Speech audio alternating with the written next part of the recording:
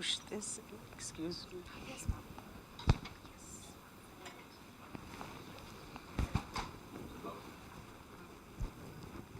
Do you want to test the audio first and all, whether it's working fine? You can. Okay. Okay. Hello. Hello. It's good to reconfirm because that's what matters. You can check yours also. Yeah, sure.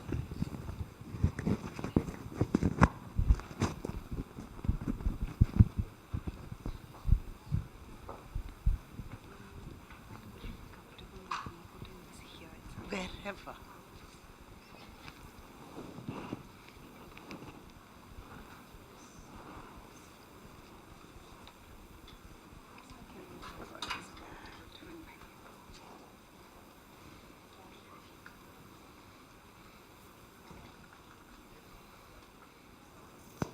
Ma'am, probably you can keep it in normal. Sure. Yeah, we're going to be sitting and talking, so it's better now.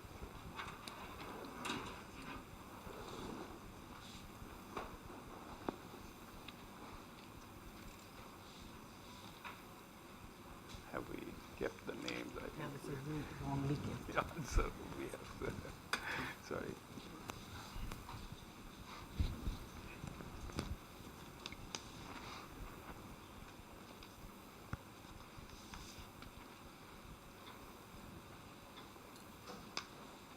You can start, of course. Please.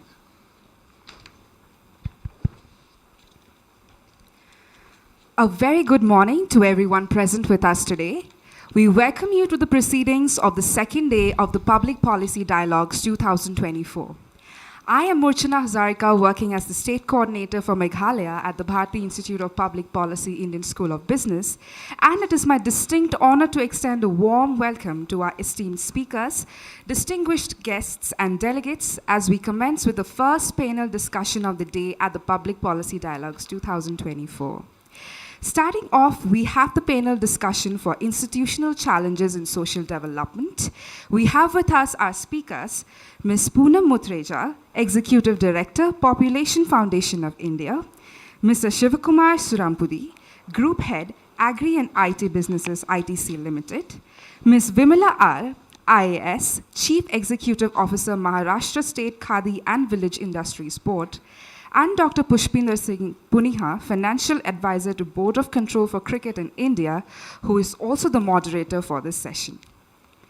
Institutional challenges in social development is one of the most important among the 6 sub-themes of this year's public policy dialogues, as it must behold prescriptive analysis at an aggregated level from other sub-themes, and therefore must have a wider outlook.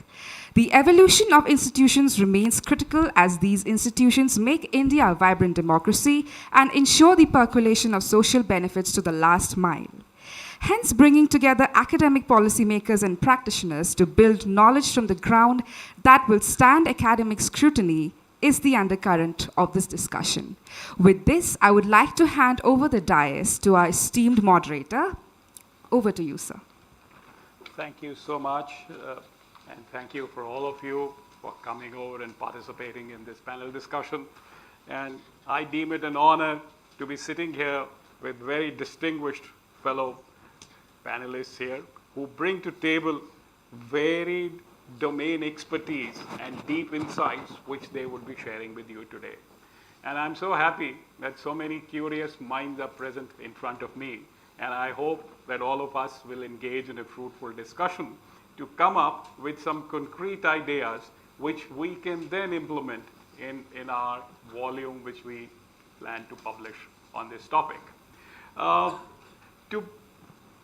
Your curious minds are something which, the energy which flow which I'm getting is something which really motivates me to be participating in all these events. And one of the etymological scholars who dealt with Sanskrit and Hindi told me that, Pushpinder, do you understand जिज्ञासा का असली etymological roots क्या है? So I had no clue about it. He says it is G, means something coming from mind. It uses gyan, which is knowledge, and it is asha, finally, and there is a goal.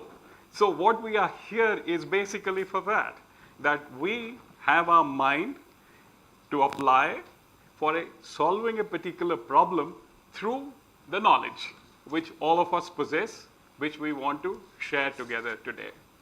So my core belief is that any government program, project, or a mission, or any public policy endeavor, if it has to succeed, then it has to have a institutional structure. It has to have first a formal structure of it, and then we need to analyze and study how it actually plays out in the field. And one of the analytical tools which I have learned over years in my research is to look at it from the perspective of collaborative governance. And this phrase you must have heard number of times, that what is collaborative governance? Now, collaborative governance is something by which we can both analyze what is the policy initiative. It can also give us tools to execute that. And what it is basically is, first and foremost, collaborative governance is a forum. It is a forum where discussion can take place, where cooperation can hopefully take place, and it is initiated by one or the other public agencies, which is assigned the task of fulfilling that social objective. And the second is that any collaborative governance initiative, by its definition, includes both state and non-state actors. It includes the public sector, it includes individuals, it includes NGOs, and they are brought together on one particular platform, on one particular forum. Now, the difference when we talk of collaborative governance is that each of the participant and each of the stakeholder is actually involved in decision making. At a lot of places where I go and discuss about it, people talk about public-private partnership. In public-private partnership, we bring people together, but a lot of decision making has already taken place. When we use these tools of collaborative governance, what we say is that each participant, each stakeholder will be involved in decision making. And then how do we get that done? That there has to be a formal structure, and there has to be meetings collectively of all those agencies and actors who participate in that collaboration. Now, the final critical point which I think which we need to note is that collaborative governance has a chance of success, and all the studies which have been done over the last 2 decades when it has been talked about in academia and in public policy all over the world is, it only succeeds if we can build consensus before we start taking all the steps. It's a time-consuming process, as you would understand, because stakeholders have their own self-interest, they have their own goals, and they have to compromise on certain goals and all if they have to develop a consensus. But consensus building is one of the core elements of any collaborative governance structure as well as an execution tool. Let me give you 2 examples now, like how I view it, how collaborative governance can help us. Like, the first is, I take you back to pre-partition Punjab. The Western Punjab, which is now Pakistan, was the most developed part of Punjab agriculturally. All the canal irrigation system were basically laid out there. And if you look at the historical data, the 2 main crops of Rabi and Kharif in Punjab, that is wheat and maize, the per acre productivity in the western part of Punjab was 39% higher for wheat and 22% higher in maize compared to the Punjab which came to India. Then what happened? If you look at this data in 1980s, the data is totally reversed. If in 1980s we look at the 2 productions per unit, in Indian Punjab, the wheat productivity per acre was now 32% higher than what was happening in the erstwhile developed Punjab, which remained in Pakistan, and it was 18% higher for maize in the Indian part. how did it happen? Now, this is where I think we can put the lens of collaborative governance to see. And the first thing which I want to talk about is that our part of Punjab was fortunate enough to develop a wonderful institution called Punjab Agriculture University, where at the administration at that time thought about to get the people who had roots in rural Punjab but who were in all parts of the world. The experts from Australia, from US and from England of Indian origin were attracted and brought to man the basic resource persons of Punjab Agriculture University. Second was its collaboration with Ohio State University. The then Chief Minister of Punjab mandated that I will collaborate only if for 5 years you will come and teach here also and you will guide the research mechanisms from here. Now, related with that is what happened. After partition happened, you know, if you got to progress agriculturally, you need irrigation, you need tubules. How do you, private investment will come about when? When I have resources. So what partition offered us a wonderful opportunity to consolidate our land holdings. If my land holding is in 10 parts, I will never ever invest in a particular tubule because I cannot irrigate my field with one tubule. But partition provided us an opportunity of consolidating of our land where one tubule could be, you know, privately brought about by the farmer who owned even 5 acres of 10 acres of land. So then where did the technology come from? Now, the tubules is something in a lot of Indian part of Punjab. The water tables were very low by the technology at that standard. And since we are sitting in Hyderabad, I must say that the first submersible pumps in Punjab came from 2 companies of Hyderabad. And the submersible pumps were those which could get water from up to 300 feet deep down, and those they could irrigate the wheat, the paddy, the maize at a particular time, which led to higher productivity. Now, third is that since, you know, the university establishment had people from all over the world, if some of you have studied agriculture sciences, there is only one agriculture scientist who has ever won a Nobel Prize in agriculture sciences and no Nobel Prize. Norman Borlaug in 1970 was given a Nobel Peace Prize because his research in Mexico in producing high-yielding varieties of wheat had tremendous implications for the world peace. All the persons who came to PAU and from Ohio State had direct connect with Dr. Norman Borlaug. Those high-yielding variety seeds could be brought to Indian Punjab straight away. Then how do you convince the farmers that this is something great and new to implement? You know what they did? Here comes the Panchayati Raj institutions which were established in Punjab at that time and the Agriculture Department Directorate. They identified 3 to 5 progressive farmers in each village who served as the resource persons. So the high-yielding variety seeds were given to those 3 to 5 farmers.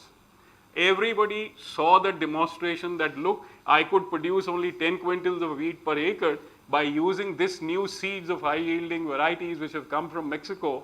He is able to get a yield of 18 quintals per acre. So there was a demonstrative success right in front of me by a resource person who was located within my community. So this is how, when we apply the lens of collaborative governance to any particular experiment or success or institutional setup which has given us wonderful results, this is what I would want all of the curious minds here to develop your own systems around it. It creates problems also, and there is a lot of literature on that we should not have mimetic isomorphism. We shouldn't just copy and paste.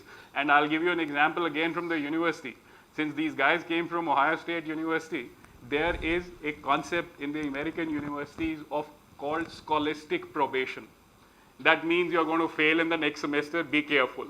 Now, the students in PAU came from villages. So the letter started going from PAU that your son is on scholastic probation. Now, the father is not educated. The poor postman normally read scholastic probation. He thought it was a scholarship. So the son got double the money from father that, my goodness, you are getting a scholarship. And in next semester, he was told he's failing. He was on scholastic probation. So at times when we do bring models from abroad or anywhere, we do the mimicking kind of thing. We just copy and paste it. So scholastic probation is a phrase which you and I will never understand here, and which there it had to be said, कि भाई fail हो रहा है तुम्हारा बेटा, इसको समझा लो. But we send those kind of certificates. The second example which I want to talk about is how some obstacles which come and how they can be overcome is that I was involved in a research project done by California Community Foundation for a city in metropolitan Los Angeles. It is El Monte. El Monte is the city where all the Hispanic illegal immigrants basically come and settle down first in Los Angeles. California Community Foundation gave $10 million of grant that how do you get these illegal or legal Hispanic immigrants integrated into the mainstream of Los Angeles economy. And El Monte had 82% Spanish-speaking people, among the lowest per capita income at that time. So we studied the interaction of the El Monte City Council for 1 year. I was associated with that research for 1 year. And what was shocking was that in spite of knowing that their actions are being observed by a third party, would you believe it, that only 9% of time was allocated to those poor Hispanics to articulate anything.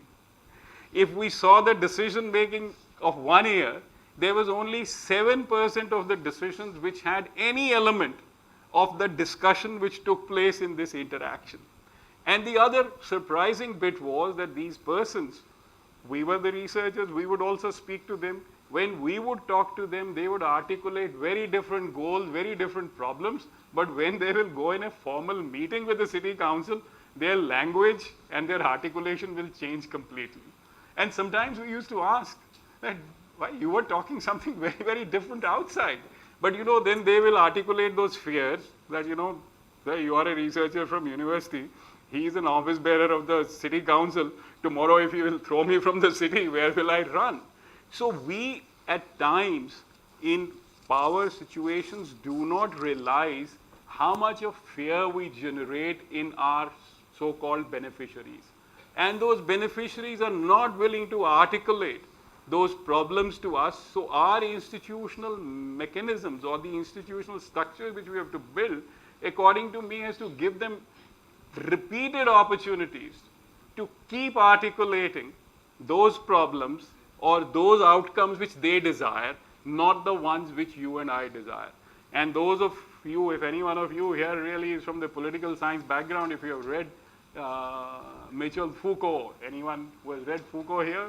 Then yeah, so great. So if you understand what Foucault has studied, the power of language, the power of our jargon, and how do the elite use it for social control. And if I look at my own experience from the finance department and the tax department, we use the kind of jargon, tax assessment, financial this, balance sheet analysis, which most of the persons with whom we deal do not even understand. So coming from Foucault's research also, we have a total set of academically rigorous things where we need to watch out that am I using the jargon which is creating a distance between me and my potential beneficiaries at whom it is aimed, and how can I reach out to them? How many opportunities I need to give them to articulate their otherwise we will end up producing outcomes which may not mean much to them. So these are the kind of issues which I thought I would raise for discussion before all of you. Thank you so much for listening to me so much, and I would appreciate if after 4 of us are through, any kind of questions which you have on this. Please go ahead. Me? You please, ma'am, you go ahead. Okay. Thank you very much. I'm absolutely inspired to be in this room and in this policy dialogue because policy making has become more important than ever.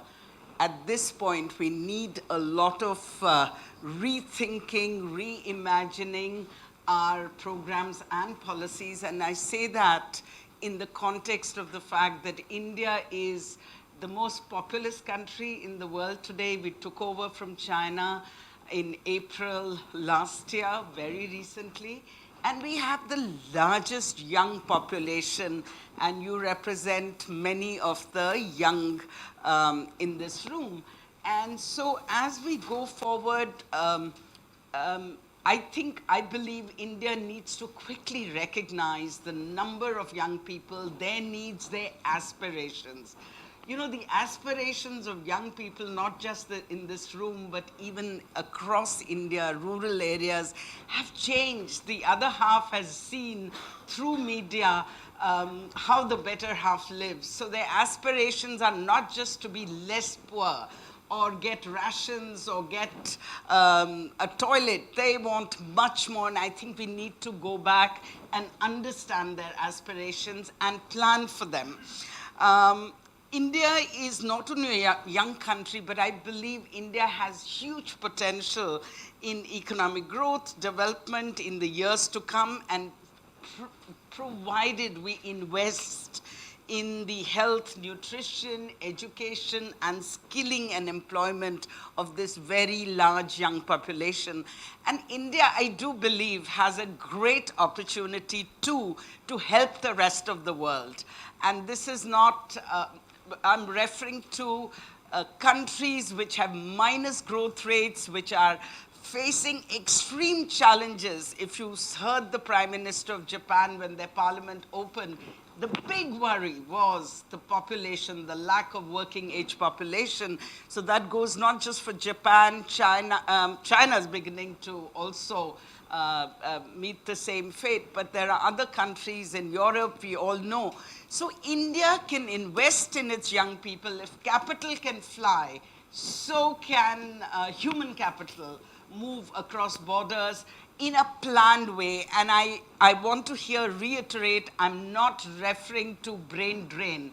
I'm referring to investments to be made by countries like Japan in India, skilling, education, so that we are not investing in young people who are then moving out. Let's do it in a policy framework, collaborative framework, as you mentioned. And then since I'm talking and focusing my comments on social development, I'd like to also say that from the gender perspective, India has a lot of deficits to cover, and we recognize it. And I would like to say that I was very impressed with the G20 chapter on women, W20. If you read it, I don't know who wrote it, somebody from the government, probably a collaborative effort, because it's very well done, very comprehensive, and recognizes issues which normally the government doesn't recognize, which are labor force participation rates, the gaps, etc., and the gender inequalities, the stark gender inequalities that exist. So coming to challenges as we go forward, what are the challenges as an organization like ours, the Population Foundation of India, which I will refer to PFI, but please know I'm not referring to the other PFI, I'm referring to Population Foundation of India. We have grappled with policies over the last several decades, and it is truly, truly the collaboration that we saw. And my biggest example today is Amarjit Sinha. I wish he wasn't in the room because his ears will keep going red. A big collaborative experience that we've had in India is the making of the NRHM policies and programs. And as you know, he's the architect, and we have a few others who also played a role in this room. Now that was, and in your book you referred to on policy making, if you just did a chapter on what to do you can use a case study of NRHM. NRHM followed all the tick marks, the kind of consultative process between government, NGOs, private sector to some extent, and others was phenomenal. They did the advocacy, I would say, or creating the environment before the policy was even thought of and or was being designed. And I want to refer to a few elements of this policy. First, it had all the elements of scaling up. It took the best examples from the NGO sector internationally and in India and other and governments within India and across. And finally, something that you mentioned too, which I want to highlight, is the language we use and the involvement of the people who the programs are for or who the policies are for. So NRHM stood on 5 pillars, and one of them was communitization, community action for health is how it got operationalized within PFI, where by an order of government, we were asked to be the secretariat. And rightly so. An NGO, you cannot have government holding government accountable.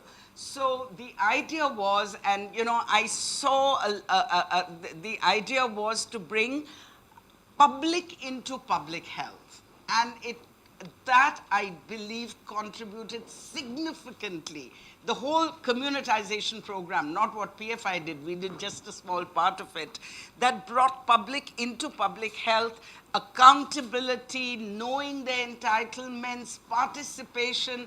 And if you see the success of NRHM today, it is that whole communitization process where a community worker called Asha was brought in. So Amarjit, I'd like to say to you, if you worked around that case study, not because you were involved, but in the book, I think there would be so much to learn, and perhaps you could still dig deeper into what additional stuff we can do. Second, and some of the additional areas that still need focus, I want to raise as challenges in policy making. After every attempt, we did not totally reach the most marginalized and the last mile. To some extent we did, but not totally. And I'd like to say that a way to begin, a challenge that we have, is to take the hard challenge of starting with the last mile. We always say we haven't reached the last mile.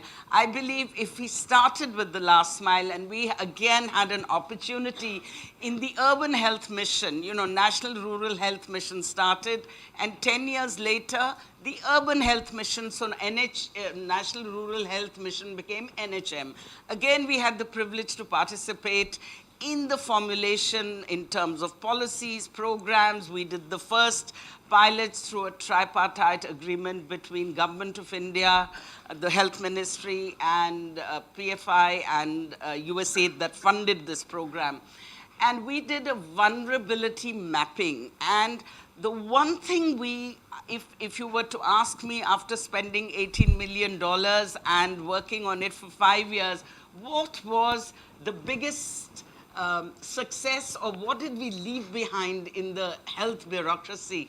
And that was thinking always in your plan of the most marginalized and working on it, biting the bullet of, a lot of people don't start with the last mile because it's the hardest in terms of proving. So proving success, but that's one area that all of us experience in policy making as a challenge.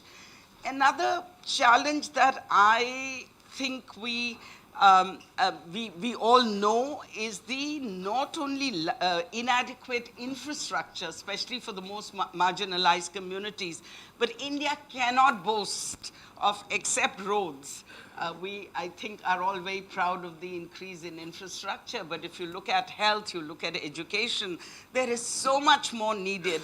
And, you know, if you just look at the investments, the financial investments, it tells you the story without going and evaluating the programs or seeing the programs, you know, and the numbers are huge. 40% shortages for doctors, nurses. We are short of A&Ms.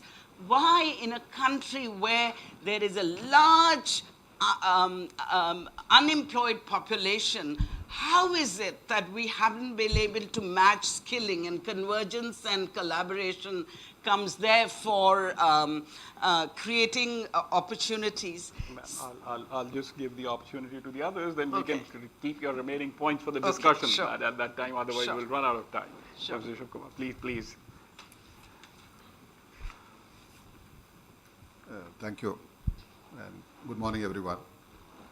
So the outcome we want from the institutional engagement is really a more inclusive and equitable society. And there are three vantage points from which one could look at it. The wealth, welfare, and well-being. And interestingly, besides the moderator, three panelists, in some sense, represent those different vantage points. Wealth as in business and markets, the private sector. Welfare as more in the government-led action, and well-being from the civil society or people's action from themselves. Well, obviously there will be overlap.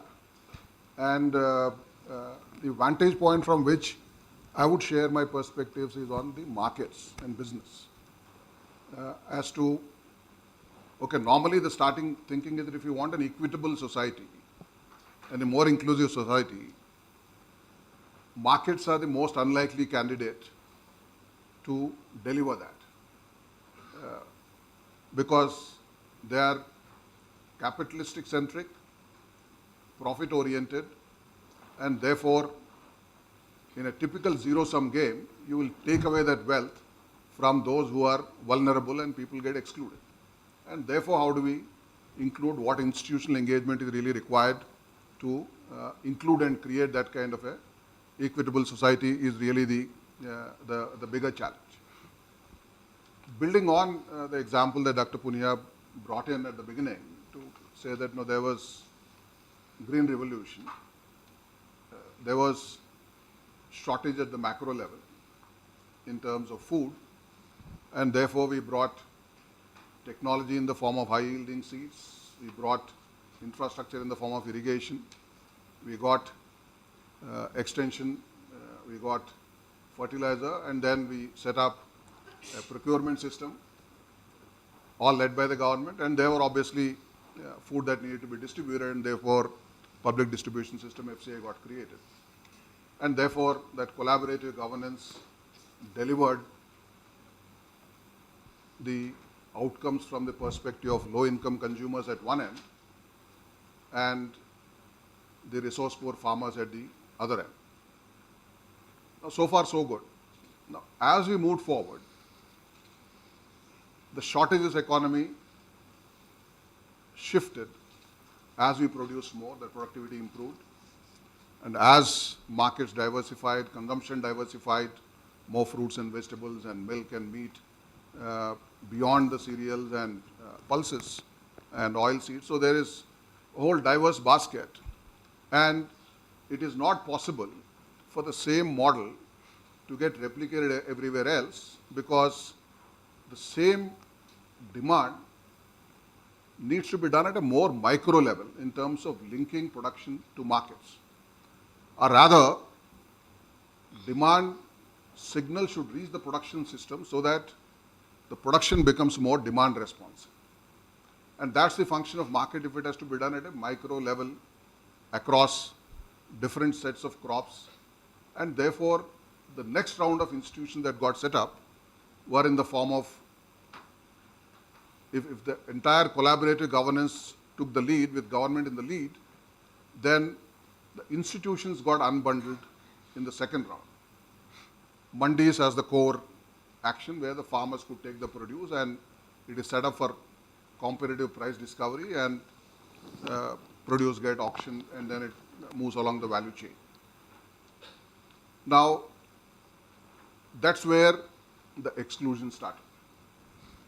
It's a well-intended market unbundled institution, along with obviously other unbundled institutions included credit, extension, and input industry and so on. By the time a farmer brings the produce to a mandi, which is typically 30, 40, 50 kilometers away from the farms or the villages, cost is sunk in terms of transportation and the time which is already spent in that. And for whatever reason, if the price that is offered, unlike the earlier system where there is an assured price, in this case there is no assured price. And if the price is not worth its while, farmers typically didn't have a choice, because you bring it back theoretically, you can, but there's no guarantee next time around you'll get a better price. And consequently, you are compelled to sell the produce. In normal course, globally anywhere else, the institutions are that the price discovery is independent of the decision to sell, which is independent of the cash flow for the produce, if all the three institutions are working in a perfect market. But here, because of the distance to the mandi towns, because the farmers are small, and because each one's quality is different, one is compelled to get to that system where all three got bundled into one: the price discovery, delivery of produce, and collection of cash. Now, if alternative institutions need to get created from this challenge, and that forced pricing is to be made different, you need a way to discover price in the village in a competitive manner. Not only in terms of price that is available in terms of a generic price for a typical fair average quality, but also for the specific quality of an individual producer, which also must get tested and connected, and then paid out. And then either picked from the village or to be delivered by the farmer within a similar kind of a distance, because if it is much farther, farmer doesn't have the capacity to take it that far, or the cost getting incurred. Therefore, how do you do that? So that is one question. And technology as the next round of action which came, where markets brought in technology and said one can broadcast a price, one can do a quality assessment on a more rapid basis, and whether you aggregate through an FPO or whether you get the individual farmer to take and deliver that in the nearby vicinity are the options that exist. But all this infrastructure poses the next question, which is who will pay for it? If you create internet infrastructure, if you need quality assessment infrastructure, if you need aggregation and movement and storage, if at all it is required, and so on, even a simple primary without further processing, if you want to take it, it has who will pay for it.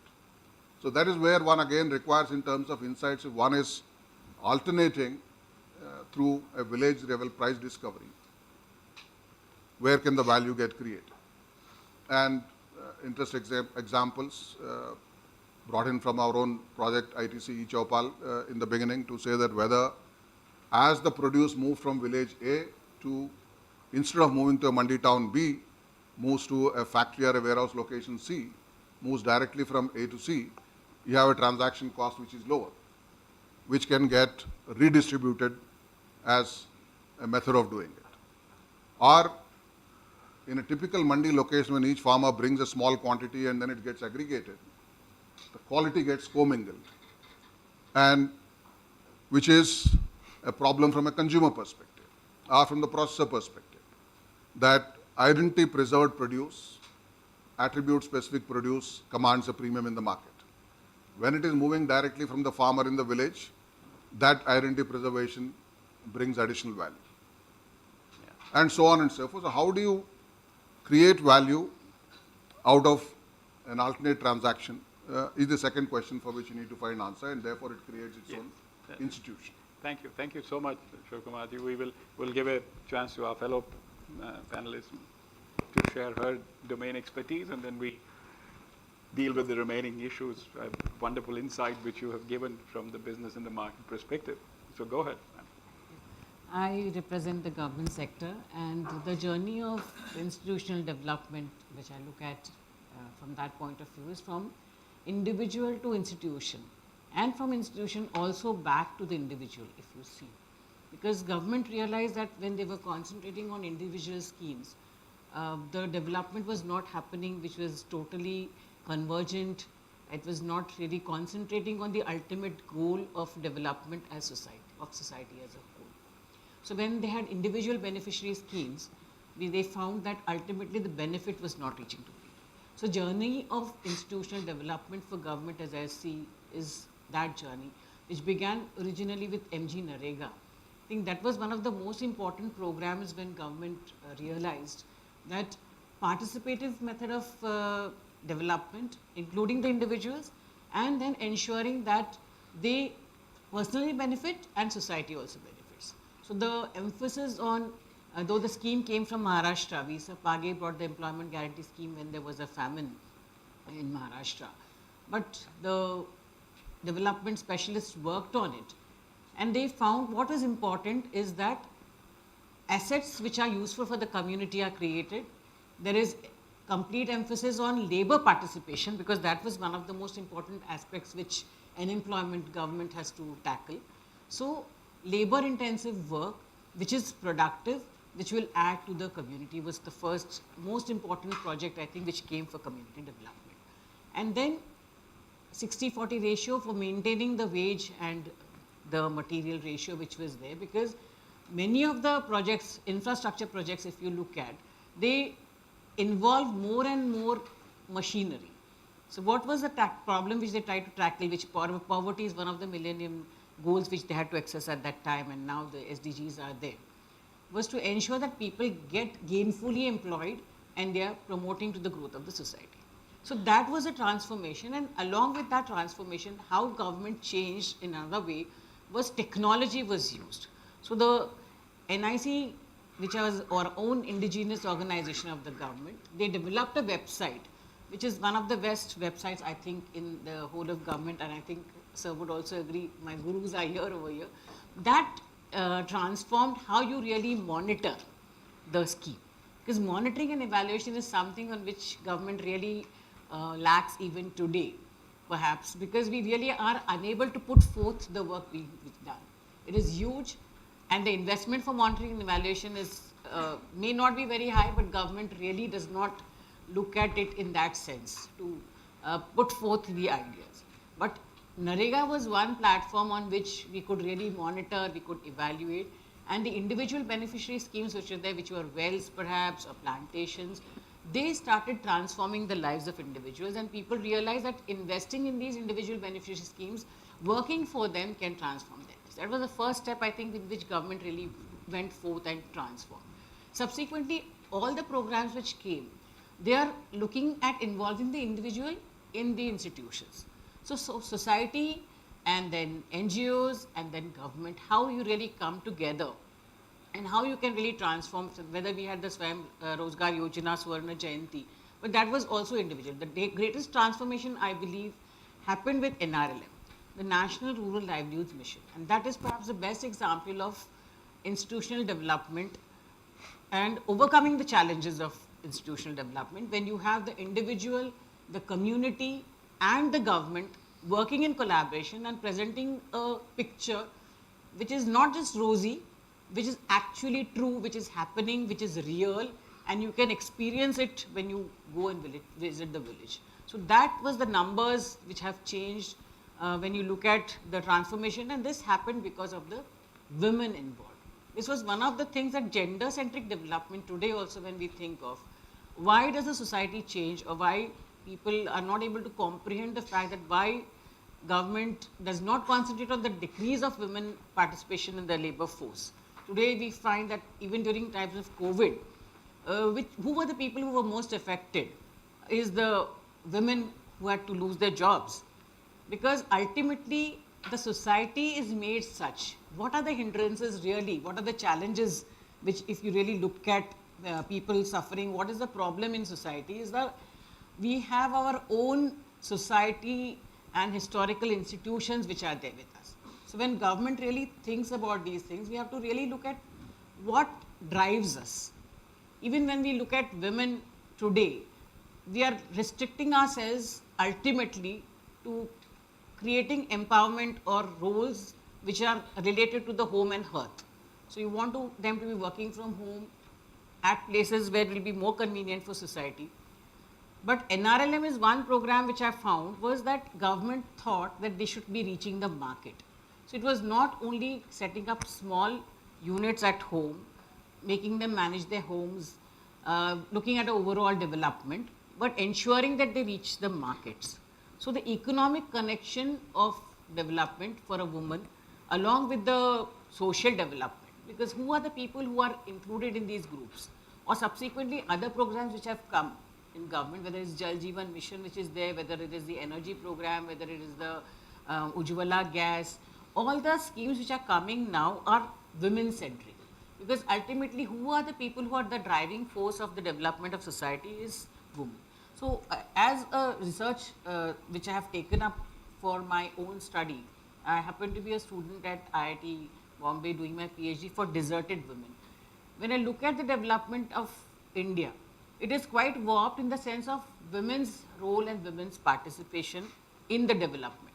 So when we look at development perspectives, what is the biggest challenge today is that 50% of our population, if you look at Adi Abadi, is like kind of neglected.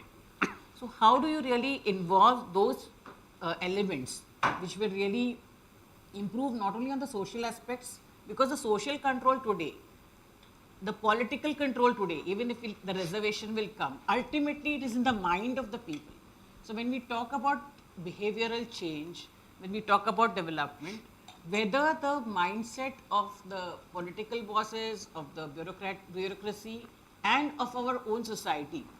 So if we empowered the women, there are sarpanch patis which are there are nagar adhyaksha patis which are there, which are still controlling the management of the local panchayats, of the zilla panchayats, may not be at the state level as the MLAs, but the ministers, how many ministers are women? So these are all aspects which we really need to look at, because these are part of the whole development process. I'll have to thank you so much for raising a very critical point which has been discussed. Another thing I just wanted to add on is the elitist part, sir. Yeah. That the khap panchayats which are there, or the dominant groups which are there, so this is kind of the Luke's hegemony. Who are the people who are dominating the whole development? Are the elitists who are leading the development? So the hidden elements which are there, the counterfactuals which are there, these are the aspects which need to be really worked out, because unless we have evidence-based policy making which is being made, whether the knowledge is really being used for the development, and what is the language ultimately. So these inconsistencies which are there in the policy, when we talk about gender neutrality, whether it is really there or whether it is not there, these are the questions I feel which should be addressed. What are the steps to be taken, what are the gaps which are there, what are the impediments which are there for this literacy or health or housing or food, and matters of inheritance law also. I think that is a very big question mark for the development of society, because inheritance laws still today are very lopsided so far as women are concerned. And for the social status and for any development which has to take place, this has to probably be factored that whether really they'll be considered as equals, and when that is done, I suppose probably the things which you are looking at, the challenges for changing society and for societal development in the true sense will happen. Thank you. Thank you. Thank you so much for all the inputs. We have so much wisdom in the room here. As panelists first, I would request all of you to kindly engage any one of us with any question which you have. Please feel free to contribute, because this is one topic where the spectrum is very broad.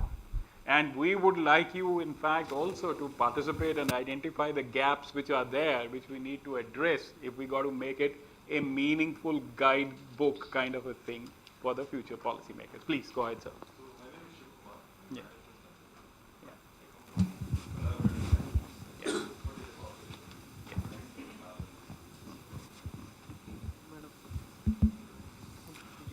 What kind of tools, for example, we use discussion databases, which are the repository for all the discussions that take place, which is very important. Number two, we use workflow applications. If it is especially collaborative, environment where we are talking about interdepartment kind of a communication, which is very important. Any such tools you are also using or proposing for a collaborative governance? I'm just curious to know. Yeah, no, I mean, this is a very valid point. Actually, if you see all the research which has been done around the collaborative governance aspect, where the idea is to study what are the rules in play and what are the formal rules. What happens is that if you bring people on a platform where they are given the power that your voice will be heard in decision making, then it happens that a consensus is drawn, which is not hierarchical based, but which solves these issues which you are raising, which are very, very critical.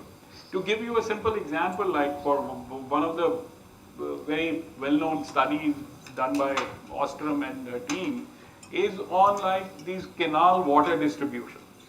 All the three methods have been tried. First, hierarchy, where the government allocates that on this canal water on this day will go to Mr. X, this will go to Y. Second is that they have done completely like, that incentivize people, give money to the other guy and all. And the third is where they built a regulatory framework and then gave the freedom to all of us who were the farmers there, that how would you distribute the water. So the best outcomes have come because you and me know that you have grown paddy, which requires watering the variety, and I have grown basmati. My basmati requires watering 7 days later than 8 days later than yours. So you and I can discuss among us, and I can say that, okay, you take my turn now, but 7 days later when your turn comes, give it to me because my basmati at that time requires this. So those consensus-based solutions are found, and you would have, if you've done research in this, you would have found also. I'm not saying we will find the ultimate answer, but it will be a better incremental answer than what we would have otherwise achieved. So in terms of convergence and collaboration, my experience shows to me that it's very difficult, even within the government, to get convergence between health, education, gender, where it comes to, let's say, young people. And I know that Niti Aayog set out 3 years ago to develop a convergent approach to working with young people in India. And it just didn't fly anywhere in spite of highest level political. But the place where I have seen convergence can happen, and the district magistrate, and there are people apart from Amarjeet in this room who can tell us if I'm right, but at the district level, convergence is easier and can happen with DM as the chair.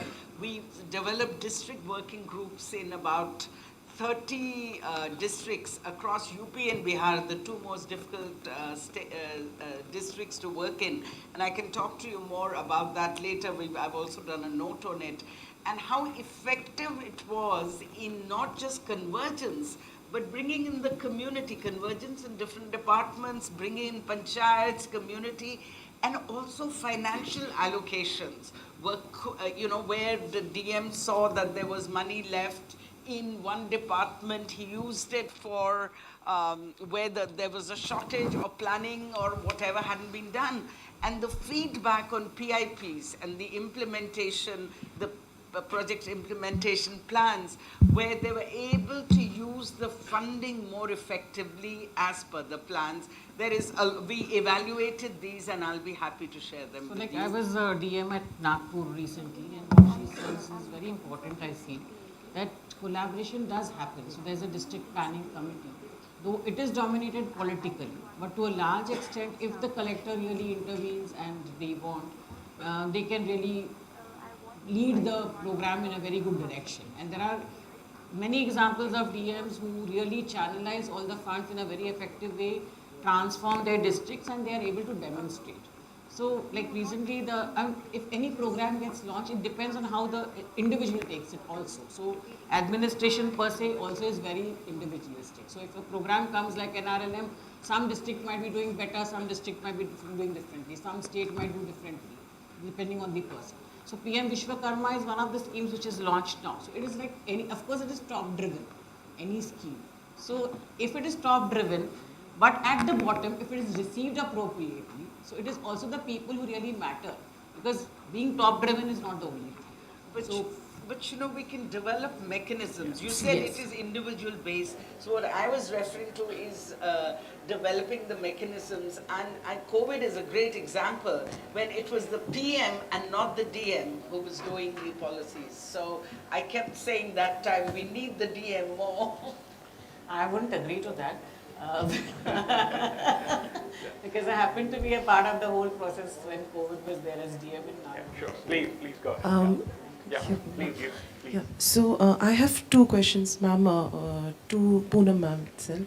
Ma'am, the discourse on population explosion being the biggest hindrance to development and growth has been a very long-standing one, and intergovernmental agencies like World Bank has been consistently pointing out that population explosion is one of the greatest hindrance to human development.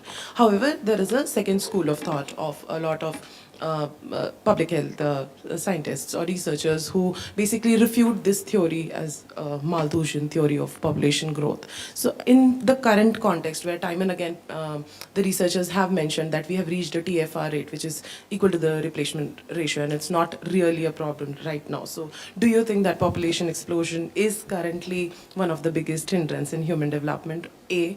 And the second part is that for the longest period of time, also the accountability of family planning programs have been skewed to a particular gender, and that's women. Like we spend almost 85% of the total expenditure on family planning on only female sterilization. So how could that accountability be neutralized without maybe replicating the emergency crisis when we try to include male sterilization? So those are the two aspects of the questions. Thank you. So first I want to say you're very well informed. I'm very impressed. And you're right. It's not so much the World Bank, but many others, including the bank, governments, you know, the biggest myth we've had, which got blown with Malthusian failure of his theory, the biggest myths are around population issues and the number game, and it's all about numbers. But I would say population explosion does not exist. And there was, population has stabilized and goes through different demographic stages across the world. And India is also going through its demographic decline and stabilization. The problem is not the numbers. The problem is the lack of investment in women, as you very well articulated. And more than that, apart from that, sorry, the lack of investment in family planning. All these people, institutions that have talked about the population bomb and fear and scare, if you go back and look at what they've invested, very little. The industrialists, the media, individuals, governments, if you asked a health minister in the past, why do we not have enough health care or education, anything, buses, the answer is always the population. But what did we do? We knew, India, for instance, and globally, we have great demographic data and predictions and projections. Why didn't we plan for the people? If we had planned for their education, health needs, etc., we would have done better. So I think there is enough evidence and data today that there is no population explosion happening. And those countries like China, which did do coercive measures, are suffering today. It's a dire situation there, and I think India has planned well, stable. We've gone and we've done reasonably well. I would say if there's one area we've done very well, except on gender issues, is in the population. And I'm quickly coming to your gender question. You see, the problem in India, as you said, it is about the social norms. And that, unless we work on changing social norms through behavior change, and there's enough evidence, global and in India, from some of our work like Main Kuch Bhi Kar Sakti Hoon, that you can change social norms very quickly using the right approach. We have our bureaucracy in the health sector is one of the best, and if you deal with them on policies, programs, but one area where I have found a stubbornness without any evaluation is investing in sterilization of women.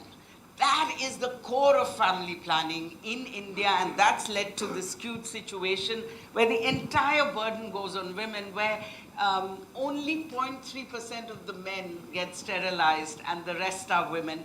And our programs don't even address men. Third, giving incentives, I believe, is a huge mistake, and some of the bureaucrats in the health ministry, who I agree with on everything and respect greatly, this is one area, without any evaluation, there is a strong belief in Government of India that sterilization works and that incentives work. So we have 85%, as you said, investments in sterilization, and 13%, the rest of the 15% investment is in training, Capacity building. capacity building and whatever they need, infrastructure. But only 4% investment from the meager 6% budget of the meager 1.4% budget in health is for spacing. Young people do not need sterilization and family planning. So we end up having more children than we want. It's a violation of a woman's right. It's not good for any country to have unwanted children because it has consequences of maternal mortality, child mortality, morbidity, etc., etc. But this is a great question. Yeah, sure. Sure. Please go ahead. One question. Thank you, and perhaps connected to this, I saw Vimlaji and Poonamji, you referred to gender equities and how much of our workforce working on the ground, for example, particularly within the healthcare sector, is largely dominated, like comprising women as ASHA workers, as Anganwadi workers, as nurses, as midwives. But we see, if you go up in the leadership positions, we see less than 25% of these positions are held by women. So based on your experience, if you could share, like within India, even for example, within the medical spaces, non-clinical spaces, the percentage of women in leadership positions is still very limited.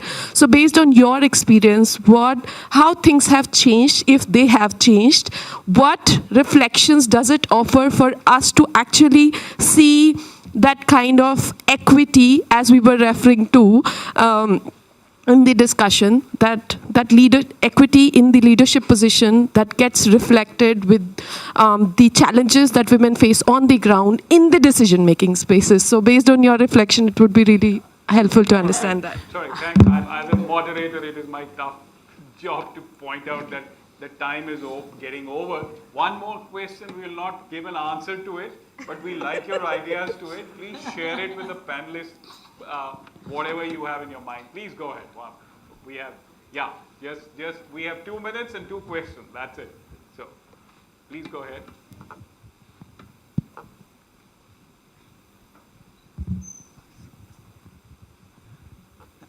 Good morning. Thank you so much. My question is to Vimla ma'am, you spoke of technology and MG Narega scheme in relation to the social development. But what we have seen recently with the introduction of technology and push towards NMS app, what we have seen is leading to the exclusion of a lot of people. And my personal experience with the people from Bihar, Jharkhand, Odisha, Karnataka, Rajasthan has, created a kind of impact on my mind that yes, there is something which we need to work on. That is the first thing. Second thing is in relation to the pending wedges. As per the latest, response by the Government of India in Parliament on December 5th, even the state of Maharashtra owes rupees 94 crore rupees towards workers' wage liability. So what are these, in your experience, how to tackle these two things? First, because the law says the workers should be paid within 15 days. It entitles them. And post 15 days, there is a provision for compensation. So forget about compensation, they are not getting wages. And in case of West Bengal, no fund has been released since 20th February 2022. So what are these, what should be done at the policy level or at the government level to tackle these issues? That is my very brief. Thank you for sharing your experience and wisdom. Please go ahead. We've been given 3 minutes extra time, so we can. Yeah, sure. Please go ahead. And then Okay. Yeah, sure. One of the major challenges in an institutional challenges in the social development is an institution itself. Most of the institutions work with a limited mandate, and so the vantage point becomes very low. Right. So what kind of a mechanism which could bring in cross-pollination? That's a wonderful point to make. What I'm suggesting is that please, you have the email. Please share all these things on email. Let this wisdom come to us so we can address some of them with some other experts. Please go ahead. Okay, sir. Yeah. Sir, my just a question is, we are discussing a lot about gender sensitiveness and also the community participation. So in my opinion, when you talk about Ostrom's ideas, so not necessarily the institution only can promote all these two things. Because if you go to the ground level realities, even a legalization of the institutional framework is not necessary to improve the situation. So in this regard, when you think about all the plans and programs, we can involve these two terms. It will not find much difference when you talk about all types of policy programs. So when you introduce a new program, what best we can learn from our past mistakes, whether those things are addressed or not. That's my concern. That's a wonderful point on the learning loops. If the institutions don't have it, they won't progress anything. Yes, Amarjit, you wanted to discuss. Thank you for this very rich discussion. I wanted to make 2 points by way of the volume that you're proposing. Considering institutional challenges and social development is what we're looking at. The theme of peace and right, collaborative governance has been discussed at length.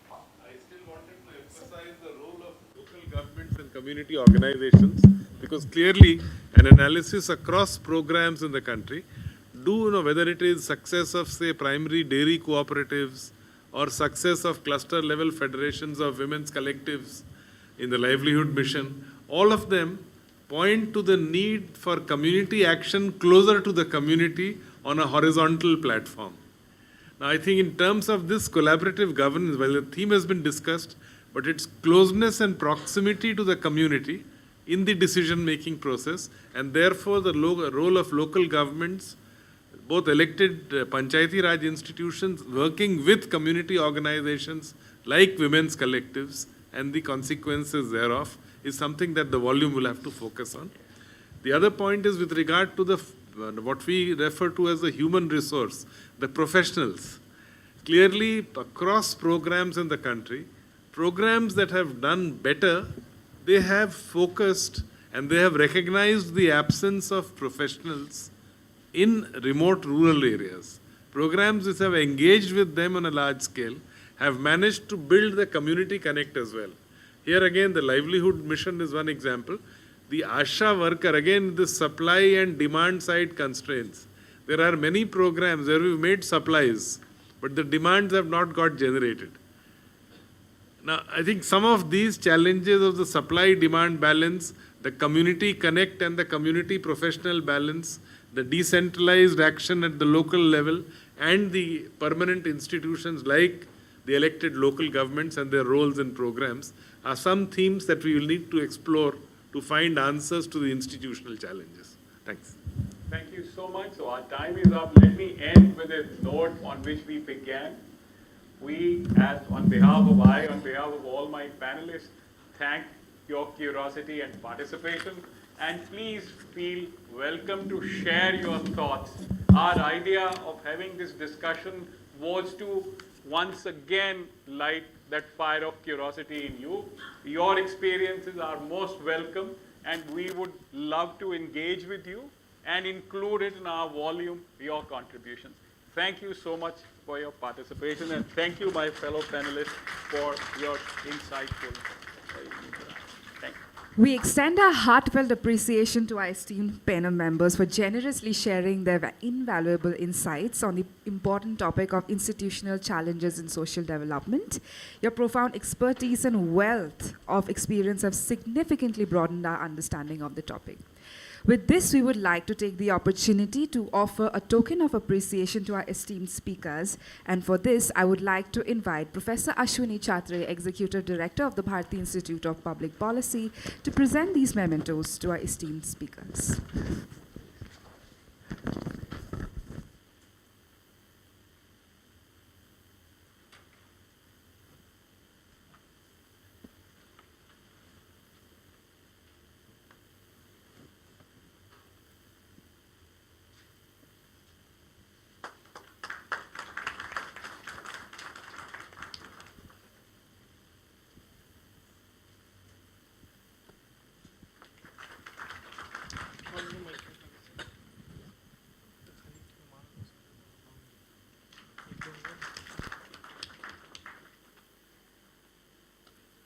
We would request our speakers to wait for a group photograph before we commence. Thank you, Professor.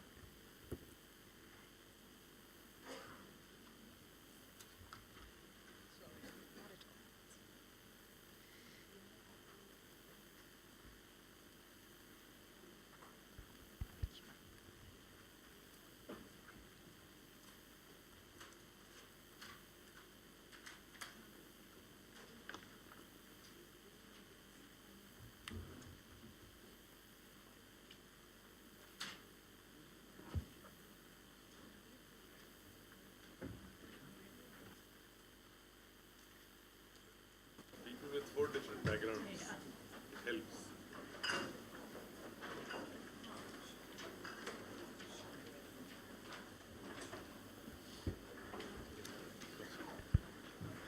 I would also like to take this opportunity to announce that we would be having a roundtable on the very same subtopic for institutional challenges in social developments, starting at 12 p.m. in the AC8 boardroom on the second floor itself.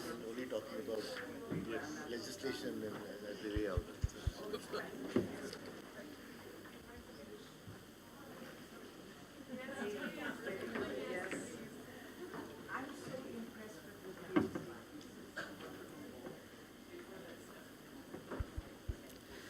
Ladies and gentlemen, we now move on to the next segment of our deliberations.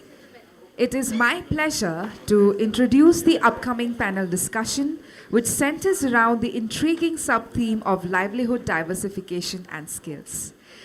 The session on livelihood diversification and skills in India aims to address India's crucial need for equipping its population, particularly in rural areas engaged in agriculture, with relevant skills for evolving job markets. It emphasizes experiential learning's role in informing policymakers and academics, advocating for a balanced integration of traditional practices and modern technology in the workforce. This session highlights government initiatives, public-private partnerships, and successful sector-based models to foster inclusive growth and enhance employability across urban and rural India. It is with great pleasure that I extend a warm invitation to our distinguished panelists on the stage who will be sharing their insights on the theme of livelihood diversification and skills. Please join me in welcoming them. We would like to invite Professor Ashwini Chhatre, Executive Director, Bharati Institute of Public Policy, Indian School of Business, our first speaker of the panel. Ms. Neeta Kejriwal, Secretary, Public Enterprises Selection Board, our second speaker of the panel. Mr. Alok Dey, Chief Executive Officer, Foundation for Development of Rural Value Chain, our third speaker of the panel, and Mr. Ved Arya, Founder Director, the Buddha Institute, who shall also be moderating this session. We would like to invite our speakers to the panel session, please.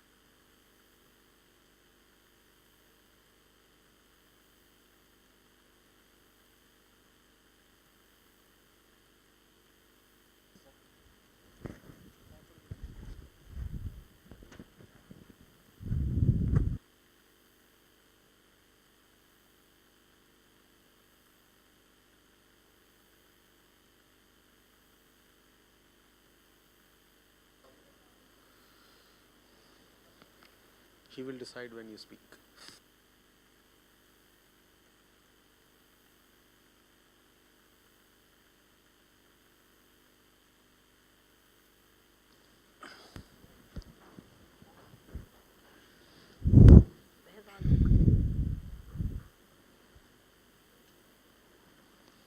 You call Alok? I will call.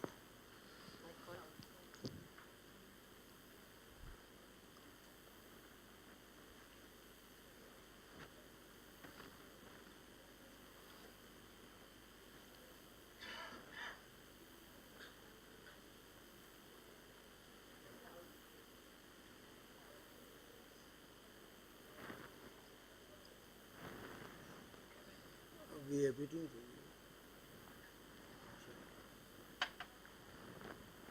I think I assume that there's a 15 minutes break.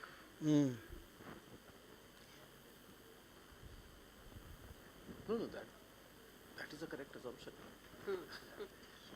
Oh, sure. Be a break. People should be able to go have a bathroom break, for example. Yeah. Well, I think we are on live mic. Ladies and gentlemen, I would like to Yes. take this opportunity to reintroduce our panel once again. Moving on to our next segment of deliberations, it is my pleasure to introduce the upcoming panel discussion, which centers around the intriguing sub-theme of livelihood diversification and skills. The session on livelihood diversification and skills in India aims to address India's crucial need for equipping its population, particularly in rural areas engaged in agriculture, with relevant skills for evolving job markets. It emphasizes experiential learning's role in informing policymakers and academics, advocating for a balanced integration of traditional practices and modern technology in the workforce. This session highlights government initiatives, public-private partnerships, and successful sector-based models to foster inclusive growth and enhance employability across urban and rural India. It is with great pleasure that I extend a warm invitation to our distinguished panelists on the stage who will be sharing their insights on the theme livelihood diversification and skills. Please join me in welcoming them. Professor Ashwini Chhatre, Executive Director, Bharti Institute of Public Policy, the first speaker of the session. Ms. Neeta Kejriwal, Secretary, Public Enterprises Selection Board. Mr. Alok Dey, Chief Executive Officer, Foundation for Development of Rural Value Chain, and Mr. Ved Arya, Founder Director, the Buddha Institute, who shall also be moderating today's panel discussion. Thank you for joining for today's session. With this, I would request our esteemed moderator of the session, Mr. Ved Arya, to commence with taking up the dais for the panel discussion. Thank you. Thank you very much. Good morning. After this stirring session we had just now, which concluded, we are hoping that some people will join us after having had a cup of tea. So we'll have more people to listen to this. What we're going to have among our eminent panelists. So I want to thank Amarjit Sinha and Professor Chhatre, Ashwini Chhatre, Ashushi Jain, and the colleagues in ISP to organize this public policy dialogue and to intelligently and thoughtfully choose various topics. This is one of them, and I want to. So this is called public policy dialogues, and the theme is human development. And why do you think human development is important in our country? We think that our country is growing, and we have how many $1 trillion economy? 4. Soon will be 5. Why do we worry about human development? Many people believe that if the country grows leaps and bounds, the distribution of such growth in economic terms will reach the last man, as the title of the book that Amarjit has recently written. I'll tell you 3 figures that bring to focus why human development approach is still necessary. One, if you take the $2.15 as a poverty line, the bank or the World Bank, still there are 165 million people who live in such extreme poverty in India. 16.5 crore people still. There is 22% unemployment, and in this also we beat China, which is at 13%. if that is any benchmark to compare with any other country. And the third, which is not the least important, 104 million people in tribal, as the tribal population is. Can anybody guess what percentage of these people out-migrate? Any guess in the audience? 60 to 70. Well, CSE data is 50%. Imagine from every 2 people living in the tribal areas, in central tribal belt, 1 migrates to Bombay or Delhi or Hyderabad, to this city, in search of jobs, as unemployability is one of them. So for that reason alone, I think human development has to be a focus in our growth story, also an inclusive growth story. And I want to just re-emphasizing the human development theme to draw from UNDP's seminal work from 1990. They say it's an approach which is about expanding the richness of human life rather than simply the richness of economy. So richness of human life versus richness of economy, the economy in which the human beings live. It is an approach that is focused on people and their opportunities and their choices. In these 3 phrases, it is the people and their opportunities and their choices. You will see lots of things that Neeta will say, Ashwini will say, or Alok will say. This will reverberate in their in various phrases or their articulation as we'll get to hear them. I will not expand further. One thing I want to say, when you say public policy in a democratically elected country, does it have a different hue or color versus when it is in an autocracy or when it is in an authoritarian government? It is in this democracy that we live, elected government rules, and they get their votes on the basis of aspirations of the people, and that means the choices that the politicians are making to get the votes are dependent on what the people are thinking. And that some friend of mine who recently went to the political side, he said, every year their stakes are, their demands are higher. So it is I'm not saying competitive populist politics, but politicians are there to fulfill the promises, therefore they have to meet the aspirations of people. So once again, it's people who is the center and front and right of the various things that we will talk about today. In what way and how we analyze the evidence that we presented by my eminent panelists today, we will see at the end of it how you, and I will invite, so my structure of the session is that we try and finish the presentations and the articulation in 35-40 minutes. It's an ambitious target. But we want every one of you to participate and be equal members in the dialogue. So if I permitted, I'll start with Neeta. And Neeta, I'm calling it, you had a charmed life in NRLM. You had a charmed life of 14 years. You were one of the co-creators, builders and developers of what is a very well respected program in the world called National Rural Livelihoods Mission, for which the World Bank at one point of time had given $1 billion. It's a different matter that you couldn't spend that much money, but it means that human development approach expenditure is not easy, like in training and capacity building also.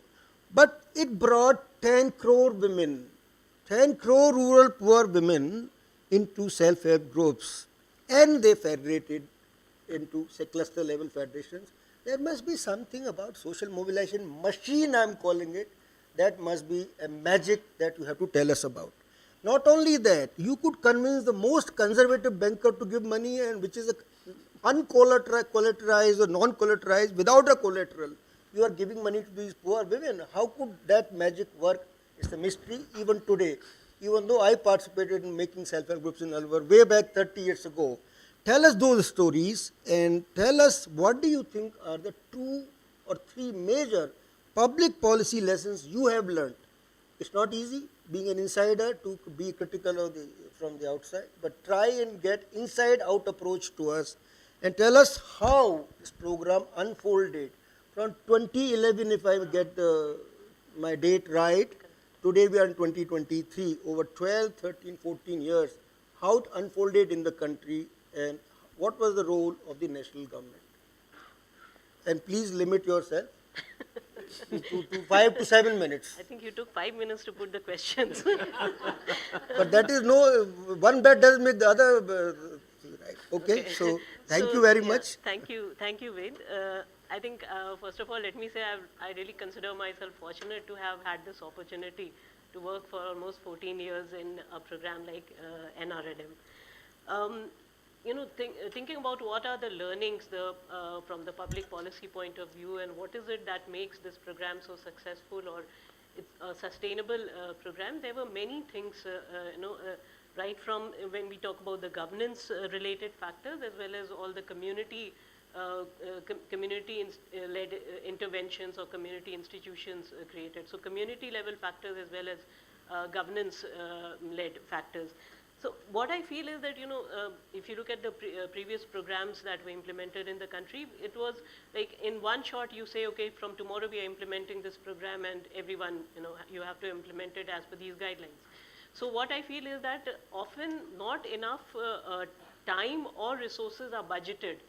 You need to give sufficient time to put in place the systems, and that is something that NRLM was able to do. So when we rolled it out in 2011, we gave a time of 2 years to all the states to transit to NRLM, and that was the time in which they could put in place all their systems, right from setting up a state rural livelihood mission, having your professionals, putting in place, having the putting enough focus on the capacity building of the people who are going to implement the program.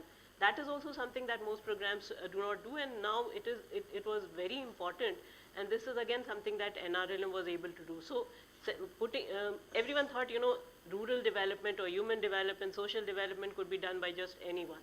But NRLM believed that you need to have professionals in this sector also who could do this, the implementation very properly.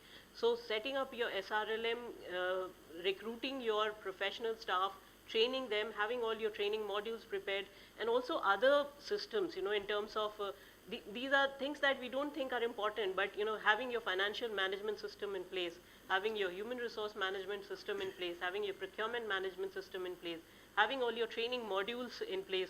So these are what I consider the skeleton of any large-scale program like NRLM. A program that's working in an entire country, working now with 10 crore rural women and about over 4.5 lakh village organizations, etc. So you have to have all these systems in place before you can really think of implementing the program in a very smooth manner.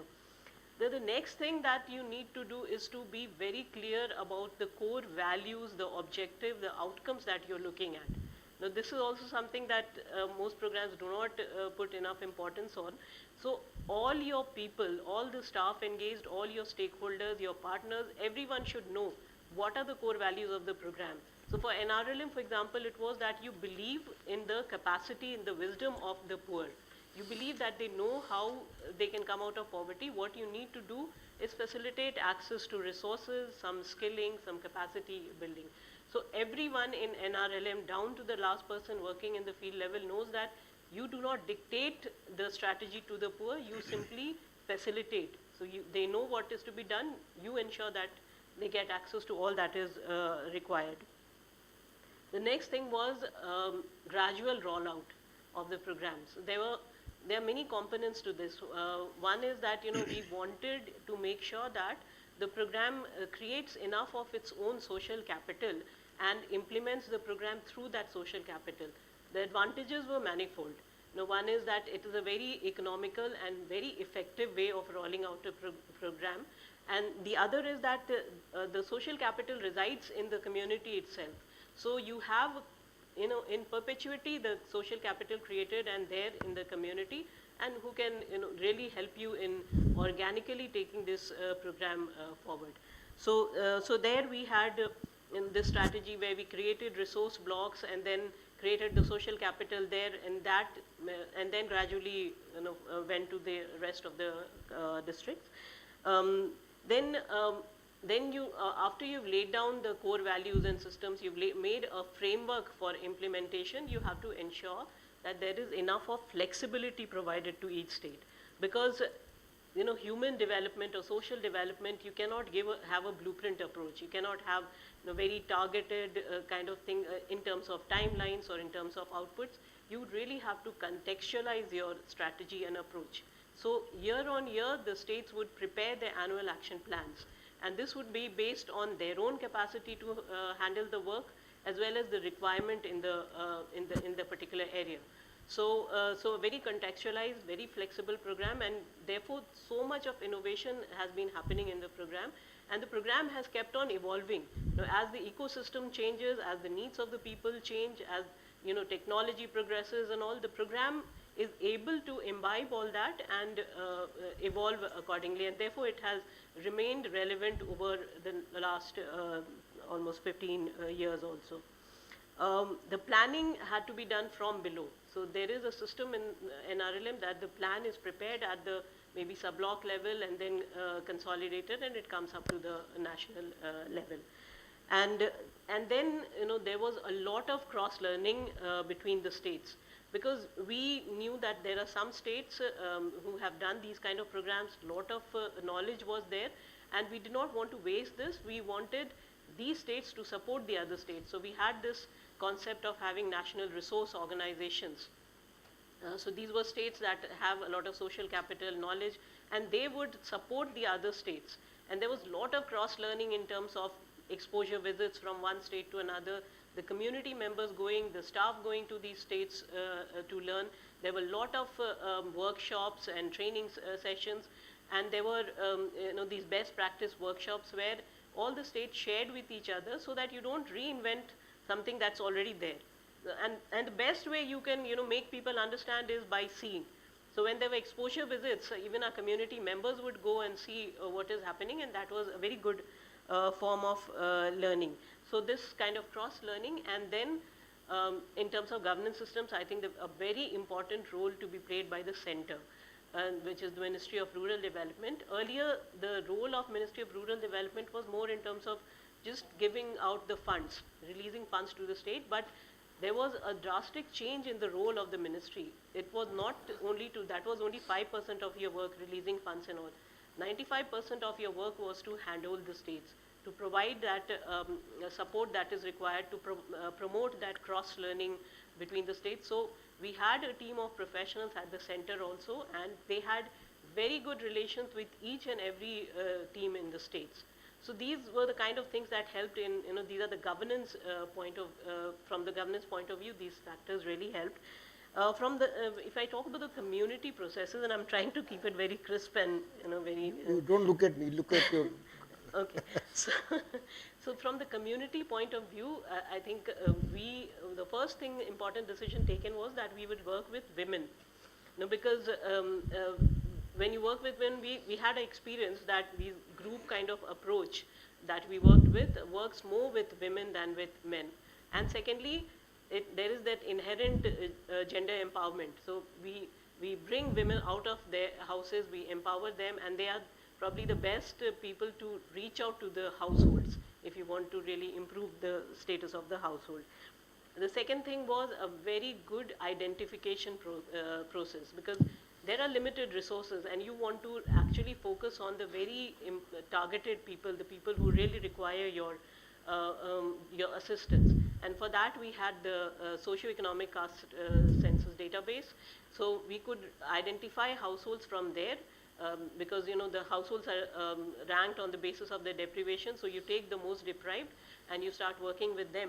And also we had another process of, if there are any households left out also from SECC, we had a participatory identification process where people from the community would identify that these are poor households and they need to become the target group for NRLM. So this very good process. Then we had, I said we tried to build the social capital, and so we had these community resource persons. The very good innovation, and not an innovation of NRLM, it was done others, but NRLM definitely scaled it up. So women from the self-help groups have been working, they've been trained, and they've been working in almost every area of the work, as maybe bank sakhis, poshan sakhis, pashu sakhi, krishi sakhi, you name it, every area they are working, and this has really been very, very important.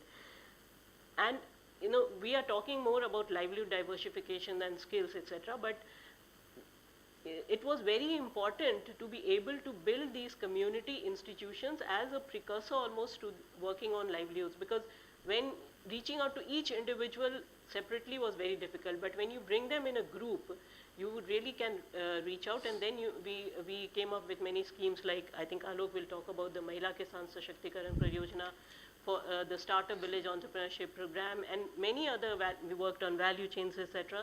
So many other initiatives which were based on this whole community structure that we were able to create, and that really helped us in scaling up this program, in making this a sustainable program. And I think a lot more to be done, but definitely we have reached, and we've really created very good sustainable institutions. And many things actually can ride on them, including livelihoods and skills, including human development, a lot of social development issues. I'd stop there. Thank you. Neeta, just to paraphrase a little bit, many of these novel things have not been ever attempted, as far as I know from outside, in the government. To provide if I can call it CRPs, community resource persons, are change agents that are available to them at the doorstep. But more than that, these change agents were women themselves who would experience the benefits of SHG members. So when first time we did a workshop in Dhaka, when Vijay Kumar had presented, by the time also 80,000 CRPs had already been trained in Andhra Pradesh itself. Yeah. And they were the ones who went to other states. This is a novel thing that across states, how do you try, sort of catalyze? And you have written in a longer paper that when the CRP women went even to villages in Nagaland or Arunachal Pradesh, they were welcomed as guests.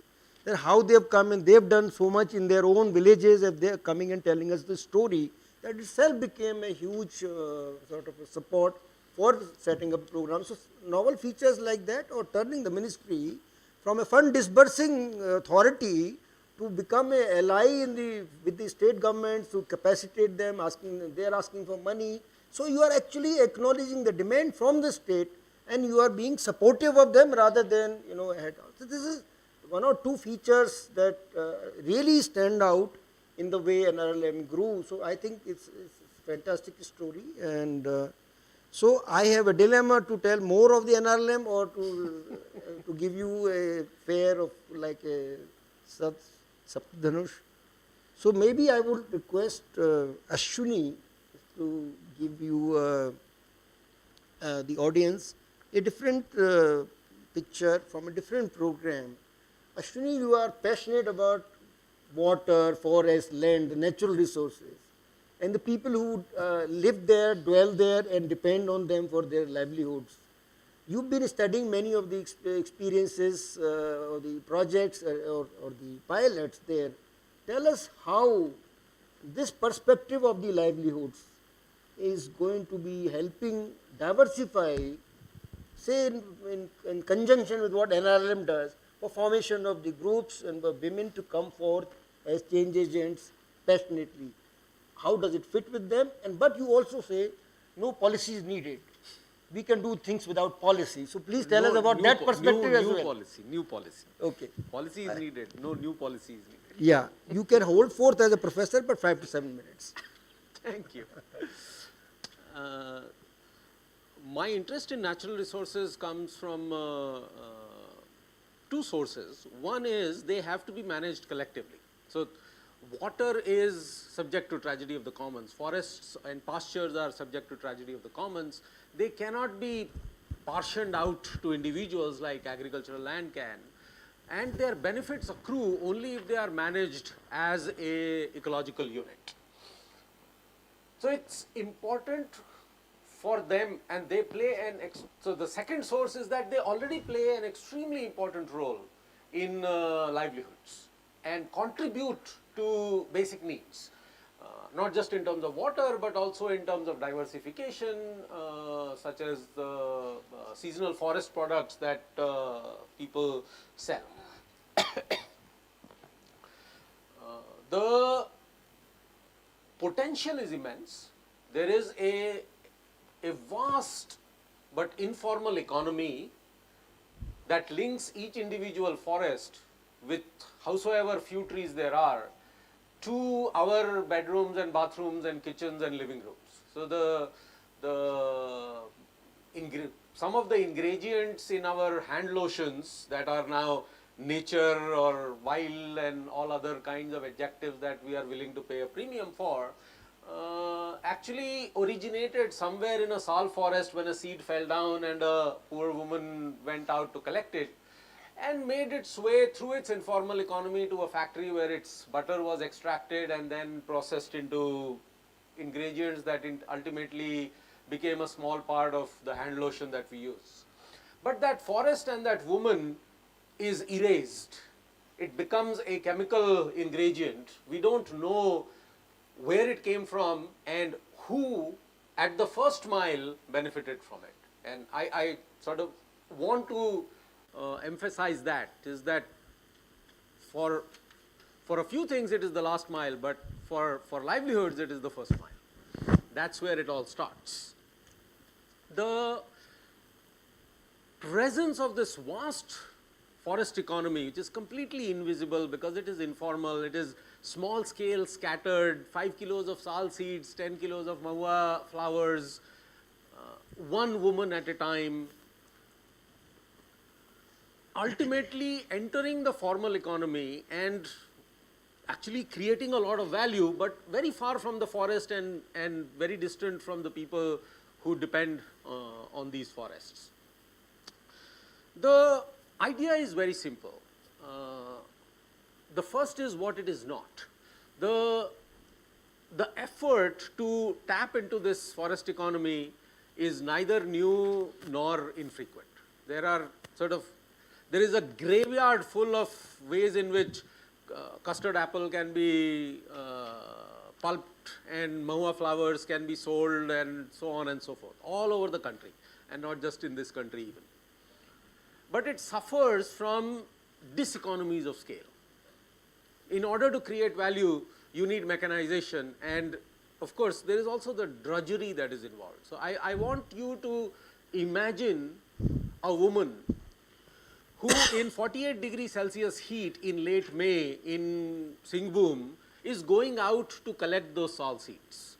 5 hours every day, maybe 1 kilo per hour, bending down repeatedly in that stifling heat. It's not something that she wants to do. It's certainly not something that she wants her children to do. It's not part of her aspirations. This is something she's forced to do. Right? But it provides very important diversification of income to her family at a time which is really bad, when food is running out and migration is very often the only option. So whatever few hundred rupees that she can get from sale of sal seeds or mahua flowers or mahua seeds and mango kernels and so on are extremely welcome. But because of the diseconomies of scale, even at the village level, it is not possible to actually reduce this drudgery and improve the efficiency, to create value at the local level. You can get slightly better prices, but the value that is created comes from industrial processing. And it doesn't have to be high level. We are talking about bringing the technology from the Stone Age, because right now these sal seeds are put on one stone and broken with another stone. This is a 100,000-year-old technology that otters used in rivers and chimpanzees use. We only need to bring it to the 19th century, where simple decorticators and other such machines have already been devised. They are very easy to customize to individual products. We have technology and technical institutions that can easily do this customization, but what it requires is 20 villages need to come together to create those economies of scale that actually create the returns on investment for this kind of mechanization. The second important thing that the potential of the natural resources from grazing, from forests, from water and so on, from fisheries, the second most important thing is security of tenure. Unless the individual is part of a collective that has clear security over the resource. If the community does not own the forest, they will not invest in it. And we know it from basic agriculture. That is what the tenancy laws were for, because tenants had very little incentive to invest in increasing the productivity and efficiency of the land. Ownership gave them that incentive. We must also take that into account for collective resources, resources that cannot be individualized. But without the collective ownership of water, of fish, of salt seeds, of whatever it is that creates value, it will not be managed well, it will be subject to the tragedy of the commons, it will be over-harvested because individuals will race against each other to get the better price. And the combination of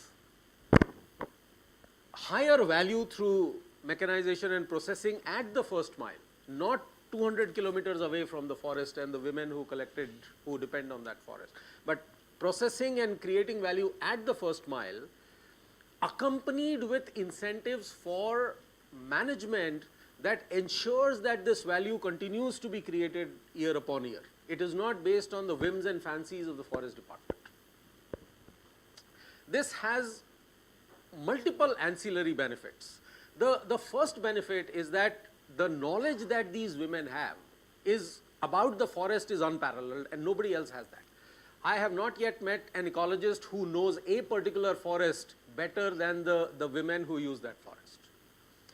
That ecologist may have general expertise about a particular biome or usually only a species or a taxa, but these women know that forest better than anyone else.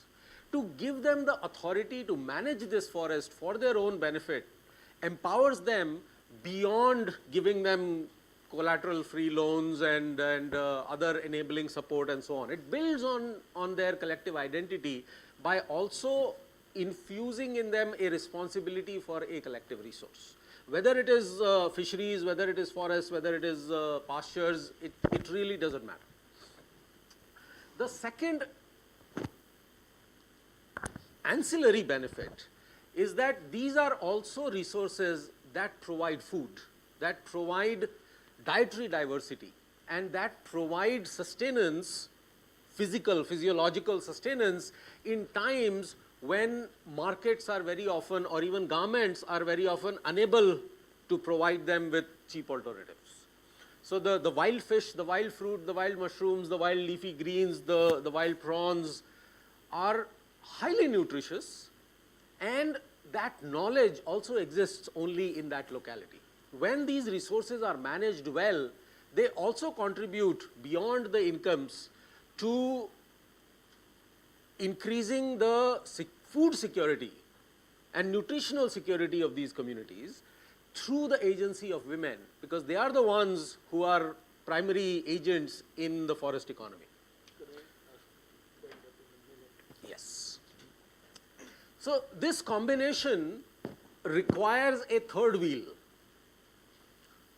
And I understand that analogy is perhaps somewhat warped, but the third wheel here is the private sector, the role of entrepreneurs, the role of important role of markets, because this value cannot be created without actually being able to find a buyer for that product. And this is where a lot of other initiatives have failed, even when they have tried to scale up. The ability of these groups, no matter at what scale, even at CLF levels and so on, to find a buyer in the market when they are faced and they are competing against the hundreds of crores of marketing budgets of FMCG companies is just totally unfair. It is unreasonable to expect them to be able to competitively price their products in the face of such competition. And therefore, it is important to create platforms where buyers are able to find these initiatives directly and commit to buying them. A departure from market principles in order to engage directly for responsible business practices, for traceability, for sustainable supply chains, and for general ESG indicators. It is important for a market transaction to happen without the need for anonymous buyers and sellers on Amazon trying to find each other. We need to bring the soul of the enterprise into the transaction and find these buyers, match them with the collectives in ways that also contribute to forest regeneration and sustainable management. Thank you. Thank you, Ashwini. You are looking for a compassionate entrepreneur, that can be oxymoron. No, there are plenty of them. Okay, so I think it's very important to bring out the story of, if I can use, eraser of the tribal woman living in Sal forest in the hands of hand lotion. Wonderful story, and I think you brought out very poignantly and very vividly the problems that they face and remain out of sight and out of mind. And indeed, they are the first mile in the value chain, where every last mile work of the public policy advocates must reach them. And I think you did have now for us an insight into public policy, possibility of how private sector could support such a thing. And there are several benefits that you counted if that policy was to come in place. Although there are a few, Bandhan Yojana or several things that Mr. Praveer Krishnan did in TriFed, there are many initiatives to exactly tackle this problem. To what extent they did, probably we have to find out. Now I think perfect opportunity for Alok to, the stage is set. Most of the things have been already... No, but the stage is set in terms of, now you heard of the institutions that became actually a receptacle for demand.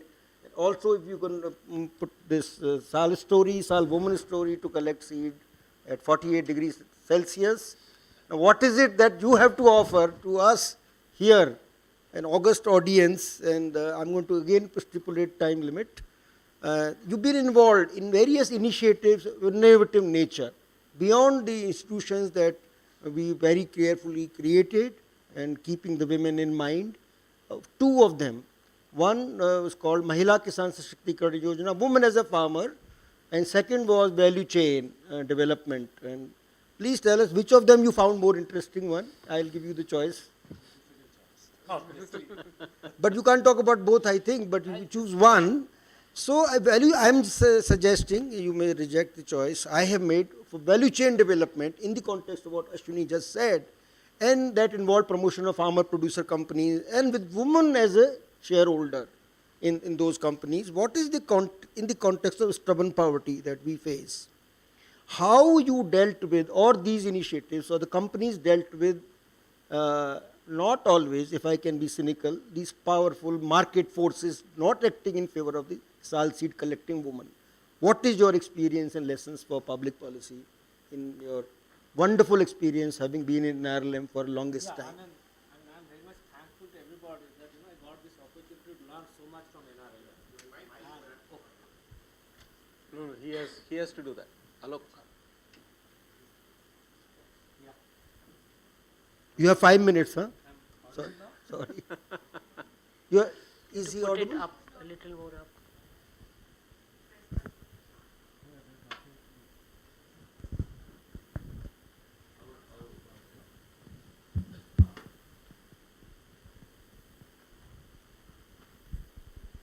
Yes. Sure. So I'm very much thankful that I got that opportunity to work in NRLM. Mike is. Okay.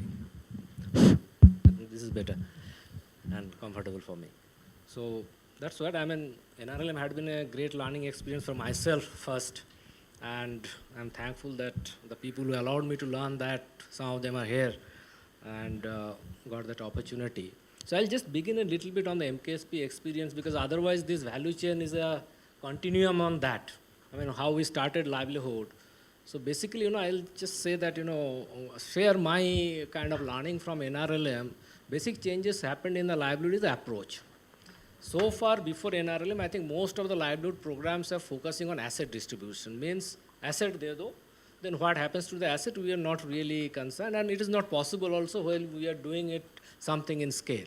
So first approachal change was happening in NRLM, where we talked about three things. Asset is definitely a fundamental condition, but along with that we brought the skill part, means building capacity of the people, and access part. I remember that when we are community were buying animals after taking credit from the SHGs, first thing that had happened in MG Narega was that was put in that guidelines that they can construct goat sheds under under MG Narega. So that's a huge impactful initiative there.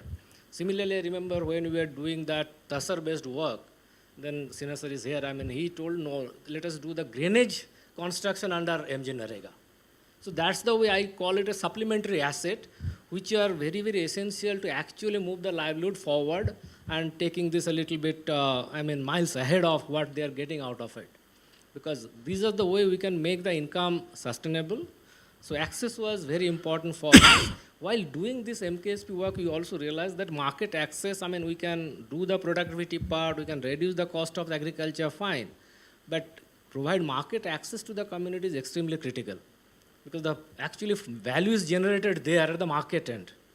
So we started with PG, producer group formation, in the beginning, so that you aggregate it, sell it in the local market, and probably you get a much more higher bargaining power, and your transaction cost will be much, much lower compared to if you go individually. Taking 5 kg produce to the market individually is much more expensive than 20 people coming together and taking 100 kg and one person going rather than 20% going individually.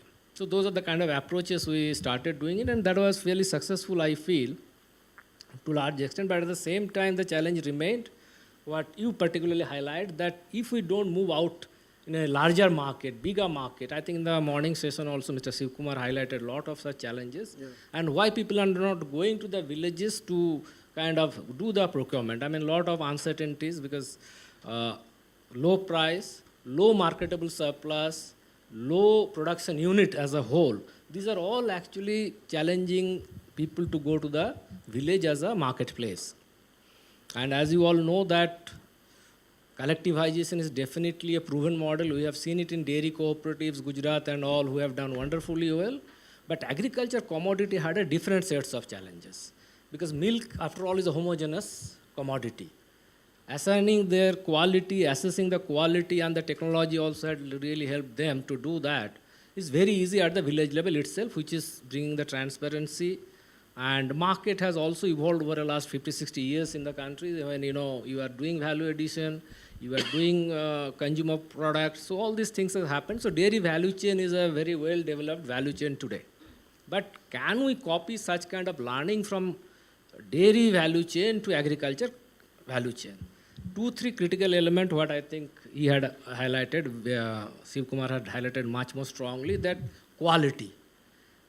The agriculture produce is not a homogeneous commodity. The quality varies from individual farmer to individual farmer. Every individual farmer expects that my price will be same with my neighbors. That when the quality differs, nobody is going to pay the same price. How we make it very transparent to make both the farmers understand that why some prices are higher than the other ones. So we did something on that. I'll come to it later on. That is one challenge we have done.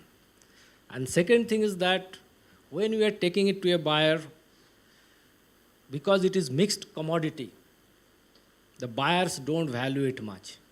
They want a particular grade, standards, moisture percentage, and things like that.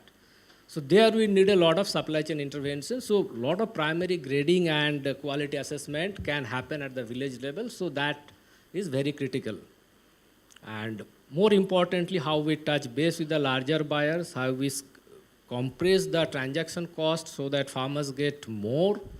And overall, this is a business after all. If it doesn't survive as a business, in long term, everybody will lose interest in that kind of work. And even the government will definitely lose interest in this after 20, 25 years, if it is not working well. And that has happened to many cooperative movement also. Many cooperatives did not really see the light of the day because it actually died of its own. So therefore, we looked at some of the intervention strategies, and first of all, how do we do it in scale? Scale is extremely important at this level.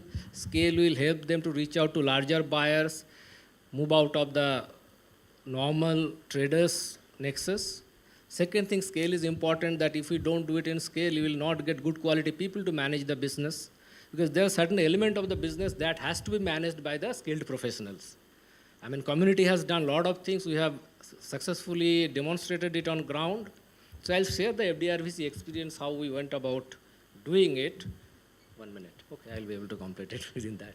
First thing is that, in every village we have, because and it was very much helpful that NRLM SSG network had been very, very handy, and that actually built the whole backbone of this intervention. Otherwise, probably it wouldn't have been succeeded. Because the trustworthiness of all initiative that we have done because of that SSG network. First thing what we did that we did a technology intervention where we built a ERP-based model with a handheld device, which is an application of Android, and where we have connected the weighing scale as well as the moisture meter with the Android. So as soon as the farmer comes, there's a primary cleaning. So we set up a cleaning unit there, which is removing all the stones, dirts, and stalks in the grain, which gives a very poor visual impact, and immediately the price actually gets impacted. So we cleaned that. Then the moisture is tested, and the weighment is done in the electronic weighing scale. Both the data are added into the system with the farmer. Every farmer is giving a QR coded ID card. So she scans, all the members are women anyway. So she scans the QR card, her transaction starts. And the price is linked to the moisture. Means if the market wants 10% moisture, we set the price with 10%. And the market has all the standards set. Like if 1% more, then there's a deduction of 0.5%. If 2% more, then deduction is 2%. So we have built it in our algorithm. So if it is automatically actually created, we load the price in the back end that this is the price for this standard commodity. If there is any variation in the quality, price will be deducted, and at the end of the transaction, the farmer will get a SMS in her mobile. This is your quantity, this is your quality, and this is the price you will get. And another mistrust that happens is that the timely payment. So we have also put all the payment system in our ERP. Every third day, ERP will generate the payment order, farmer-wise based on the transaction. It will go to the bank and directly bank to accounts of the members. So that's the we have built that transparency mechanism in the field level. At the supply chain level also, we have built it totally in our ERP system. The handheld device actually pushes the commodity to a central warehouse. So these are the supply chain management issues we have done. But another most important thing that we have visualized in the beginning, that they have to be funded in entirety. We cannot expect that we'll get the working capital from bank. We set up everything, and if you wait for the working capital to come from the bank, it may take 6 months. We may not be able to do it on time. So there will be time overrun, then price will be going up, all this stuff. So that we have eliminated in NRLM, and thankfully, NRLM had visualized it. Because many programs actually don't visualize in entirety, but it said that fine, we will pay for the staff, we'll pay for the capacity building, we'll pay for the working capital. This is funded to the APOs. APOs are funded in an entirety. And the scalability. It is not a small scale project. All scale was 10, 12 crore investment. So that's a big way of doing things. Another very important thing that we did, actually reaching out to the market, because we had the quantity, all big buyers came to the APOs. Because a big buyer like ITC or Adani's or anybody, they are not going to go around buying 10 tons, 5 tons kind of quantity. They want at one go 100 tons of commitment, 1,000 tons of commitment. So in that case, because of that kind of big size and scale, we could go to a lot of big players. And most importantly is that how we go nearer to the consumer with consumer packs. Just trading play is not going to help in the agriculture commodity business. So we have set up all value addition equipments, plants. Can you tell us how many such producer companies you set up? We have set up about 8 by now. And there will be another, having how much turnover? You see, during last year, out of that 4-5 actually got fully operational. They did about 50 crores. So that is fantastic work that you've done, created this value chain, supply chain, in some ways answering some of the challenges that Ashwini raised about aggregation, economies of scale, getting to the consumer to buy something that is produced by the farmers. With this, I want to open the floor. We have time. Sanjay, Sanjay, if you start with Vandana. Yeah. Sanjay.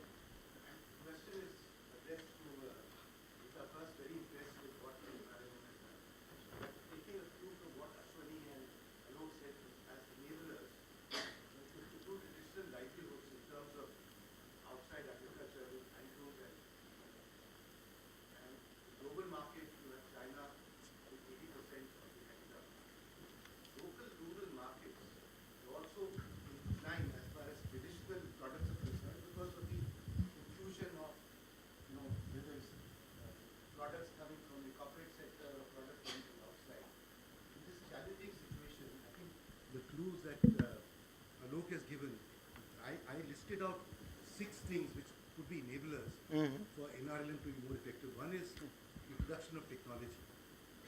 Second is some kind of marketing network with the private sector. I'm not talking of traditional small producers. I'm talking of the Adanis or the world sector. Yeah. The third is standardization of quality. Mm. I worked in the industries department and we got an order of 10,000 Buddha statues from Japan. Mm. And we were not able to fulfill the order because we had given one prototype and they said we want all 10,000 to look exactly alike. And we want it within 30 days. Our small village groups can't do 6 that. months. So we lost out to that order. The final thing is designing. Now designing, the markets have changed and evolved continuously over time. So a private sector brings in a design every season. Correct. And multiple designs. So that kind of linkage, and I'm glad that you talked about the central role of the ministry. Mm. So are these kind of issues which Alok talked about, Ashwini talked about, and which are critical, because otherwise you may have incremental improvements in livelihood. But if you really want meaningful impact in the livelihood of traditional livelihood, NRLM has to provide that deep, perhaps linkages with the Ministry of Textiles, linkages with the corporate sector. So what is NRLM's vision also to address these issues? Thank you, Sanjay. I think you're giving ideas to her and to the ministry. Yeah. And maybe our friend here can also, Amarjit can. Yeah, I would like to give concluding remarks. Yes. Please identify your name and. I'm Jagriti. So I have a question for Professor Ashwini. So you mentioned you focused a lot on dependency of communities on NTFPs as a livelihood option, while you also suggested the challenges that they face, the drudgery and diseconomies of scale. So wanted to have your views on limiting their dependency on forest and generating an alternative livelihood source for them in the village. Also considering the challenges that the human-animal conflict that comes up at several places.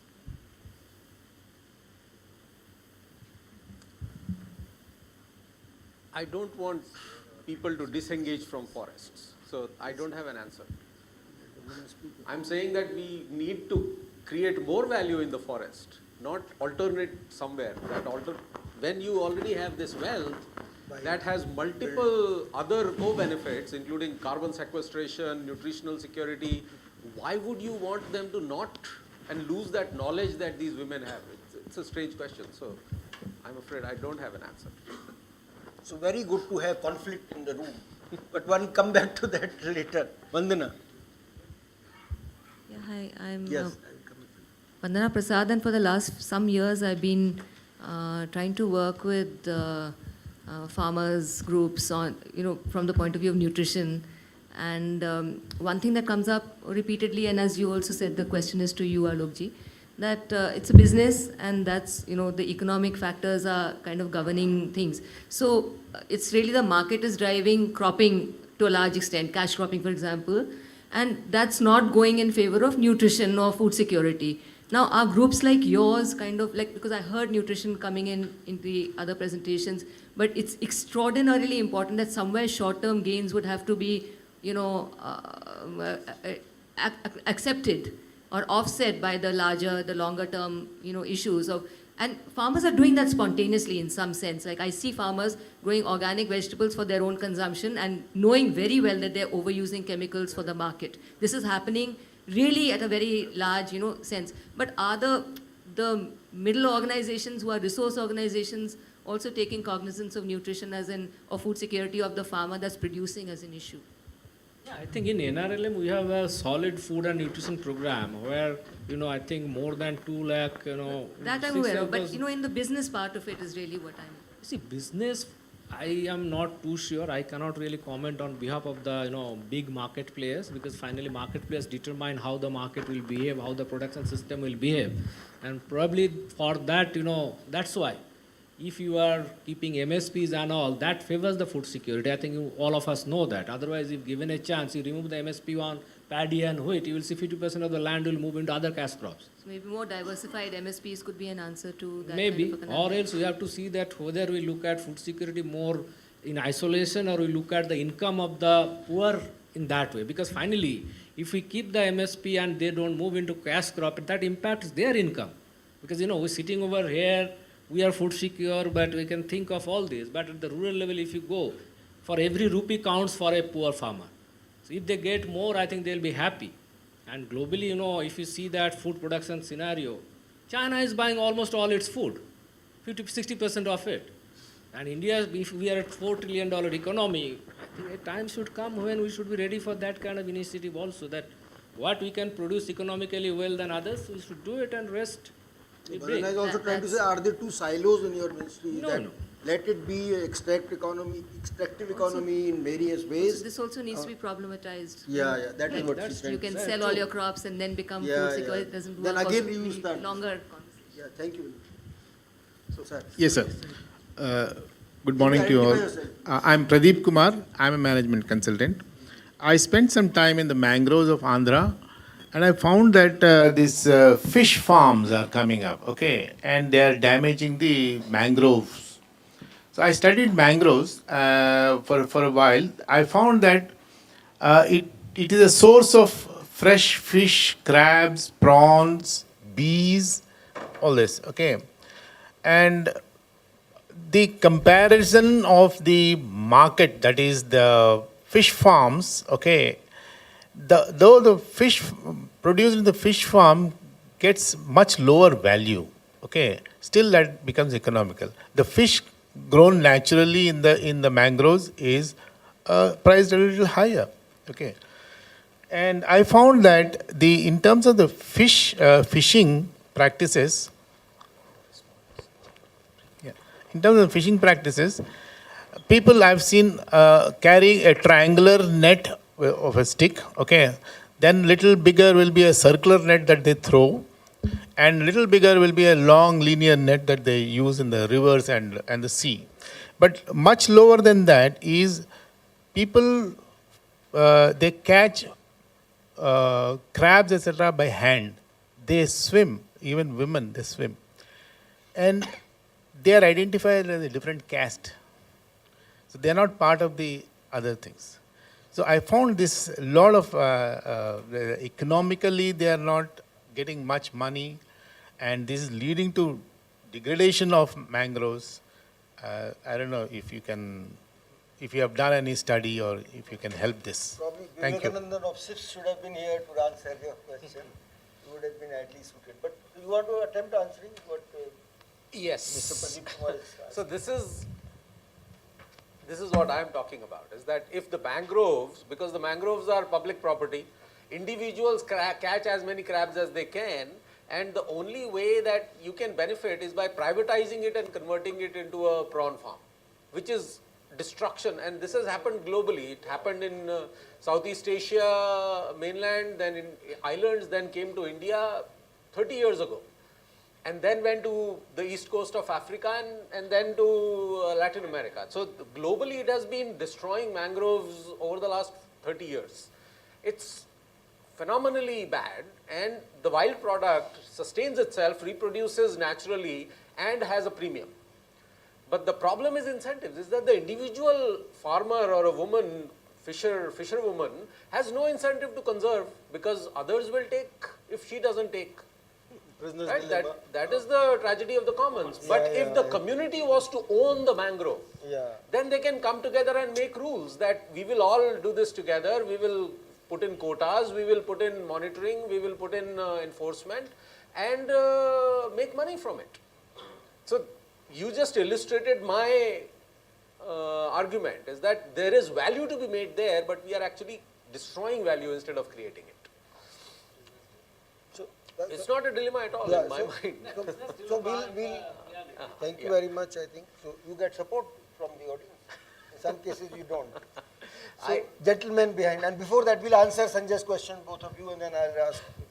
Yeah. Sir, you have a nice discussion about the forest resources and regarding how this drudgery is continuing. So, sir, in my opinion, when you're saying that if there is a commercialization, then drudgery can come down. And if there is a intervention of the private sector in the whole supply chain, then perhaps this drudgery also come down. But sir, if you see the latest trends, the intervention of the departments or the private sector in the supply chain, the entire benefit goes to them and a little left out to the people and drudgery continues. So you suggesting now, since there is a more commercialization should be happen in the entire supply chain where maybe drudgery can come down. But when the present scenario is saying like this, if you introduce more commercialized activities, then what will happen to the resources? Because we cannot change the life cycle of the plants. We cannot extract more than what is there. So in that case, there will be more exploitation. So whether there will be sustainable things, we can assume, and there will be, we can assume that there will be more, drudgery will come down in future. So what is your opinion on that? Thank you. You can have a whole lecture on sustainability.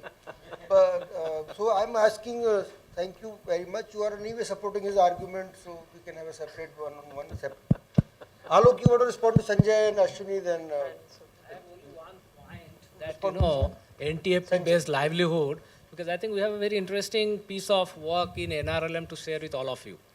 You see, it's very evident today that NTFP is not a really certain source of income for the tribals. They are doing it as their last resort of income. Because when the NTFPs come, that time they have no other source of income except probably MG Narega piece. That's also not really, sometimes they don't go, that heat and everything. So in that scenario, what we have done in NRLM is that we have looked at two opportunities which are very, evident, and some of the people have strengthened that value chain, worked on the value chain. One is the Tasar-based livelihoods, and another is our lag-based livelihood. And in Tasar, what we did, the technology part is involved. How you produce those cocoons and everything and the seed material in a systematic manner, that we have cracked. I mean, one of our NGO partners have done it very well. We just scaled it up. Now, the tribal people, they are growing those host tree in their backyards, not going to the forest. That's the drudgery and all, everything is there. They're doing it in their fallow lands. So they are growing the Asan and Arjun trees there, then putting the seed material, your eggs in that plant and growing it. And whole value chain has been developed in such way that, they are getting 2 crops in a year. So we have put it in a systematic manner and backyard, and it becomes a fully commercial activity for them. It is not a, supportive activity for them. Same with the lac also, we have done the similar kind of thing, the scraping mechanisms of technology. So probably we have to see some alternate models like this in NTFP. Otherwise, it remains an uncertain source of income source of last resort. So that's what my sense. I think answering some of the questions. Just to add to what Alok said, in this, we talked about having partnerships, etc. So partnership with the Silk Board was there. When we work on dairy, we have partnership with NDDB, with the National Dairy Development Services. No, sir. Their partnership. He's talking about market network of Adani's and Ambani's. I'm talking about even private. This is for technical support, but for marketing and all, always there is partnership with the private organization. For example, the sari I'm wearing is sold by Fab India, and it is produced by, again, tribals in Jharkhand, and through one entrepreneur being provided. You think of Madhubani paintings. So we create a producer group, a producer company also, where the board of directors is the women themselves, but they are provided sufficient funds, as Alok said, even up to the tune of maybe 15 crores or so that they are able to engage professional support.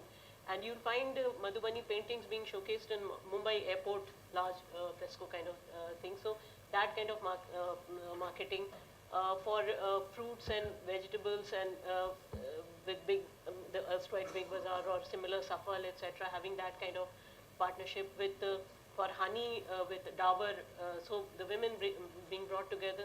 So many such initiatives, actually, I'm just naming a few, are there. And NRLM has a vision to do that. It's a tough job, and as Alok said, 8 producer companies have been set up so far. The aim was to take it to maybe 40 or so, but it's a very tough job, and gradually that is being attempted. But to answer your question, NRLM does have a vision for taking it to that scale. Yeah. They are organizing, they still call it handicraft, but this is the 10,000 hectares. You need to would be done in there is some industrialization, not just a small, yeah, which can respond to demands like this one. Ashwini, you want to say something? A separate aspect that you pointed to. So I believe, at least for the forest part, and certainly another point of contention here is that just because it is the last resort right now doesn't mean it cannot become the primary, especially in, what you're saying. I mean, there are great sal forests, 12 million hectares of sal forest that already produce seeds that cannot be overexploited, right? The seeds fall to the ground. The proposal that I have is that women's organizations, when they enter into business, we must have a 10, 20-year intergenerational, their daughters will be good managers, but they will not be. It takes a long time for a business to mature. Until then, they should not be selling to consumers directly. They should be providing raw material to other entrepreneurs or companies that already have a connect with their consumers, and let that company, and it's about terms of trade, use and leverage this sustainable sourcing and responsible business practices and traceability of raw material, that there is a sustainability managed forest by women. Women managing forest sustainability at the end of this product that you are buying. If they can leverage that, they should be providing raw material in the initial period until they are mature enough to actually approach the consumer. Because that is where they will get into competition with hundreds of dollars of marketing budgets of FMCG companies, and they can't do that. So I think there is an alternate institutional vision. I think 2.0 community institution vision is required, where even if there is an entrepreneur can have partnership with the community or members, they can have equity share. So there is a new visioning that is required, where they become owners, but supported by FRA kind of act also, where they can have security of tenure. Security of this health. So may I now, I am allowed only 12, 20 is the, can I further extend? One more comment here and then finally I will request Amarjit. Yes. Yeah. So when we talk about a produce, mostly it's an agri-produce or a farm produce, forest produce. Physical labor is also a produce, right? I mean, that's a, there is, that is never looked at it as an produce, and to organize, it's a very highly unorganized, and there's a huge opportunity for diversification of the skills when physical labor is organized and and institutionalized. I mean, I'm not talking about any developing labor unions or anything, but organizing them as a producer companies, right, as a physical labor. To supply labor. It is in vogue in the US for sure. Yeah, in India. In India I mean, is there any institutionalized mechanism to, promote that?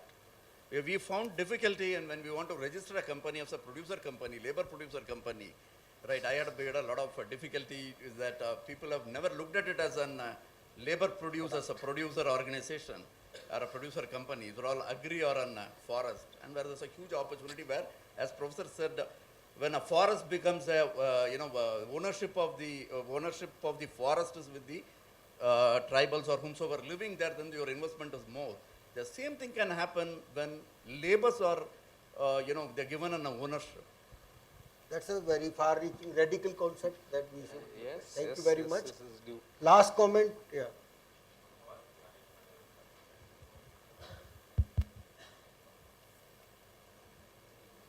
Hello, I'm Shivakumar, management consultant. Interesting enough, neither Professor Ashwini nor Mr. Alok has mentioned anything about the ONDC platform, the Open Network for Digital Commerce. Is there a way NRLM can leverage that? And because if you take the Amazons, there is a revenue sharing, but whereas ONDC, allows you to have the 10% benefit. So maybe is there a way we can empower the women to directly, I think that's a very good idea. On this positive note, now there is a solution for many things. It's not for everyone. Yeah.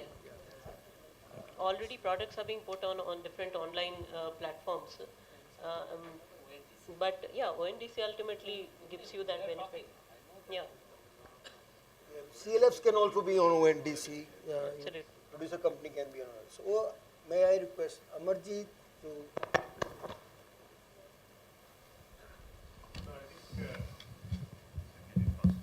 Thank you for this very, very rich discussion. From the perspective of the volume that we are working on, a few thoughts come to my mind. And I think, very clearly, if I were to sum up the livelihood mission's approach, we are not coming with a solution. We are trying to understand the problem first. Correct. And from that point of view, a lot of the interventions are designed from below. Now, this is a question which is often asked, why don't Indian micro and nano enterprises become large as it happens in China in many cases? And some of the answers I found in Saurav Mukherjee's book on business models, where what he comes out with, much as we talk about enterprise, when you're trying to build enterprise from below, you need public foundations and public funding of certain processes in that value chain. It cannot happen without that. So it's not that it is a we versus they. Right. Even if you're trying to develop community enterprise, it will need public facilitation in a fairly large manner. The other lesson which, which comes out through and I think a point which has been mentioned already, but, for a lot of we have to live with the reality of migration, which is what you began with. Yes. If that is the case, there are a few models that the Livelihood Mission has offered. In fact, just day after on Sunday, I'm spending a whole day with about, Bihar's DDU-GKY skill program, which the Jivika mission operates. More than 40,000 individuals of Bihar have been placed as semi-skilled or skilled workers in and around Gurgaon area. Now, this is an interface with them, where a lot of the companies are also coming. But the challenges that we are facing, what Dr. Rangarajan set up as a collateral-free lending was step one. Right. That 10 lakhs we have raised to 20 lakhs, but we have not resolved the challenge of the working capital. Yes. We have not resolved the challenge of easy formalization. Easy formalization means having a income tax return assessment registration, having the Udyog Bandhu registration. Correct. So, lot of these formalities are still very, very cumbersome, and for some of these groups to grow in size, they'll need that support. Last but not the least, the issue of technology, mechanization has been raised. Now, again, one distinguishing feature of the livelihood effort has been the community resource persons and professionals. Now, the answer to the point on professionals, one of the finest, shows the way forward, the SVEP program, which has not been discussed here, and the person who worked on it, Rekhi and the team, what have they done with the Startup Village Entrepreneurship Program? It began very slowly. It has been evaluated now. The approach is, for the first time, community resource persons for enterprise have been certified. Certified by the EDI and by the Kudumsri as our NRO partners. Now, these CRPs are actually helping in deciding on the pricing, the market, the technology, and so on. The financial support and working capital support through a larger support in the form of community fund, as also the access to the bank. What the evaluation is indicating, of the first 100,000 enterprises set up, 1 lakh, all of them have made profits. Now, if all have made profits, there must be something in that system.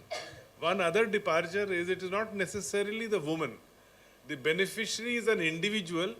He or she can belong to that family. Need not necessarily, but the community investment fund still plays a role, which means there is an accountability to the social capital which is there in the village. So I think the jury is still out, but professionals, some of the formalization efforts, a balance between enterprise and public action for support, bringing in professional agencies which handle value chains. The point that Ashwini was making, whether it is TechnoServe, many of the others. For example, what the NRLM had done, it did a national bid to identify such agencies which work in the value chain space. We didn't engage them nationally, but we certified 6 of them that they are capable of doing value chain development, passed it on to the state governments. You can just call a financial bid and go ahead and recruit any of them to help you with your value chain. So I think some of these facilitation arrangements will have to continue over a period of 5 to 10 years for it to deliver. So from the migration point of view also, as also from this value creation and more nano enterprises becoming large or medium enterprises, clearly the way forward is a mix of many of this. Thanks. So Amarjit, thank you very much, because if I can put that elephant in the room also, from the point of view of designing, say, NRLM 2.0, 3.0, professionals also we supported, we brought, also the CRPs that we brought or trained and brought, but more for what we call IB and CB, initially for institution building and capacity building. We have to have a thorough overhaul of NRLM. We want to go towards livelihood, bringing the issues that you have and solutions also. They have to be scaled up and institutionalized, like Sanjay was saying. Also to bring the issues of the sustainability, because if we were to raise income further, issues of this kind where you have the resource, but it is being overexploited and extraordinary profit in the Marxian sense is going to the market player, because he is close to or is interfacing with the consumer. So he is getting most of it by hundreds of thousands of dollars of advertising budgets. So there will be the interventions are required at every node of the value chain, and to bring technology closer to where the farmer or the tribal woman is. So thank you very much for this overwhelmingly beautiful session and sitting through it. Thank you very much. Thank you, esteemed panelists, for an immensely invigorating discussion about the pressing circumstances engulfing livelihood concerns in present times. Your perspectives have significantly enriched our comprehension of the issue and opportunities inherent in this domain in the present scenario. Moving forward, I would like to request Professor Chhatre to present a token of appreciation to our esteemed panelists through these mementos.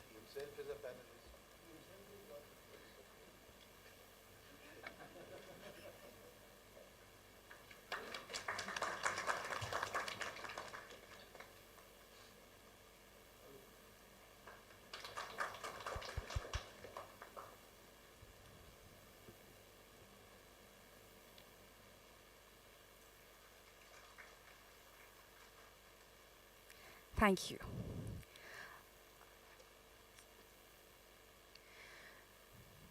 Ladies and gentlemen, with this we come to the conclusion of the panel discussions on livelihood diversification and skills. We would like to request 2 minutes of your time to set up the stage for the upcoming panel discussion on healthcare for all.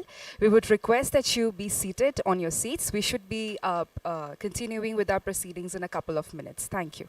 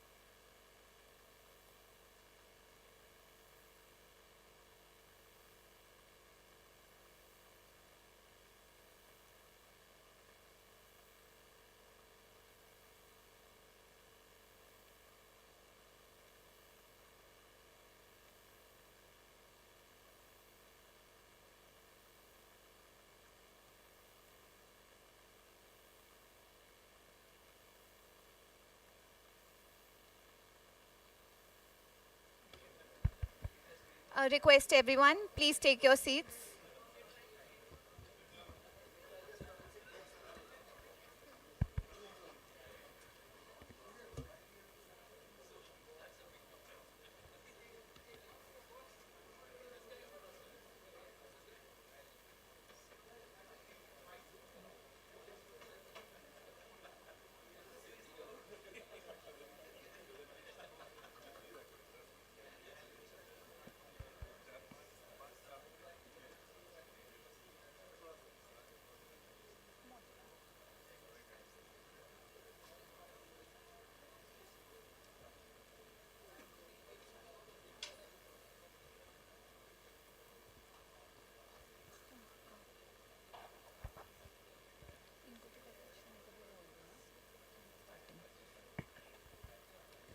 Ladies and gentlemen, moving ahead to the subsequent session of the Public Policy Dialogues, I'm delighted to announce the next panel discussion focusing on the sub-theme of healthcare for all. This pivotal theme underscores the crucial step towards social inclusion. The exploration will delve into diverse interventions, policy analysis, proposed strategies, best practices, and challenges in establishing a robust healthcare infrastructure, ultimately enhancing societal well-being. The multifaceted dimension of health brings forth significant challenges, particularly in a country like India with diverse socio-economic disparities. Policymakers bear substantial responsibilities in addressing varied health-related issues. The Healthcare for All session aims to facilitate a dialogue between academics and practitioners, capturing experiential learning that contributes to the body of knowledge through academic scrutiny and field-based insights across public policy courses. Ladies and gentlemen, please join me in extending a warm welcome to our distinguished panelists. We have Ms. Aarti Ahuja, IAS Secretary, Ministry of Labour and Employment. Can we please have a huge round of applause for all our panelists? Dr. Abhay Shukla, Senior Scientist, Sathi and National Co-Convener, Jan Swasthya Abhiyan. Mr. Rajiv Sadanandan, retired IAS, currently the Chief Executive Officer at the Health Systems Transformation Platform. Professor Ritupriya, Professor at the Center of Social Medicine and Community Health, Jawaharlal Nehru University. Please extend a warm welcome to the moderator of this discussion, Mr. Amarjeet Sinha, retired IAS, former advisor to the Prime Minister, currently member, Public Enterprises Selection Board. Dr. Sinha, over to you, please. Good afternoon, friends. A very, very difficult task. Such an illustrious panel and just about 60 minutes to spend time together. That makes things very difficult. We will also call upon the expertise of Dr. Pavitra Mohan, who is also with us. We would also like to hear what he has to share on this. But friends, clearly, every time for whichever panel we are sitting and listening, it gives us the feeling that this is the theme which is absolutely necessary. So every panel is appearing to be the ultimate solution to our challenges. But I can assure you, in the panel that we are in at the moment, if I were to go by the evidence, which is the sector which can completely dislocate all your determinants of human development. The Human Development Report, as you are aware, the HDI value takes three things into account. The life expectancy, the mean years of schooling and the expected years of schooling, and the gross national income per capita. The only sector where all three can be disrupted simultaneously is the health sector. The COVID period, all of us are aware, globally, countries, their life expectancy shrank, their incomes shrank, children attending school shrank. The hazard of not paying attention to health, the world has learned the hard way during the COVID period. And clearly, the lesson very clearly that comes out, in spite of all the efforts of universal health coverage, health care for all is required if we want economies to function normally, regularly, and without a break. Friends, the other dimension of the challenge which we have come to know, and more so after Swati Narayan's recent book on Unequal India, where she's looking at Nepal, Bangladesh, Bihar and West Bengal. She's looked at Tamil Nadu and Kerala also in that book. But what comes out very clearly, the women's agency. The women's agency and its role in determining where you reach as far as health indicators are concerned. How women's agency makes all the difference. Even a modest health sub-center with a motivated health worker can deliver much more than with a swank building without that motivation at the cutting edge level. So some of these challenges are what we will be visiting in this particular panel. Time is limited, but in spite of it, we will try our best to get the essence of what our panelists have to say.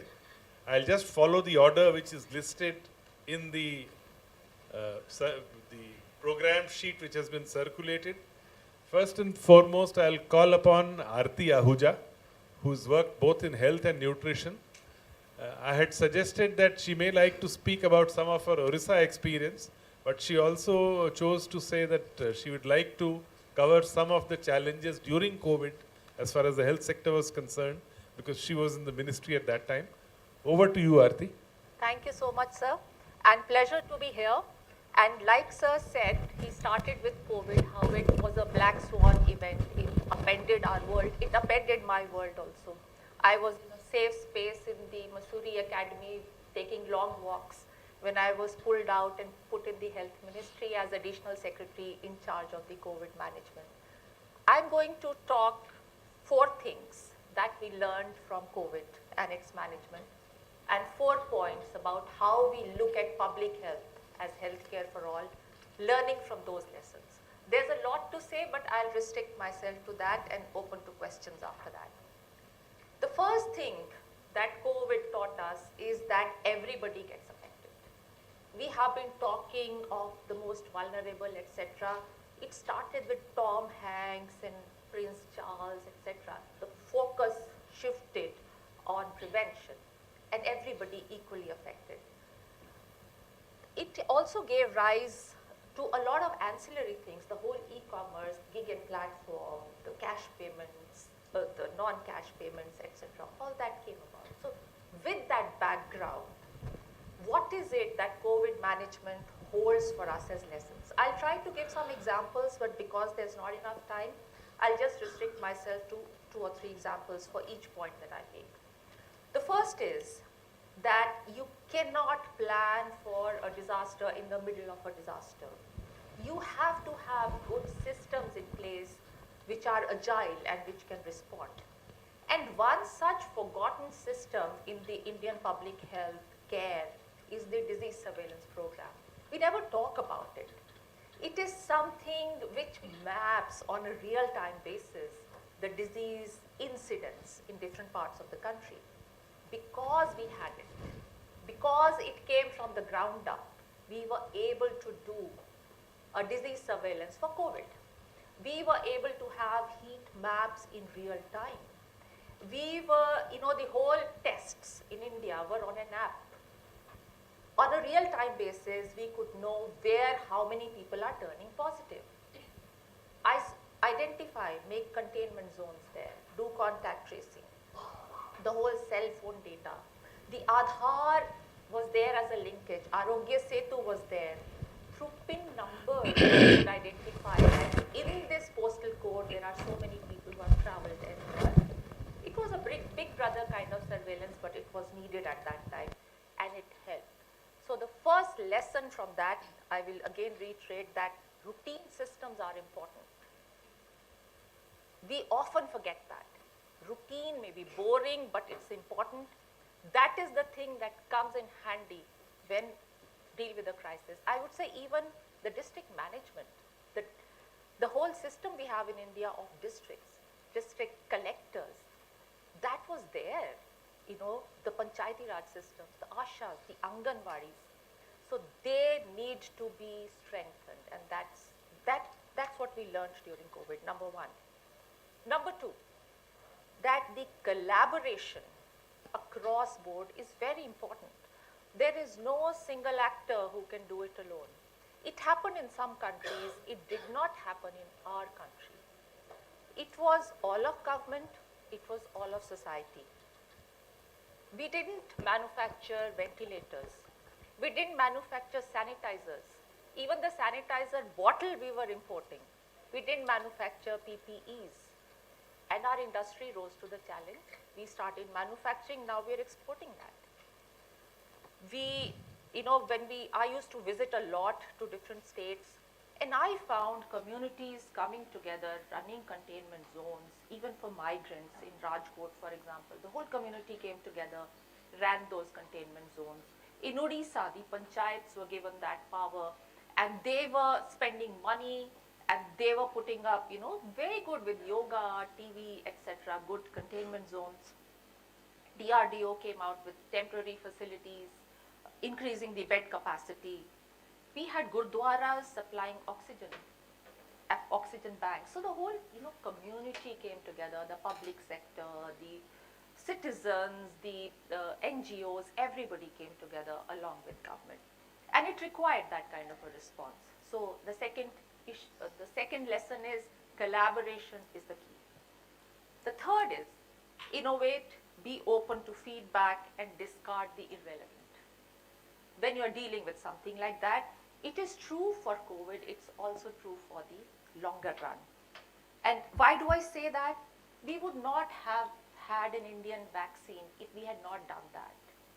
The Bharat Biotech located in Hyderabad would not have been able to supplement the global vaccine effort if the trials had not been fast-tracked, if the drug regulator had not given the feedback. So all that was needed.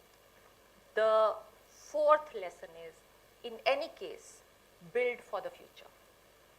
The oxygen crisis during Omicron, build oxygen plants in hospitals. The advisories, I got training of thousands and lakhs of people. Many of our people didn't even know how to use a ventilator in the hospitals. So training all those people, that has built capacity for the future. And to my last point, what is it that we need to learn from this for public health going forward? Number one, preventive health needs greater focus. The world is one. We are now talking of one health. Zoonotic diseases are not going away. They're going to come. There are other things, climate change happening. So prevention is going to be the key. Systems do not work in isolation. There is a history. There is also a horizontal spread of those systems and those policies, and policies need to take that into account.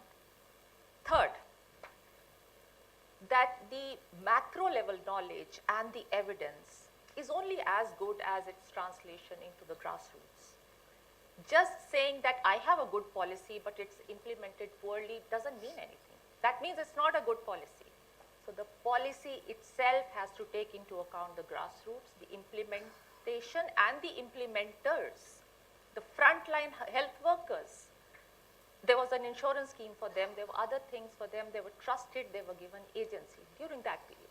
But that's something that we need to take forward to the public health systems. And lastly, systems and policies are only good if they outlast us. Rahe na rahe hum, the system must work. And that is the kind of grounding that we need to do. And I think that is what, in a way, COVID has already taught us.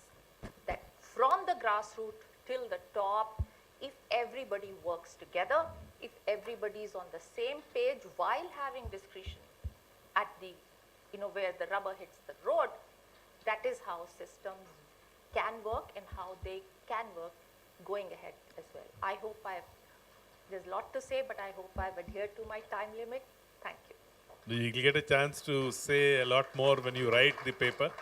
But thank you very much, Aarti, for flagging some very key concerns on healthcare for all. during COVID times and some of the lessons it has thrown up. May I now request Abhay. Abhay would like to speak on two themes. One, of course, constantly we are engaging with the private sector without perhaps the kind of regulation in place, both for the private and for the government, to be able to ensure that that interface is a smooth one. And the other, of course, on the larger issue of democratization of the health system. I request Abhay, we have about 8-9 minutes to do this. Yeah. Okay. Can you hear me? I'm not sure this is working. Okay. Yeah, so thanks a lot for giving this opportunity to share with all of you. I will act as the odd man out in this panel. Among all the high-level speakers, I'm the community level guy to some extent. And I'll also be provocative, but I think that is necessary in the current situation. So, first of all, very briefly about public health systems and communities, and the interface between public health systems and communities, which is critical, and which COVID has shown us is especially critical. What I'm going to talk now, because you are likely to challenge me, is based on very hard evidence from the ground. Okay? And there are three kinds of evidence I'm drawing upon. 16 years of community-based monitoring and planning of health services in Maharashtra, which Amarjit ji was critical in initiating from 1,000 villages across 17 districts of Maharashtra. So this is ground level evidence.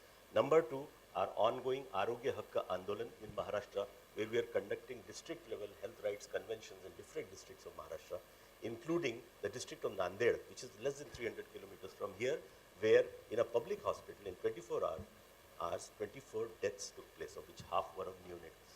And you know, we did an in-depth investigation into that entire situation. What is not being talked about, I'll try to talk about some of those things. And based on this, and also our interactions with frontline health workers, panchayat members, serving and retired public health officials who are willing to speak only on the condition of confidentiality because they cannot speak openly about certain things. This is the evidence that we are continuously getting. And I can tell you the summary of this is there is a deepening public health crisis. And this crisis needs to be addressed. We have, sorry to say this, we have not learned enough from COVID. And even if we have discussed about it, we have not implemented it. Public health systems needed to be massively expanded in urban areas, in rural areas, in tribal areas. It has not happened, at least definitely not in Maharashtra. And if there's some other state where it has happened, I'd be very happy to go there and see it, but I'm not aware of it. Except for Kerala, which was the one exception of a state which really did a remarkable job at the state level. Most other states faltered. Their public health systems were really challenged during COVID. And after that, what are we seeing now? We're actually seeing something very different happening. And I would like to be excused if I'm being provocative. Today we are seeing hyper-centralization of decision-making in public health systems. And disempowerment of frontline workers, of panchayats, of local level officials who are being asked to follow the line which is coming from Delhi through the state capitals down to the districts.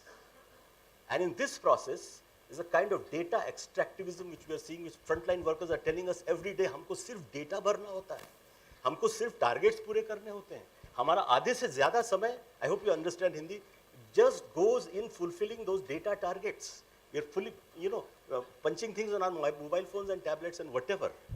And this has led, and there is an overload of what are called public health campaigns. कल मैं सांगली में था एक district level convention में, ANMs told us, sir, हमको campaign से बचाइए, हमको अपना system ठीक से चलाने दीजिए, रोज नया campaign आता है, कभी आभा कार्ड बनाओ, कभी आयुष्मान भारत कार्ड बनाओ. I mean, you know all these things. हमको इन campaigns की अभी जरूरत नहीं है.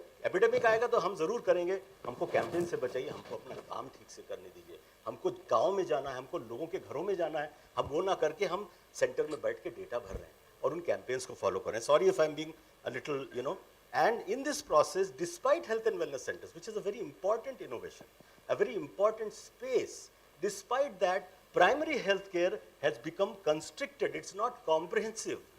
NCDs पे focus है, कुछ specific चीज़ों पे focus है, वो हो रहा है कुछ हद तक, but those 13 services which are supposed to be given, out of that only a few are happening. Secondary public health has been debilitated. Secondary public health facilities, CHCs, sub-district hospitals, even district hospitals have not expanded after COVID. And as a result of that, what we saw in Nanded was a result of this, that tertiary public health facilities are being overloaded. Because the secondary system is not working well, in Nanded there are 20 public hospitals besides the medical college hospital. Out of those 20, 19 do not have a pediatrics ward. वो बच्चे कहाँ जाएंगे जब बीमार पड़ेंगे? वो सारे के सारे GMC में जाके लैंड अप होते हैं. उनकी कैपेसिटी 20 NICU की कैपेसिटी 20 है, उसमें 70 बच्चे. अभी अगर आप जाएंगे तो you will see 3 neonates on 1 cradle. अब वहाँ क्या होगा 24 घंटे में? मतलब जो भी होगा आप सोच सकते हैं. So I'm not, this is the critical part of it, but the point is democracy is the lifeline of public health systems, and undemocracy will kill public health systems. So what we need is an expansion of democracy rather than a constriction of democracy as far as public health systems are concerned. And we have examples in this country, multiple examples, which show that wherever democracy is thriving, it is active, whether it is the panchayats in Kerala or our own experiences of community-based monitoring in Maharashtra, public health systems function much better. That is the way forward. I'm not going into more details right now, but I'll just quickly mention about corruption. Nobody talks about corruption. Sorry.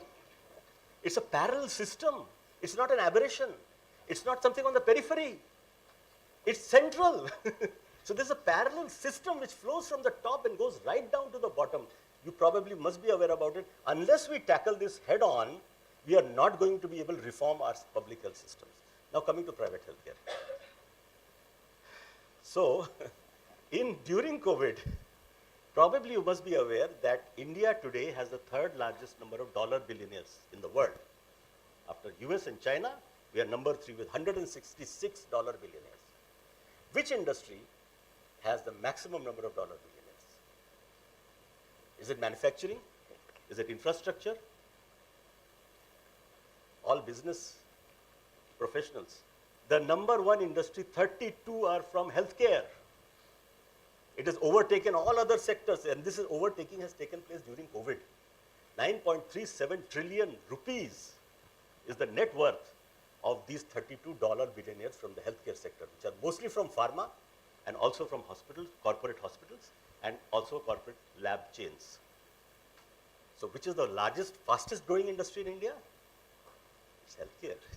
And where is that money coming from? It's coming from our pockets, sorry, most of it, as you also probably know. So what has happened is corporatization of healthcare has actually accelerated during COVID. And, you know, socially embedded private healthcare, like small private practitioners, local, nursing homes, small private hospitals are being pushed out. And they either have to get integrated into these chains, they have to become agents and franchisees, or they are, pushed out of the market. And in Maharashtra, we saw a huge amount of overcharging of patients during COVID. We did 2 studies, one on how much are the hospital bills which people had to pay. I have not seen a single government study on this.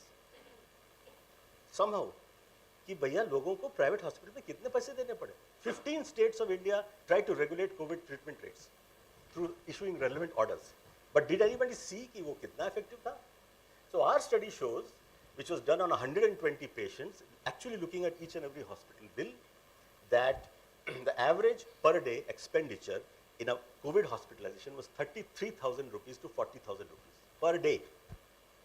And this is, across Maharashtra. And probably in other states also we have the PHR and team studies there from Chhattisgarh, which shows 59% catastrophic expenditure in private hospitals. Now, has this gone away?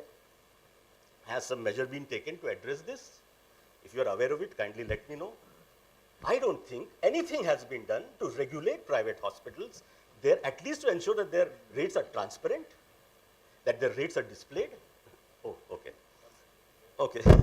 So, yeah, and these are big topics. But the point is, we have a Clinical Establishments Act, which was adopted in 2010. We had the rules in 2012. Till today, the standards have not been notified. Till today, the rate regulation. Okay, it's on the website, but it's not being implemented. There's no permanent registration of a single private hospital under CA, until today. The framework for regulation of rates yet to be developed, still not done. Been pushed on to the states, and so on and so forth. So the point is patients' rights. That's my final point. Patients' rights, such an important set of rights, which are, so Union Health Ministry has actually, circulated a set of 20 patients' rights and some responsibilities. But no state, as far as I know, is actually publicizing it, ensuring that it is displayed in each and every private and public hospital, putting up grievance redressal systems to support patients who go to private hospitals. All this is completely missing. So what we have is just something on the website of the Union Health Ministry and a letter which goes to the chief secretaries, which is good, but it's not enough. So, I mean, how are we going to make sure that private healthcare is made accountable? If you're producing dollar billionaires, also kindly, follow some basic norms, some basic regulation, some, those standards of care kya hai, rates kya hai, quality of care kya hai, rationality or irrationality of care kya hai. मैं irrational hysterectomies और cesarean के बारे में तो बात ही नहीं कर रहा हूँ, आपको शायद मुझसे ज़्यादा पता होगा. But this is also a part of the cause of the crisis.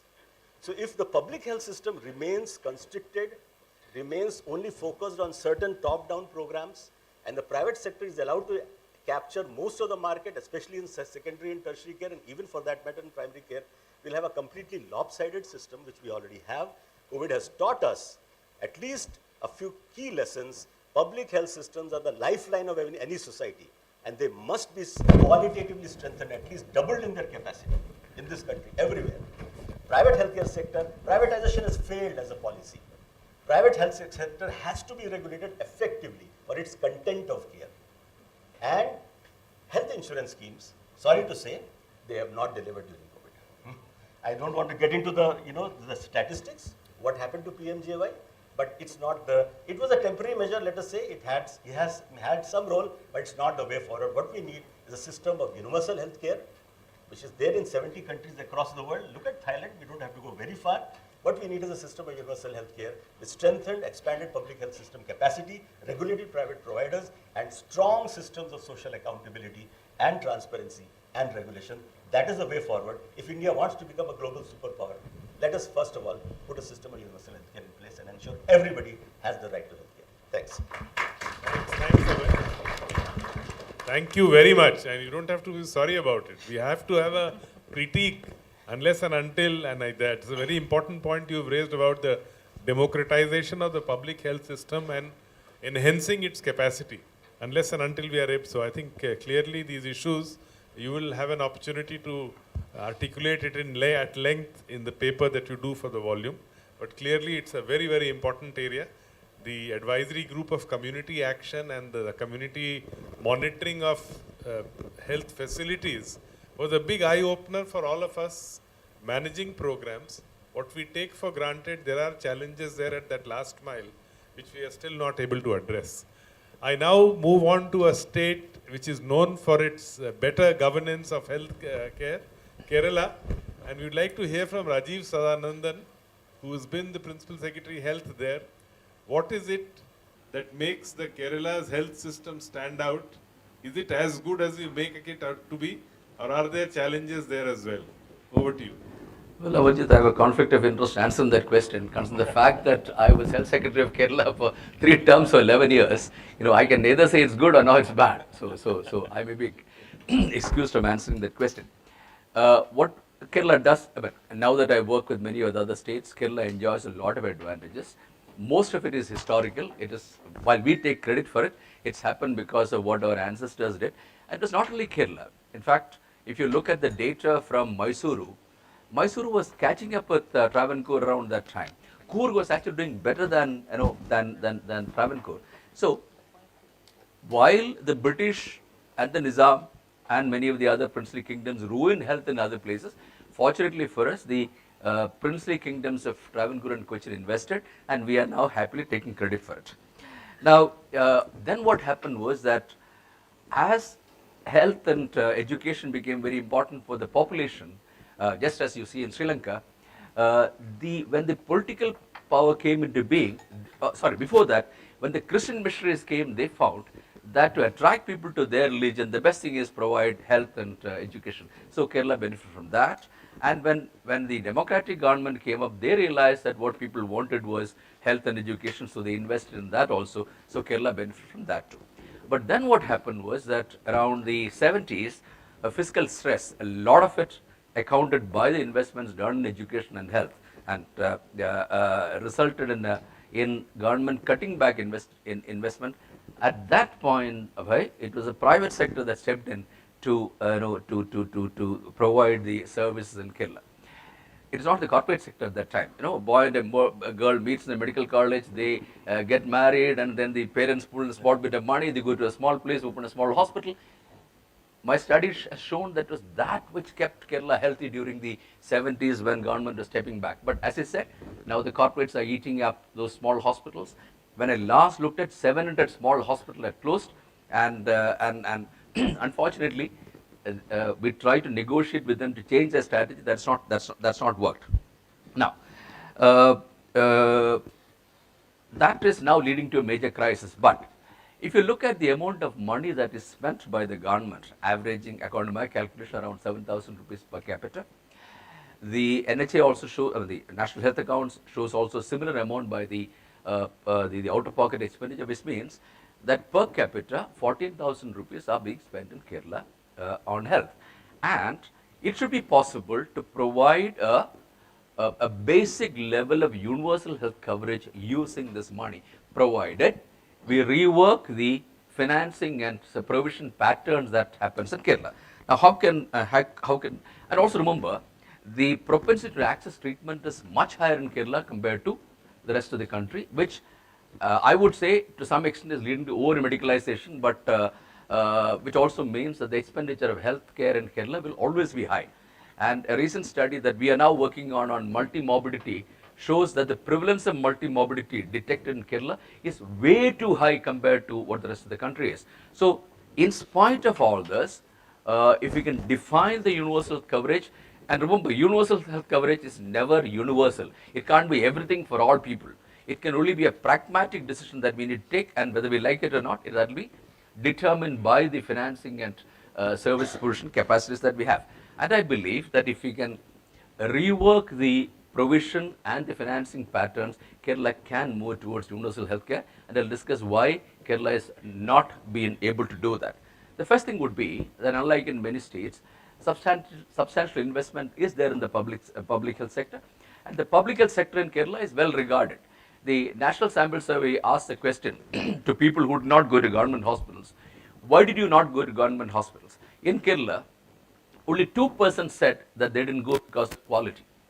Quality is appreciated, but the reasons given were overcrowding and lack of specialization, which we try to address to some extent. Now, the first thing that can be done, that needs to be done, is make sure that these investments actually work. Ensure that we remove whatever inefficiencies can be taken out in terms of pool procurement of drugs, ensuring that the dual practice is done under controlled conditions, and ensure that the money that is invested by government actually works. But but that in itself will not, and again, you cannot wish away the private sector so long as government is not willing to invest huge amounts of money that is needed. There is no way you can wish away the private sector. The best thing is, how do you change the financing patterns by which we can incentivize the private sector to meet your targets. And what is generally recommended is a form of blended capitation, or by which people don't pay at the point of consumption. When I go to a hospital, if I have to pay, I will be given, the hospital will charge me as much as it can, so that it can add to the amount of multi-millionaires, billionaires, whatever that was, dollar billionaires that I was talking about. So the way is, there's no point in pleading the scripture to them. You will have to change the method of provision. And in the countries that he mentioned about UHC, nowhere is it done on out-of-pocket payment at the point of consumption. It has to move to a pooling of resources and a kind of capitation based, blended capitation by itself will not work. Blended capitation based on different DRGs is what has been proved to work in other states. And it's high time that if Kerala ever wants to move into healthcare, it will have to move to that kind of thing. Easier said than done, but without trying to do that, trying to do more of the same, there's a certain limit that can be done, because in 2016, we had ensured, with some resources, we had ensured that the utilization of public health care went up from 34% to around 50%. We brought down the maternal mortality from 46 to less than 19, to 19. infant mortality from 12 to 8, but 12 to 6, but there's a limit at which that will stop. And these apply for infectious diseases, maternal mortality and so on, but may not apply for many of the conditions that we have today, which is the non-communicable disease and the morbidity that comes from it. And as I mentioned before, it's the highest in Kerala. So the ideal thing to do would be, I mean, on a theoretical level, again, this is just theory, if we can pool the 7,000 rupees that the government is paying and the 7,000 rupees the private sector is paying, pull together and ensure that we change the method of provision, it's quite likely that you will be able to provide this. So what are the steps that can be done? One thing is that the primary care providers, the populations have to be mapped to primary care providers in government and in private. What I suggested to the small hospitals was, why don't you become primary care providers? We can change the provision by which people can actually pay you a capitation for taking care of it. They were not interested because they still wanted to have the out-of-pocket payment system. And also we introduced gatekeeping. Right now, if a Keralite has a headache, he will straight away go to a neurologist. Now, that comes from oversupply and the great awareness we talk about. Now, that is not going to work. You will need to have a referral system gate kept by the primary care population so that we are able to, we are able to invest sufficiently in preventive service to ensure that the consumption of costly service is kept down. Right now, the number of dialysis centers in Kerala, we have dialysis centers going up to subdivisional hospitals. That is that's not enough. But Kerala also has the highest level of diabetes, in which people aged above 65 have almost 47% are either diabetic or pre-diabetic. That's the level of. So on the one hand, your diabetes we are not managing a diabetes well. On the other hand, we are investing in dialysis centers. So that equation has to change, where provision of curative services has to be matched by the provision of preventive services. And again, that's not going to happen through lecturing. That will have to change the incentive structure, which incentivizes the provider to insist on preventive care. Now the question is, how much of, why, 1 more minute. Oh, 1 more minute is just not enough for me. Now the question is, why has it not happened? One thing is that you are from the School of Public Policy, so I'm sure you're familiar with the Kingdom's 3 streams, this thing. So one, which is the first stream? Anyway, political will, that's the last one, but whatever. Good point. Yeah, that's the last one, but political will, good point. Now, why political will is not there? One, the providers have an incentive in ensuring that this doesn't happen. 2, the population is used to a certain set of services which they will not give up. So political will has gone out. What's the other condition? Problematization. Very good. You've done your studies well. Now, unless this is flagged as a problem by the public and by the policy makers, people will not start demanding it. And in a place like Kerala, this problematization will lead to the political mobilization. So that again is something that can possibly be done. Third one, policy analysis, right.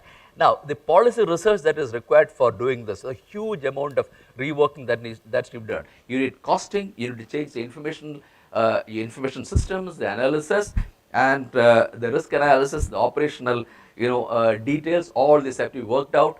So the problem is that if we need to change Kerala and it can be and make it move towards universal coverage, and it can be done, what we need to do is hire somebody from this college and make them work on the different aspects of how this policy can be done, and I believe it can be done, and I hope that it will be done also. Thank you.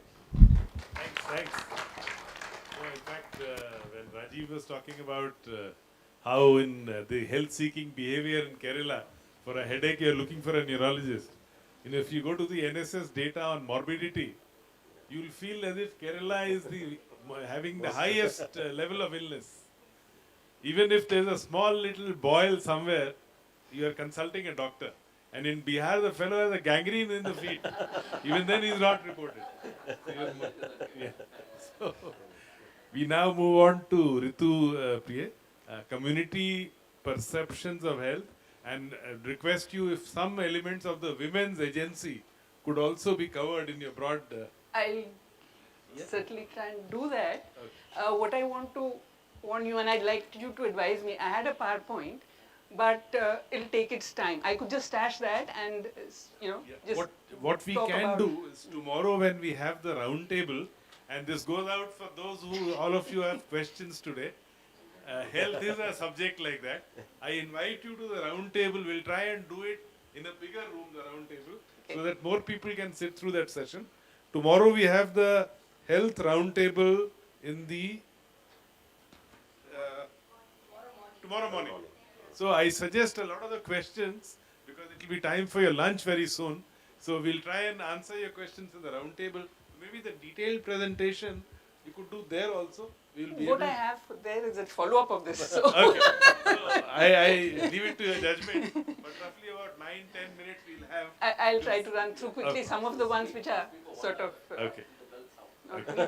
Or maybe only the first half of it. Okay. What I've really tried to do, what you'd asked me to do was community perceptions Yes. and their relevance for an integrated health system. That's right. Right? What I felt was that often is seen to be, some soft anthropology, log kya karte hain, and then it gets stashed on one corner because it's governance and it's finance which is the big thing. Okay, I just want to place on the table the importance of what communities are doing in the light of the healthcare crisis that we have today. And I'm just starting with that. So that's the first part of it. And the second part is about community perceptions, how they will help us move towards co-produced health systems. So maybe I can take on a bit of that. Yeah, so can I be moving it? Okay. Now, I'm afraid this is too small. Most people won't be able to see it. So I think we'll just, this is saying what I just said, that it's part 1 and part 2.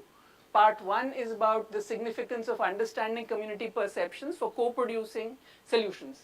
And the second is a brief view of the complexity of health perception. Because when we say health perception, again it becomes, यहाँ जाते हैं और वहाँ जाते हैं. They are very, very complex issues which need to be understood if we want to use them at all. Otherwise, we might just leave them on the side and let anthropologists do it and not bring it into health systems and feel that we are responding to people when we're actually not. So that's really the first point I'm making. And that's why I thought of locating community perception in the politics of knowledge. Completely taking what all three panelists have said and the very important lessons for governance. The issue in health is not just governance. It's the politics of knowledge. And that politics of knowledge is what governance legitimizes. That politics of knowledge is about the relationship between the patient and the doctor, between the communities and the healthcare providing system. It's between various systems of knowledge. It's between social sciences and biomedicine science. So all of these are politics of knowledge which is shaping the system that we have, which is in crisis. And what is the nature of that crisis? And there are many more such dimensions which one can go into, but that's flagging the issue. Therefore, what are the contemporary challenges and a historical trajectory which helps us take this through? Increasing inequalities in access, which are completely increasing today. Low funding of public health services, we've heard lots about that. Lower gains from biomedical technologies than before. Now, that's something we don't acknowledge. What we are talking of universal health coverage is make the dominant system universal. A paper that we did for G20 working papers, title is Universalizing Healthcare or Universalizing the Healthcare Crisis. The crisis is about iatrogenesis. The crisis is about unaffordability. Even the US has a problem. That's why they've not been able to get a law through. The NHS is drawing back on its commitments to its own people, right? Because it's unaffordable. And it's unaffordable because the medical industrial complex has taken over. And it's taken over because we've let it. And we've created systems which seem to think that that technology and the most latest technology is the best. There's no questioning of that technology. The high-income countries have created health technology assessment for themselves because of this problem. And yet, where they end up is, within that biomedical set, the expert of that particular, and this is the nice system of the NHS, which is the most democratic in terms of having a round table which goes on for maybe 2 years with patient representatives and industry and experts and so on. And it eventually ends up saying, okay, the industry will lower the cost from such and such to this, so that cost-benefit analysis balances out. And that's the benefit of that process of 2 years, kind of, democratic processes. So somewhere there is a larger crisis that we are not ready to recognize. Iatrogenesis is an elephant in the room. People are moving to other things because, and I mean, everybody in this room, I don't have to explain what side effects mean when you take modern medicine. I don't have to say when people are, why are people talking about holistic medicine? Because we are all experiencing the negatives of what we are being forced to take.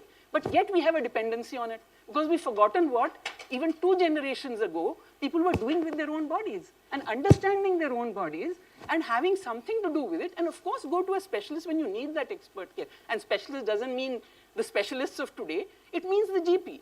It means the local healer. It means somebody, a dadima who has some herbal knowledge. It is the dai. Those were the experts. Now we've replaced them, and that is a separate issue. That's not what I'm raising today. What I'm raising is the experience that people have. How do they manage in the complexity that we have of the health system? I mean, here what I'm just pointing out is that any public policy and a system design that is created based on politics of knowledge, which the governance system legitimizes. It picks and chooses which knowledge is to be considered in the formal system. And the rest of it is left by the side. Gore committee said no to traditional systems. It is because you have the third corner, the utilization and impact on societies and what communities do, that we were forced to have something called Indian systems of medicine, to recognize them and to have some kind of systems, even though we gave them only 3% of the budget and 97% went to allopathy, and we see the consequences of the way the quality has gone in Ayush and so on. But the fact that public policy and system design is done by a combination of these three. And we forget the third corner. In something like health, where the final doer is the individual himself or herself. Eventually, whether she's going to pop that pill that you're prescribing or not is her decision or his decision. And therefore, how do we leave that out is something which is amazing. I'll leave it at that, and otherwise I get carried away on this. The healthcare crisis globally and nationally, what I'm calling here very briefly is that the 20th century was a century of equality in terms of the democratic turn it took, the decolonization, the independence that countries got, the welfare systems created, the independence created, and the benefits of science and technology being taken to the masses through the welfare system. And we see the consequences of that very clearly in life expectancy. Everywhere across the world, it has gone up. So standards of living which went up, and it's the Institute of Medicine of the US which tells us that in the US, what went up was 90% because of standard of living, 10% because of healthcare. So what we're talking about is healthcare which helps not with improving population health, but what helps with reducing suffering. And it's very, very important for that. Right? When I have suffering, I need somebody to go to, I need some care and I need some support. And if it has science and evidence behind it, all the better. It helps me improve much faster and to a better extent. So no doubts about its importance. But we must recognize what it contributes to population health. That much is what there is. So now in the 21st century, we don't have a century of equality. We have a century where there is a backlash to the mechanisms of equality that were made in the 20th century. We have a backlash because of the science and technology we adopted, the environmental degradation that is happening, and all in Delhi can suffer the consequences, and we all know it. Right? So therefore, what we need to do is do a greater rethink. We can't leave it at just universalizing what the West is doing. Right? Or even what our poor is doing. They are just making do of constrained situations. Somewhere we need to be thinking of systems with the larger context of this time, and today we have a science which is not of the reductionist positivist biomedicine kind that we had in the 20th century. Today we have science of sustainability studies, science and technology studies which tell us of this relationship and knowledge creation, and therefore our biomedicine and our public health knowledge must move to this kind of a co-production of knowledge, where we look at solutions that people have themselves created. And how are they making sense of what all they have today available to them. That's just to show how the life expectancy trajectory went up across countries. Those are continents, and there's India in the middle. And 21 is where you can see a dip, but you also see a dip, from 2008 onwards in the US and the UK. They have had dips in life expectancy. Therefore, we have now reached the limits of what this modern medical system can do. You can't have better than what they have. And yet, that's where we are. So somewhere we need to recognize the limits of the system we are wanting to universalize and try and think beyond that so that we are ahead of the curve rather than just following on that same curve and going on. That's just again to show what it means as the expenses. This is GDP of countries which are, it's a range of countries from high income to low. US, which we critique for doing low public financing, does 22% of its public budget on healthcare. Japan does 24, it has a high aging population, and therefore. But what does that mean for India? And when we imagine universal health coverage, we seem to imagine we'll reach there. We'll reach the European countries, we'll reach what all the UHC is about. What this means is, if we just computed it for that paper, the US expenditure on health, both public and private, is 1.6 times India's entire GDP. Entire. Therefore, what are we imagining? It's a mirage that we are creating if we are telling people that by doing UHC, you're going to get to the kind of services that the high-income countries have. They cannot. The high-level expert group that we had of the Planning Commission on UHC had shown us that something like we need, if this is the order of this thing, we need 243 times the hospitals that we have. And yet what it asks for is 2.5% of the budget. How do we do that? GDP. Of the GDP, right? Bhore committee had given us a whole blueprint where at the PHC level, it wanted something like 69 personnel and 2,000 beds and so on, and wanted 15% of the budget. We've never got more than 5.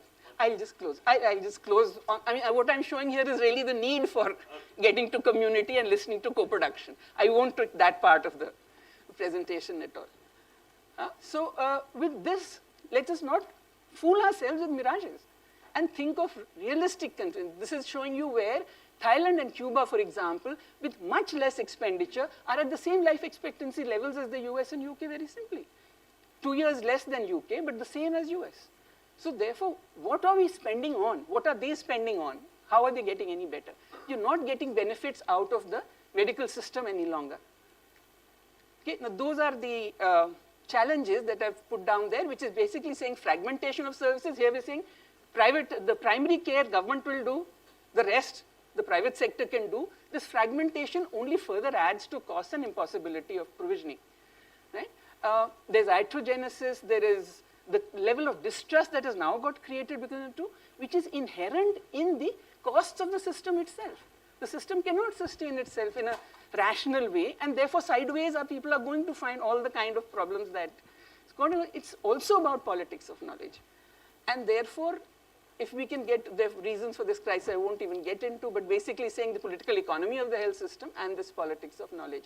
Therefore, the policy option for solutions is one, understanding the prevailing dominant healthcare system and increasing it more, and maybe trying to do better governance with it, or an architectural correction of the healthcare system with a mindset shift for a revisioning of the health system with principles of sustainability and its 3 pillars, which is economic viability, social justice, and environmental integrity.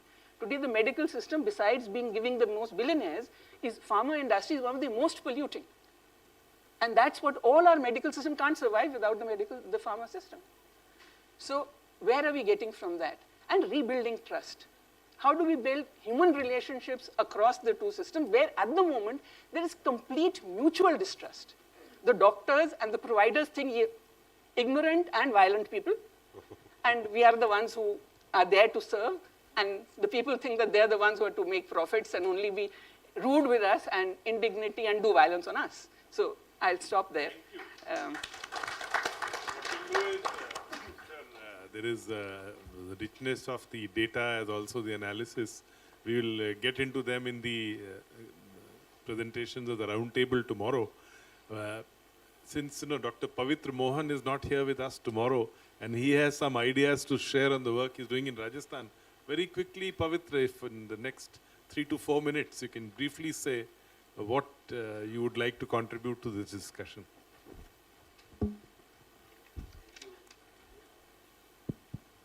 Thanks, Mr. Sinha. After these 4 eloquent presentations and a few minutes, difficult to say much. But I would just maybe, because we started with the COVID kind of an example. So we run a not-for-profit network of primary healthcare clinics in rural South Rajasthan. And for last 8 to 10 years. But I would just focus on what we saw during COVID. What we saw during COVID was that when the treatment for routine illnesses had decreased all over the country, the hospitals were closed, the smaller clinics and the nursing homes, etc., were closed. Patients of tuberculosis were not reaching the hospitals. Our clinics were flooded with patients. Right? I mean, there was significant increase in the number of patients with tuberculosis coming to our clinics. So we were wondering what is the reason, right? I think the reason was simple. We were closer to where people lived. And therefore we understood their needs. We continued to respond to their needs without having to shut down or to substantially change. We continued to manage COVID in the communities as well as provide services for the routine illnesses. Our primary health center that we run in partnership with the government continued to have as much high levels of immunization as before, or probably even higher, because we were embedded there, right?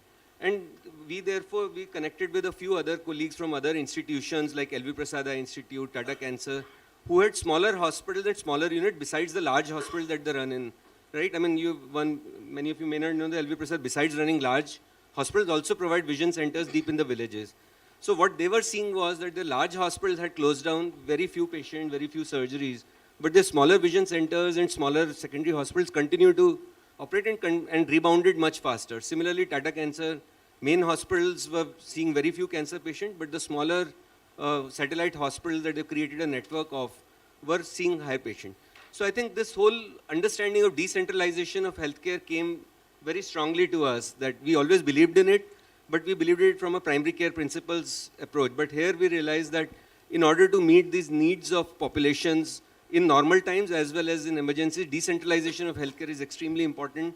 Community embedded healthcare services, along with the small hospitals that Rajiv was talking about. I mean, I think that's the way to move ahead. The second piece that I would reflect on to substantiate this point is a piece that we did for Ritupriya's book that she mentioned on small hospitals across the country. We reviewed around 8 secondary care hospitals, and we realized that the cost is much lower. Those were the kind of hospitals that you would have earlier seen. I mean, these are largely not-for-profit, but even a few who are not in the not-for-profit zone, because they're smaller, they're closer to people. Their ability to deliver services at a lower cost in a much more compassionate way is much higher than the large hospital. So I think the way ahead is decentralization of healthcare with community-embedded primary healthcare services, with kind of secondary, empathetic, compassionate care, again, closer to where the large tertiary hospitals lie. So I would, for the time being, just stop here. Thank you. As I said, it's a very difficult panel to moderate, because we had some of the finest minds who work on the subject in the panel. Lots of food for thought. I know many of you have many questions. What we can do is, very briefly, if you just ask your question, you'll get the answer tomorrow. You'll have to come for the round table to hear the answer. If you're Thank you for that, sir.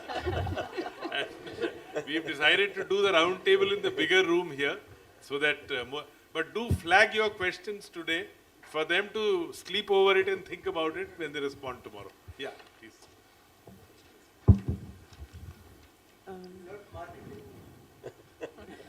New generation.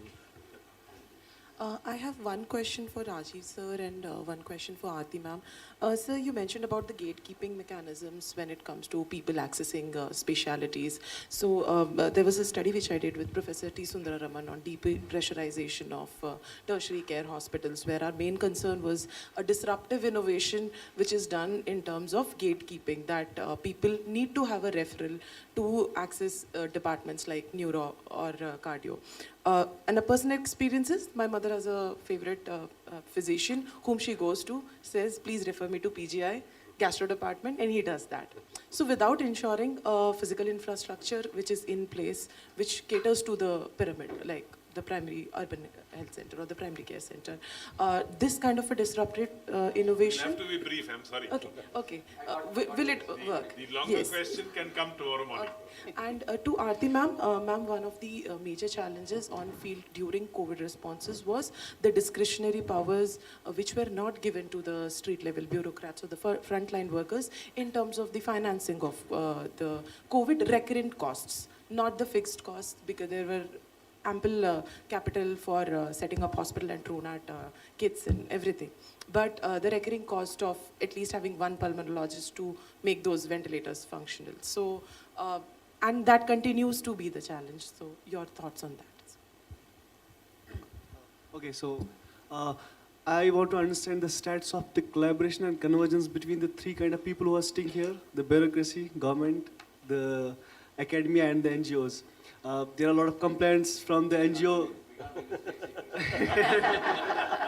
I just want to understand, because there are a lot of complaints coming from the civil society or the NGO sector, obviously. So how are those being discussed and deliberated upon in those, those elite sections that we don't, we don't have access to? Thank you. A very short question. Cost per consultation, where the doctor meets the patient. Is there anything going on to reduce the cost? Thank you.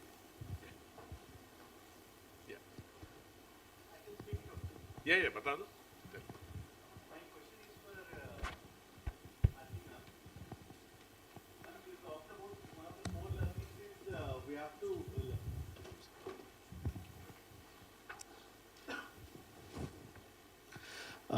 You mentioned that one of your last learning is that we have to build systems that outlast us and focus on protocol.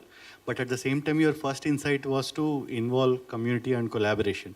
So, aren't these contradictory? Because the moment we have community, that means they are right now, right there, changing situations accordingly on the ground. And then we are talking about systems which are lasting forever. How do you solve this contradiction? Thank you. For others who have questions, can I request you to be there tomorrow? Vandana, you want to sit? You want to say? The question is that we talk about decentralized governance very much, but specifically I really want some more immediate focus on center-state relations on healthcare systems. It's very, very critical just now, and it's a critical bottleneck just now for health systems to even survive. Thanks. As somebody rightly says, the most contested domain is the health sector. And we've just, good that the debate and the dialogue around the sector, it's very, very important because it's a critical sector, as was mentioned in the beginning. And clearly this is one sector where the map is never the territory. And there is so much to learn from so many countries who've done well. As Rituji pointed out, how similar levels of life expectancy are possible with different levels of spending. Something that the high-level expert group on universal health coverage bore in mind when it worked out the calculations and the fact that certain procedures are cheaper in India than in other parts of the world, when it said even if 2.5% GDP allocation with a thrust on primary, that it had some chances of being able to create a system that was good enough to improve well-being overall in the system. But then even that is very, very distant. Friends, the other questions relating to what has been raised today, we'll take it up tomorrow because we already run into the lunch time. Thank you very much for your interest and your patience, and thanks to the moderators.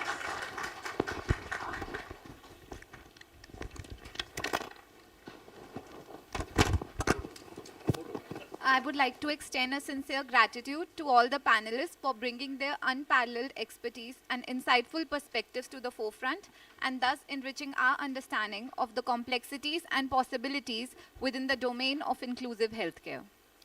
I would like to request Dr. Sinha to kindly felicitate our panelists with the token of appreciation.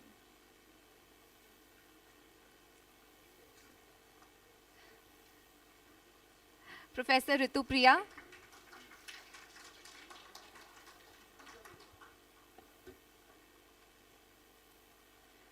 Ms. Aarti Ahuja.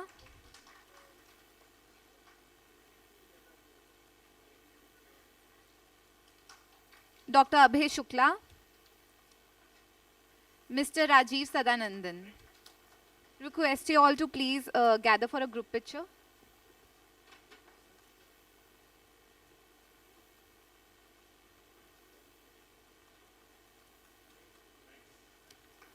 Ladies and gentlemen, we will now break for lunch. The lunch is arranged at Atrium and we shall reconvene here at 2:30 p.m. for our next panel on a very fascinating topic and related to healthcare, which is AI solutions for last mile healthcare delivery in rural India. See you all at 2:30. Thank you.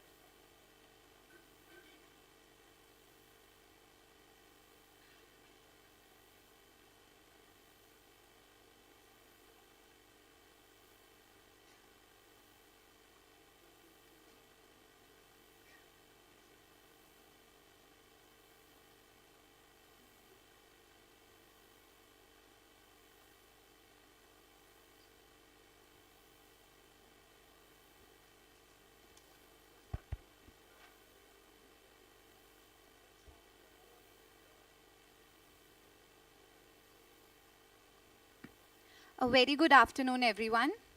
I'm delighted to extend a warm welcome to all our esteemed speakers, distinguished guests, and delegates as we commence the second half of the second day of the Public Policy Dialogues. Ladies and gentlemen, we now have a very interesting panel on the topic of AI solutions for last mile healthcare delivery in rural India. In rural India, with 75% of health infrastructure and 74% of doctors concentrated in urban areas, rural communities struggle to access basic healthcare. Healthcare disparities persist due to limited facilities, resources, and medical expertise impacting 2/3 of the population. The advent of AI technology offers promises in addressing these gaps. AI-powered solutions can enhance accessibility and quality, from accurate diagnostics to virtual treatments, providing a lifeline for rural patients. Yet, deploying AI in rural settings poses challenges such as privacy concerns and regulatory obstacles. The forthcoming panel discussion promises to be both enlightening and thought-provoking, exploring innovative approaches to enhance healthcare accessibility in the often under-reserved rural areas through the lens of artificial intelligence. Please join me in welcoming our esteemed panelists. We have with us Dr. Shweta Jaiswal, Lead Research Officer at the Indian School of Business, Dr. Alpan Raval, Chief Scientist, AI/ML at Vadhvani AI, Ms. Anumeha Srivastava, Chief Customer Officer at QURE.ai, Dr. Praveen, Director at the LV Prasad Eye Institute. Please extend a warm welcome to the moderator of the session, Professor Avik Sarkar, researcher and visiting faculty at the Indian School of Business. Professor Sarkar, over to you, please. Yes, thanks, Nimisha. Can you hear me? So thanks for the nice introduction. I think just a post-lunch session, and we had a very power-packed session on healthcare for all just before the lunch, where a lot of the issues currently in the healthcare ecosystems were highlighted. And one of the main ones that got a lot of focus was the access of equitable, affordable healthcare in the rural areas.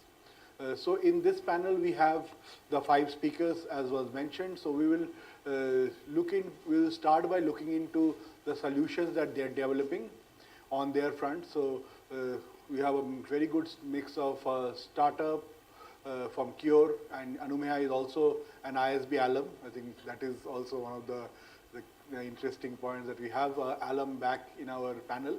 Then we have Vadhvani doing a lot of work in the healthcare, and LV Prasad. We will start by a short presentation from Dr. Shweta. At ISB itself, we are doing quite a bit of work on healthcare in general, led a lot by Professor DVR. He is here in the audience, and also with a few other faculty members here. So Dr. Shweta, I will request you to share some of the work that you have been involved at ISB over the last 2 years. That will also set the context for this discussion, and then we'll go to the other speakers. Good afternoon, everyone. Great to be here. So, keep it on. Yeah, good afternoon, everyone. It's great to be here. So we have done, in the last year and a half, we have done quite a bit of research in healthcare AI. So the presentation that I'm making is based on the research done under the guidance of Prof. DVR Seshadri, Prof. Manish Gangwar. The research was done by me and Dr. Avik here. So can I have my presentation? Okay, change to the first presentation. The first presentation. They don't know about it. We explained someone in that room. Can you change to the first presentation? The first presentation.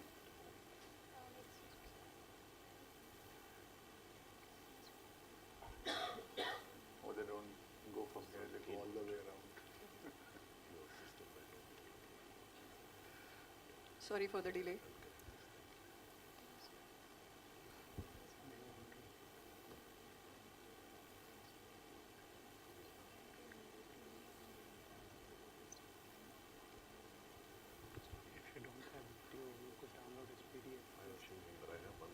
Yeah. So change the slides? You can only do it with the. Okay, so healthcare in India, we've already had a brilliant session before lunch on this. So it's a complex and multifaceted scenario with various players in the form of government sector, private sector, and various NGOs which are also dealing in healthcare delivery.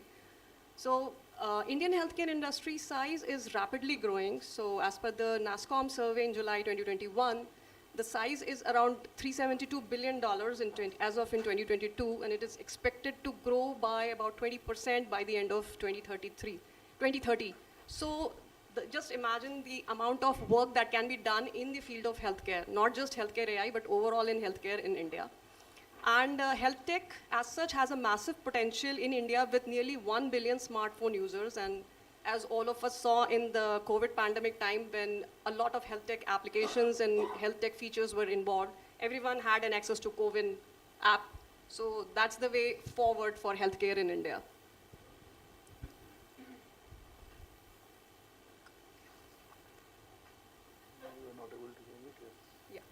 So what are some of the challenges that we see in the delivery of healthcare?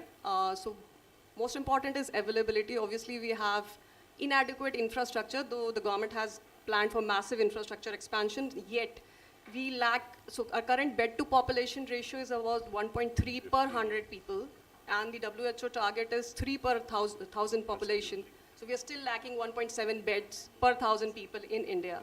Same can be said about the doctor-patient ratio, which is like 1:1,456, and we need to come to 1:1,000 as per the WHO standards. Another issue is accessibility, particularly in the case of rural India, where we still see that people have to travel around more than 100 kilometers to access quality healthcare services. And then if you add on to the factors of natural calamities like landslides, floods, and as something as simple as there being no bridges over the rivers, then we see that the rural population is deprived of quality healthcare.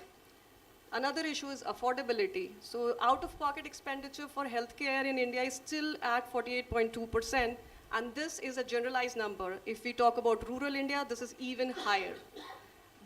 Because the main reason being lack of insurance penetration and the low earning power of the people. Another thing is awareness. So there's a poor health literacy in India, and if you add to the factors that there are local healers, local religious practices, customs that are followed by the tribal population, so we see that there is a lack of awareness in people to go and seek medical care, and the fact that they don't have faith in modern medicine, that also adds to the problem. Compounding the fact is that 8.2% of the population of India resides in the rural area.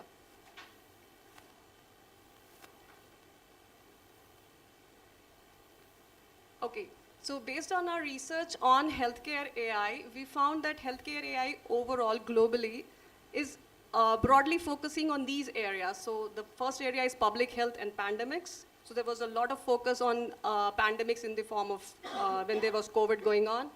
Then the focus is on diagnosis and early disease detection, then effective treatment of diseases with the help of AI, drug discovery and development. So AI is helping a lot in cutting short the time that is required for rapid drug discovery and development.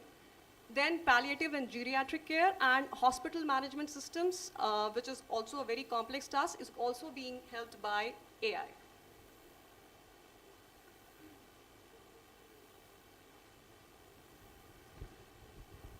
Okay, this is too small to see. Diagnosis and detection. So, yeah.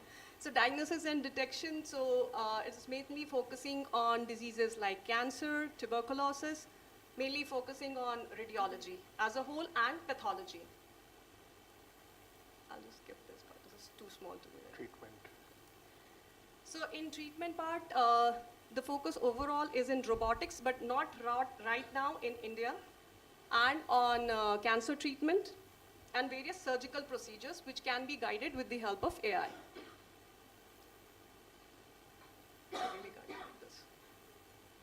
Okay, so coming to disease detection. So disease detection is the main focus area right now in India, with machine learning creating prognostic prediction systems and decision support systems for diagnostics. The companies which are coming up are Sictuple, which is focusing on AI-based pathology slide detection, Cure.ai, and Anumeha will talk on the work that they are doing in the field of radiology. Niramai is another startup which is working in the field of cancer detection through pain-free, non-invasive mobile cancer detection based on AI. So they have a patent thermalytics software which is working on this. Then we have patient-facing applications in the form of chatbots. So we have a company called Visa, which talks about chatbots in the domain of mental health. So as we know, mental health and mental health issues are on a rise globally and in India as well. So they provide a chatbot in the form of an AI-based penguin, which provides a safe space for people having mental health issues to talk about their problems. Then we have a company called Dozy, which is working on wearable and remote monitoring of its patients.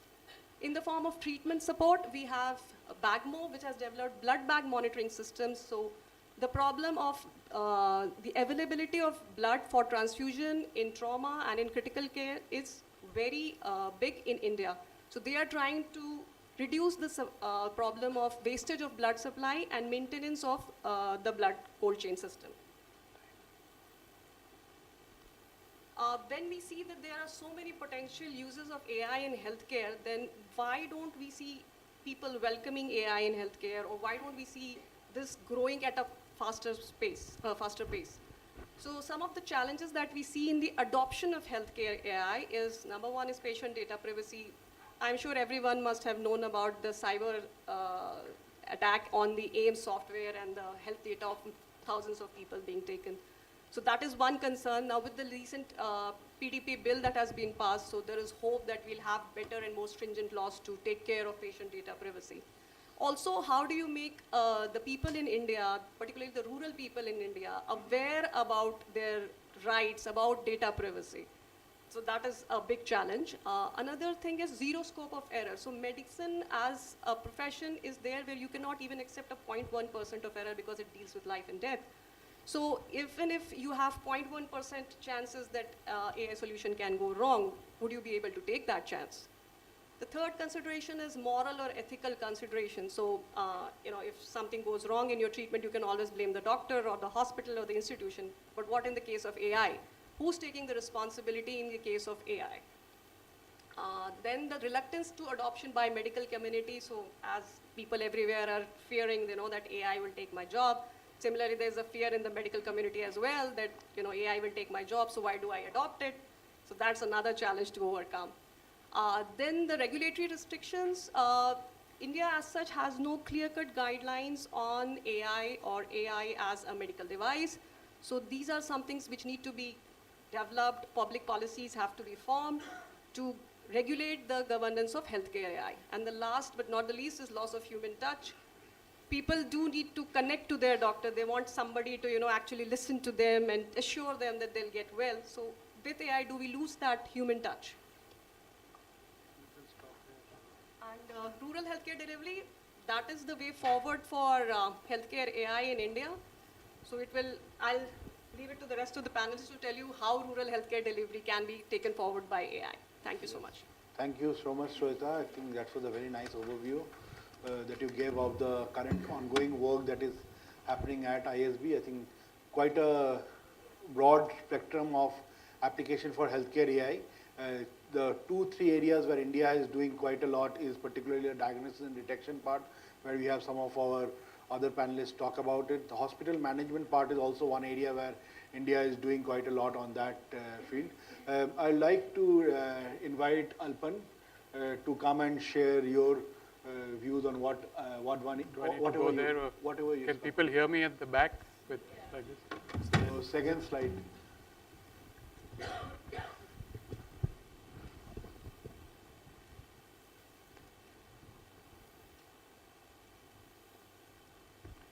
So I'm in the next 5 to 10 minutes, I'll just give you a brief overview of various projects that we have going on at Vadhvani AI. We are I'll start with just operating overview of our operating model. A little bit of lag. Piche? Back. You can point backwards is what this. Oh. Not sure. Okay, thanks. Apologies if you can't read all the text, but essentially we are a non-profit working on AI for social good, AI for social impact actually. We want to do impactful work through the use of AI across various domains, healthcare being one of them. Almost all the healthcare work we do has implications, has implications in the rural sector, although it's not restricted to the rural sector. And our typical modus operandi is we partner with the government because the government provides us, in most cases, access to data and delivery channels. We identify projects of common interest and work on those projects internally. And we set up centers of excellence within government departments in order to facilitate this work, this collaborative work. And so the idea is that you go with the help of AI technologies, in most cases, from digital public systems to AI-enabled digital public systems, and in the process, hopefully adding value to those systems. In some cases, we also create digitization through the use of AI, as I'll talk about in a minute. And all of this is enabled through philanthropic capital. Sorry about the font size here. This is a very sort of broad brush overview of various things we are working on in healthcare, agriculture, and education. I'll elaborate on some of the projects that are in green. Just roughly speaking, the work is in various stages of development. Some of these projects are already deployed. Some of them are in progress. In some cases, we are just still looking at initial data sets. So I'll start with our TB work. We are the official AI partner of the Central TB Division. And we're supported by USAID to do a range of projects on TB with the Central TB Division. And the graphic that you see over there is just a cartoon depicting the TB care cascade. You have patients who are initially screened and then diagnosed, and then they start treatment. They start treatment, then they finish treatment, and of those who finish treatment, hopefully a majority survive. But all along this TB care cascade, at various steps along the way, patients drop out. We don't manage to catch every patient who has TB because of weaknesses in screening and diagnostics. Of patients that we catch, not all of them do follow-up diagnosis. Of patients who do follow-up diagnosis, not all of them start treatment. Of patients who start treatment, not all of them finish it, and so on, right? So, and this leads to the fact that although TB is a curable disease, it's been curable for the last 100 years. This must be a record of some kind. It's a disease that's been curable for the last 100 years, and yet 30% of the world's TB cases are in India, and 35% of the world's TB deaths are in India. This just shouldn't be the case. And of course, you'll hear more about TB from the work of Cure.ai, who are doing amazing work on TB diagnosis through chest X-rays. I'm going to just give you an overview of some of our health solutions. TB, in the TB space, one of the solutions we are working on, in fact, let me go back a slide. So there's various things we are working on in TB. We are using AI to do recommendations for TB hotspots. So figuring out where TB patients are across the country. We are using AI for cuff-based screening. We're also doing some work on X-ray-based screening of TB. We are using AI for predicting patients who will stop treatment partway through the treatment. And so identifying risky patients so that one can take interventions. We are also using AI for automated interpretation of line probe assays for TB.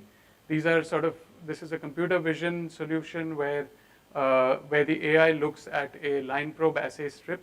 The line probe assay is meant to diagnose drug resistance to TB. Like for every patient, there's a drug resistance profile.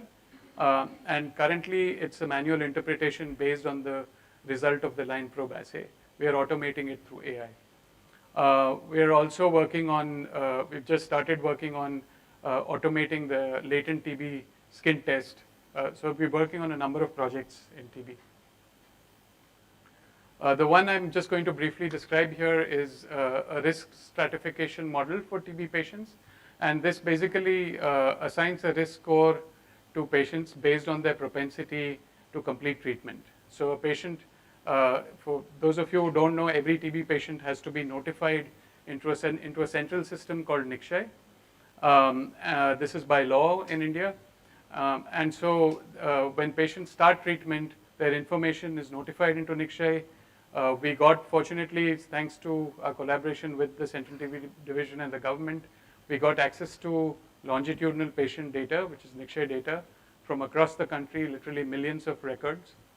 We use that to build an AI model to predict whether a patient is likely to drop out of treatment or die, and we assign a combined risk score to this combined event through AI. And so what happens is that once a TB health worker on the ground has access to this risk score, they can identify the most risky patients and go door to door.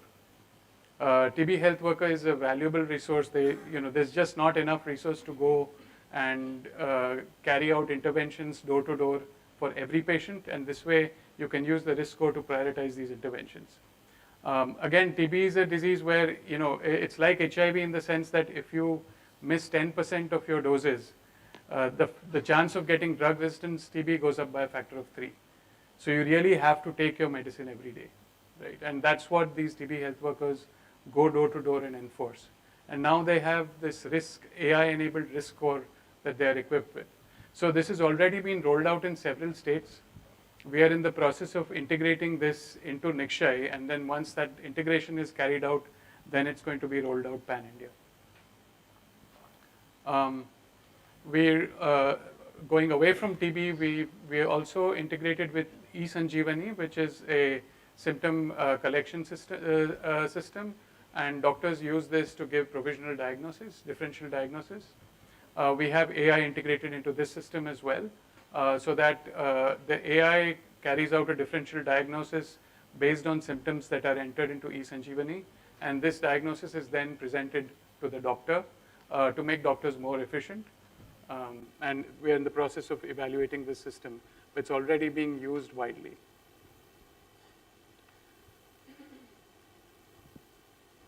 We're also using GenAI for creating chatbots for various purposes. One of the things we are creating it for is as an AI assistant for frontline health workers to give the right advice to patients. For those of you who use ChatGPT and who know something about LLMs, a word that frequently comes up is hallucinations with LLMs, and you can't afford hallucinations in a system like that. So we've been working on various methods to mitigate hallucinations.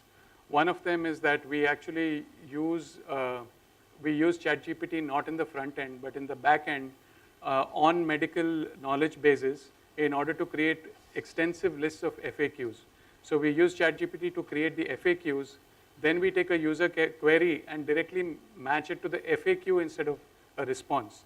And that makes, that sort of guarantees that you don't get hallucinations, because the original list of FAQs is human curated after creation by ChatGPT. And it also turns out to be much cheaper to do it that way. So this is also, this actually works in 11 Indic languages, and it's in the process of being rolled out. And the last thing I want to describe is one of our oldest projects, which is a newborn anthropometry solution. And the idea for this is really bases the fact that when you take newborn babies in India, about 80% of them are born in a hospital. And in a hospital, they're weighed fairly accurately with digital weighing scales. The problem starts once they go home. So especially in rural areas, once babies go home, their weight tracking is not done in a regular or accurate fashion. The way it's done typically is that there's an ASHA worker who goes door to door in villages with a spring balance type of weighing scale. The baby is typically placed in a sling that's created from a piece of cloth or a sari. The sari is tied to the weighing scale. The ASHA worker weighs the baby and eyeballs the weight. There are all kinds of errors in this system. And it's not the fault of the ASHA worker because they are overworked. But there are all kinds of errors in this system. The weighing scales are not calibrated. The weight is eyeballed. There's a tendency to fudge numbers because if the baby weighs less than 2.5 kg, for example, which is the WHO standard in the first 6 weeks after birth, If the baby is less than 2.5 kgs, then there are various interventions that need to be taken, and the ASHA workers are just too tired to do those extra things. And so if the baby is 2.2 kg or 2.3 kg, often it's rounded up to 2.5. And so if you look at statistics of baby weights in the first 6 weeks of birth from across the country, you find a huge mode at 2.5 kg, right, which is fake, essentially. So to mitigate this, we thought, there needs to be a technology that's simple to use, that's tamper-proof, the numbers can't be fudged, doesn't require calibration. And of course, the answer to all that is a digital weighing scale, but digital weighing scales are too expensive and too cumbersome to be carried by ASHA workers. And so what we did is a computer vision-based solution that's taken us about 4 years to develop, where you take a short video of a baby in their rural home setting. You don't have to touch the baby. There are also lots of social taboos around touching other people's children. So you don't have to touch the baby. The baby is placed either on the floor or on the bed. You take a short 20-second video of the baby, and the app tells you the weight, the height, the chest circumference, and the head circumference. And these are all important health parameters for the baby. We've got the weight error down to about 120 grams on average, which is pretty good. It's usable in the field, and this is ready for rollout. We are talking with various partners to roll it out in MP and Daman and Diu. We're also doing an independent evaluation of this system in Bihar. So that's all I wanted. I just wanted to give you a flavor of the various things we're doing for rural health. Thanks, Alpan. That's a range of application that you spoke on. Really a nice overview for the audience. Anumya, I would like to request you to share what you are doing with Cure. So if you can limit to about 10 minutes, that will be good. Could you bring up the slides? As my slides get onto the screen, I'll quickly introduce myself so that it adds a flavor to where I come from, what I'm bringing to this conversation today. I'm Anumeha Srivastava. Very happy to be back here to my alma mater, PGP class of 2018. But what also set the foundation of what I studied was back in my undergraduate. I'm a medical trained professional, a physiotherapist from Christian Medical College, Vellore. And a lot of my early years in college were spent within rural settings, where they would leave us for a month in a village, and they'd say, here's the health surveys, we did it last time 10 years ago, now your batch is going to do it. And we're like, we don't even know how to speak the language. So we started there, and from there to the urban slums, where we spent a lot of time in our final year, because that was more sophisticated problems that we were addressing. I think a lot of what I do at Cure today is built with the foundation of what was taught in my undergrad. You can change to the slides. You can bring up the slides if they are handy. Otherwise, I'll start talking without them. It is good to be on this side, which is not fighting to keep our eyes open. I feel for you. I've been on the other side. But I will try to keep it as entertaining as possible. Yes, that one. And we'll end with a video too, so that Dr. Avik Praveen can take you up. First slide, all the way up. This was what was supposed to wake you up, and they have started with this. Can you go to the first slide, or should I do this? Okay.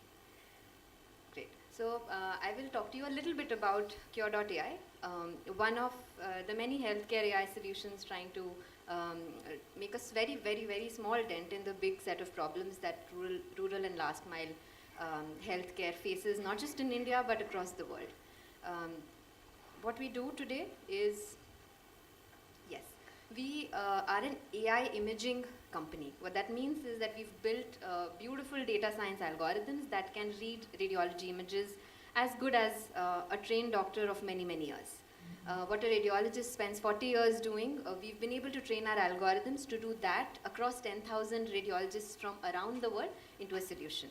Is it to there's so much debate around who's replacing whom, but there is not enough to replace. There is so many big delta gaps everywhere that we have to fill, and we are never able to fill enough of them. So what we decided was the lack of radiologists and the lack of physicians in so many places we thought could be solved, partly, a very small set of problems could be solved through an automated AI solution that could say, hey, here's the X-ray, here's what it reads, and do the rest as you've been trained. So we have products that are X-ray focused, both chest and musculoskeletal, so all extremities. We have chest CT solutions to find and track nodules, not a very rural focused health use case, and head CTs, non-contrast head CTs, that we started off with a very US focused approach, but we will talk about how we are solving problems in rural India with that.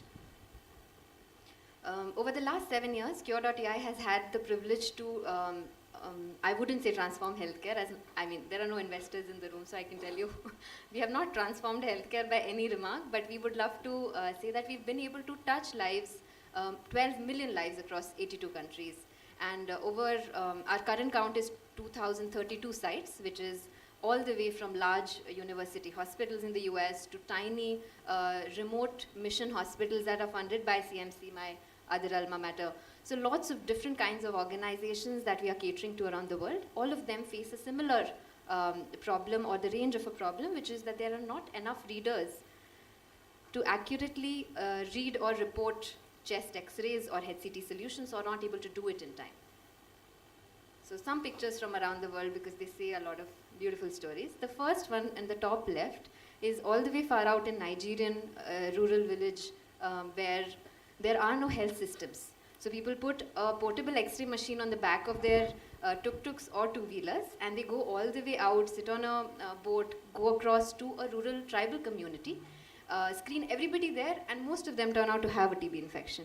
So people who are asymptomatic, people we were talking about asymptomatic, they are all exposed to different kinds and have no treatment. The second one is us trying to set up camp at base camp, Everest, and we saw that a lot of chest conditions go untreated because of remoteness of the settings. Skipping quickly, a lot of our interesting rural work at the bottom, some with BMC, some in Nagaland, and I'll talk shortly about that. So in India, there are 2 states. There are a couple of states we've not been able to reach. You see that in white. So if there are any partners here, or you know somebody who could help us take us to these states, we would love to partner with them. Everywhere else, we have had the opportunity to learn from. More than 56% of our Indian setup is rural, although that was not what we thought we were starting out to solve for. When we first started, we thought we will go to every radiology center in the country that doesn't have enough radiologists and help them. And then we realized there are centers, there are no radiologists. Then we realized there are centers, there are no physicians even. So then we sort of kept iterating on the go.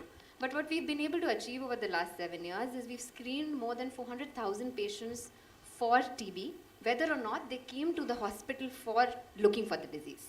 So the surveillance model that we learned over the years working with BMC in Mumbai has helped us find more TB cases than people were actually looking for.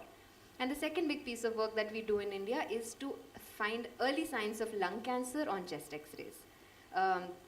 In settings like in Jammu Kashmir, all the PHCs and secondary hospitals now have Cure solution. And they often look for TB, but they sometimes find these nodules that are neither TB nor symptomatic, but they're definitely something. And these patients are then set on to a low-dose CT follow-up profile. Often they don't follow through, but at least there is an awareness created that there may be something. So when they do become symptomatic, they would come back to that doctor. So that's another model that we are working in India with. But we have over 370 sites and some stories that I'll share with you today. I'm 7 minutes in, but I will try to keep it short. So one of the largest projects we've done with rural India was funded by USAID and Samrit.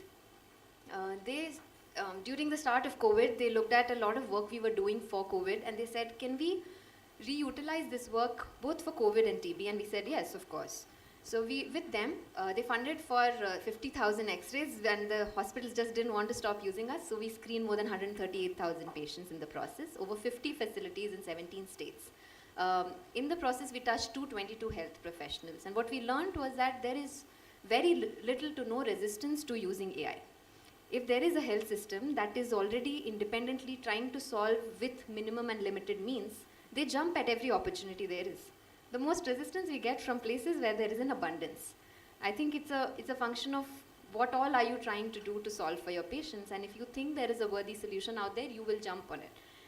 And the rest, I don't think I need to go into the details. So that's a van on the outskirts of somewhere between Chennai and the outskirts of that, where we do TB screening with digital x-rays fitted into vans. Also a government-based project, but it was funded through USAID.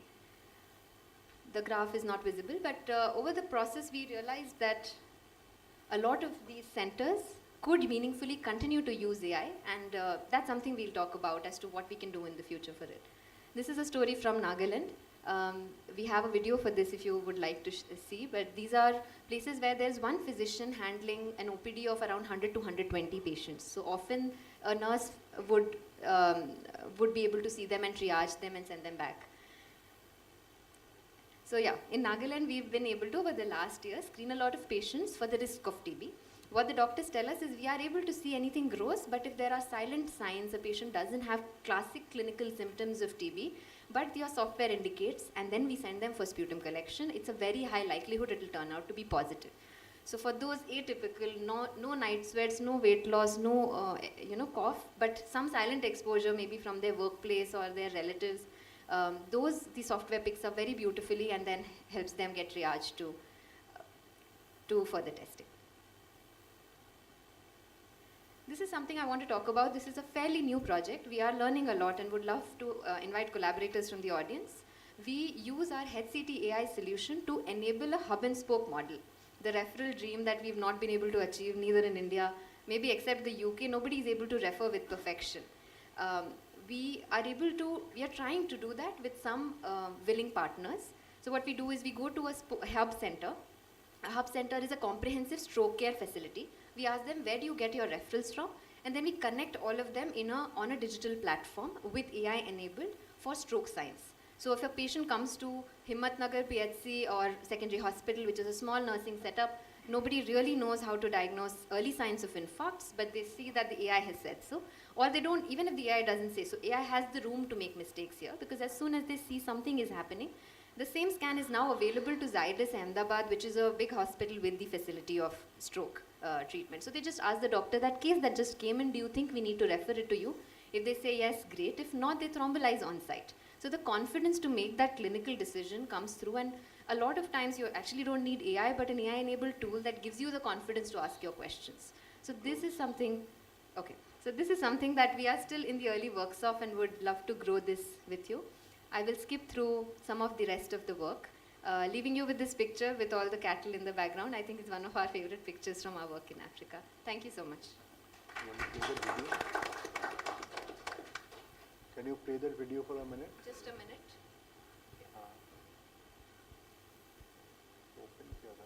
It's already open. If you open that tab on top. Yes.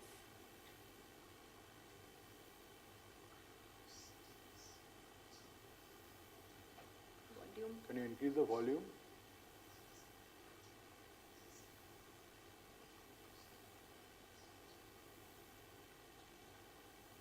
I think let's move on. We'll leave. Okay. That is very logical in the LC country is sliding, and because of that, Can you pause the other tab? There are two tabs open. There are do not have the resources, and so we feel that it is important for the AI, whatever they think to bring helping the technology in the grassroots, to play our part in this part of the district. This part of the resources, private institutions, that is holding hands with the government, I think, for common helping. So you don't take that. To me, this play our part in this part that is common is not really public side and has services. Private side of the government. You can stop it. You can stop it. TB is one of our greatest enemies. And if we are able to catch TB, you can stop it. we are able to treat TB. You can stop. By doing so, if we are able to You can stop the video. a community that is free of TB, and India that is free of TB. The voice is coming double. Can you put on the next presentation of Dr. Praveen? And also switch on the lights.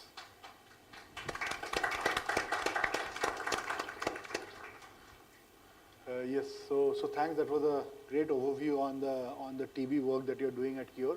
I would like to request Dr. Praveen to come and share his views from LV Prasad. We have all been experiencing the conference from morning, but he has been seeing patients since 7 a.m. in the morning. So thanks for making time for this. Thank you, Avik. And while they pull up my slides, and I thought I'll need slides just to set some context. Again, real pleasure to be back here again with some very familiar faces in the audience as well.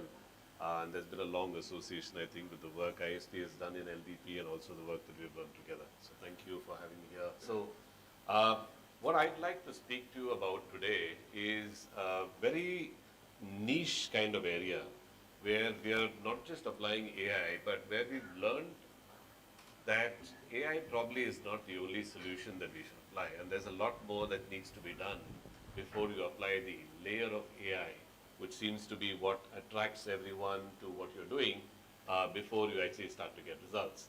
And I've named what I'm going to be talking about as corneal transplants. Unfortunately, I thought I'll present from my laptop, so I usually have a lot more slides than I usually need. So I might be skipping a few slides along the way, so that might appear to be a bit of a rush. My apologies for that ahead of time. So let's see if I You can. need to point it backwards. Yes, it's come. All right. So, very brief introduction to LV Prasad Eye Institute for those of you who aren't aware of it. The advantage of the organization that forms LV Prasad Eye Institute is it comprises of about 282 centers spread over different geographies, and the vast majority of these centers are actually in rural areas. What we have in Hyderabad is at the apex of the pyramid called the Center for Excellence, but we also have, wouldn't call it a hub and a spoke model, but actually a pyramidal model that has different levels of eye care based on the geography that it is located in. The smaller the hospital, the more rural it typically tends to be as well. So, having said that, again, quick introduction to LVP. Not just do we do clinical care, but actually very research-focused organization. Last year, LVP was ranked number 8 in the world from the point of view of research in the eye. And we also create a number of low-cost solutions that are used as handheld devices. And this, again, is something that's very useful for delivery of rural eye care because they're portable, they can be moved around, and they usually capture data that can be synced asynchronously to a central data center, especially in areas where connectivity is relatively poor. Along with this, we also have a very robust electronic medical record system that's been in place for the last 12 years so far. And this has led to the ability to collect data seamlessly from patients, not just who come to the clinic, but also patients who we screen as well. Overall, over the last 37 years or so, we've seen about 35 million patients across the country. And these patients are not just patients who come into the hospital, but also patients who go out and screen in the rural areas.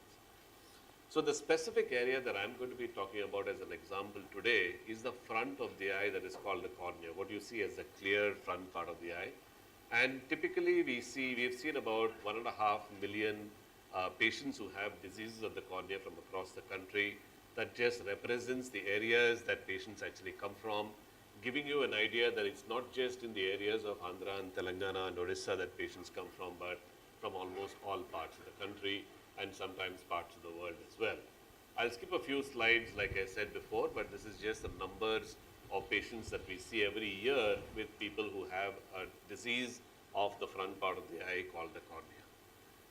So the specific entity that I'd like to speak to you about is something called corneal transplantation. Now, corneal transplantation is something, is a surgery that is done for someone who has an opacified front of the eye. So the cornea is like a watch glass. If you have a scratch on the watch glass, you can't see the dial of your watch very clearly.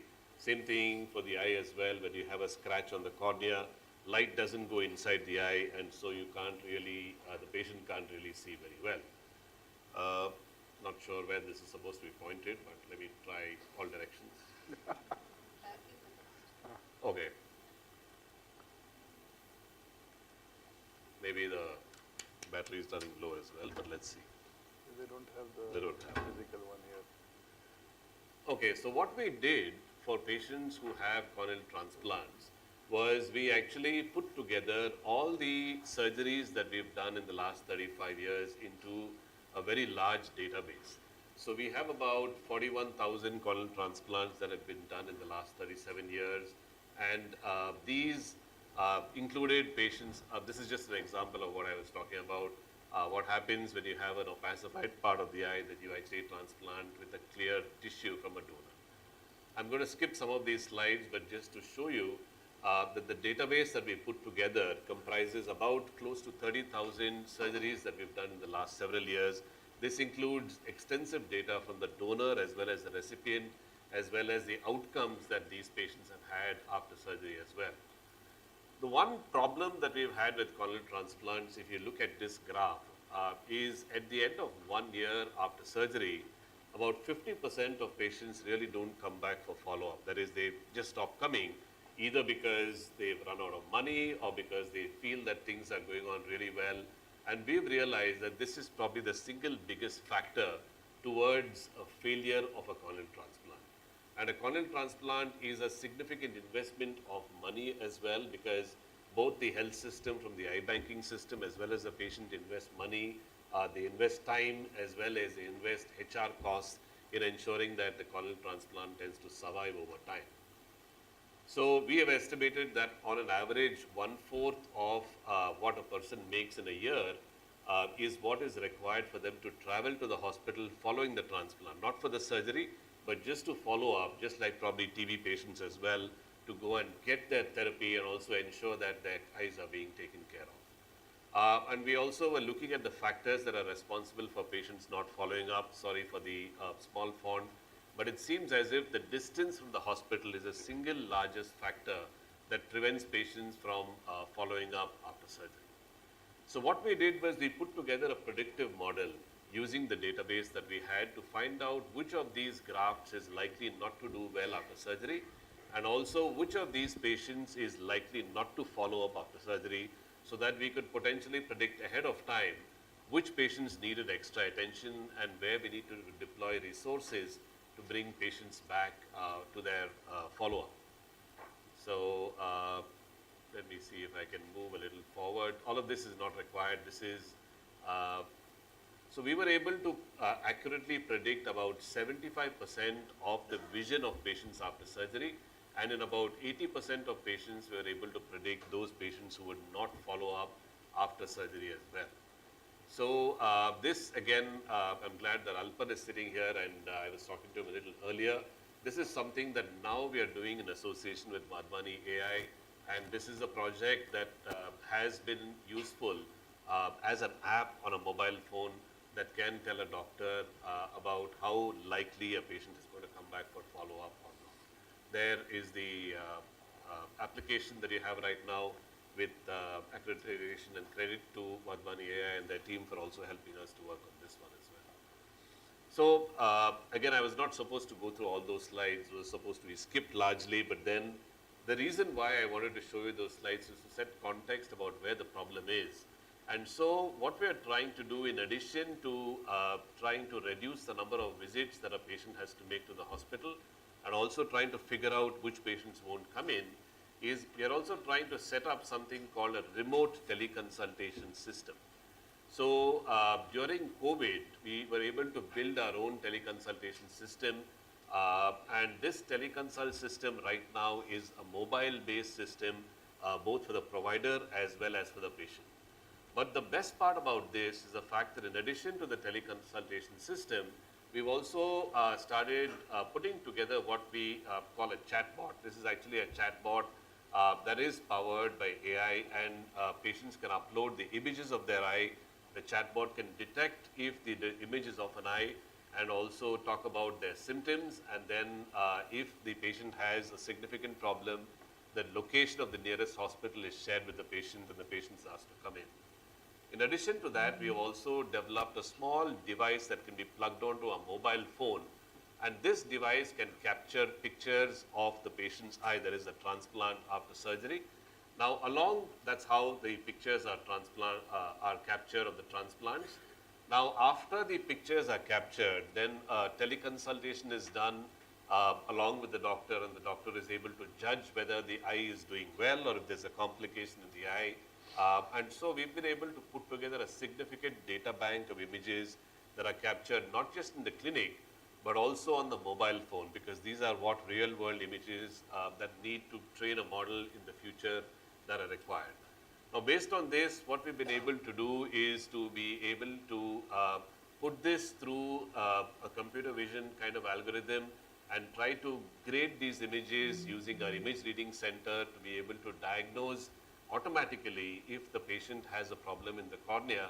And we hope that in the future, we will be able to connect a remote teleconsultation system, the small device that is able to take a picture of the eye, and an automatic detection system that will be able to diagnose any problem in the cornea after a transplant, and will be able to alert the doctor and the patient about somebody who needs to come in earlier than normal.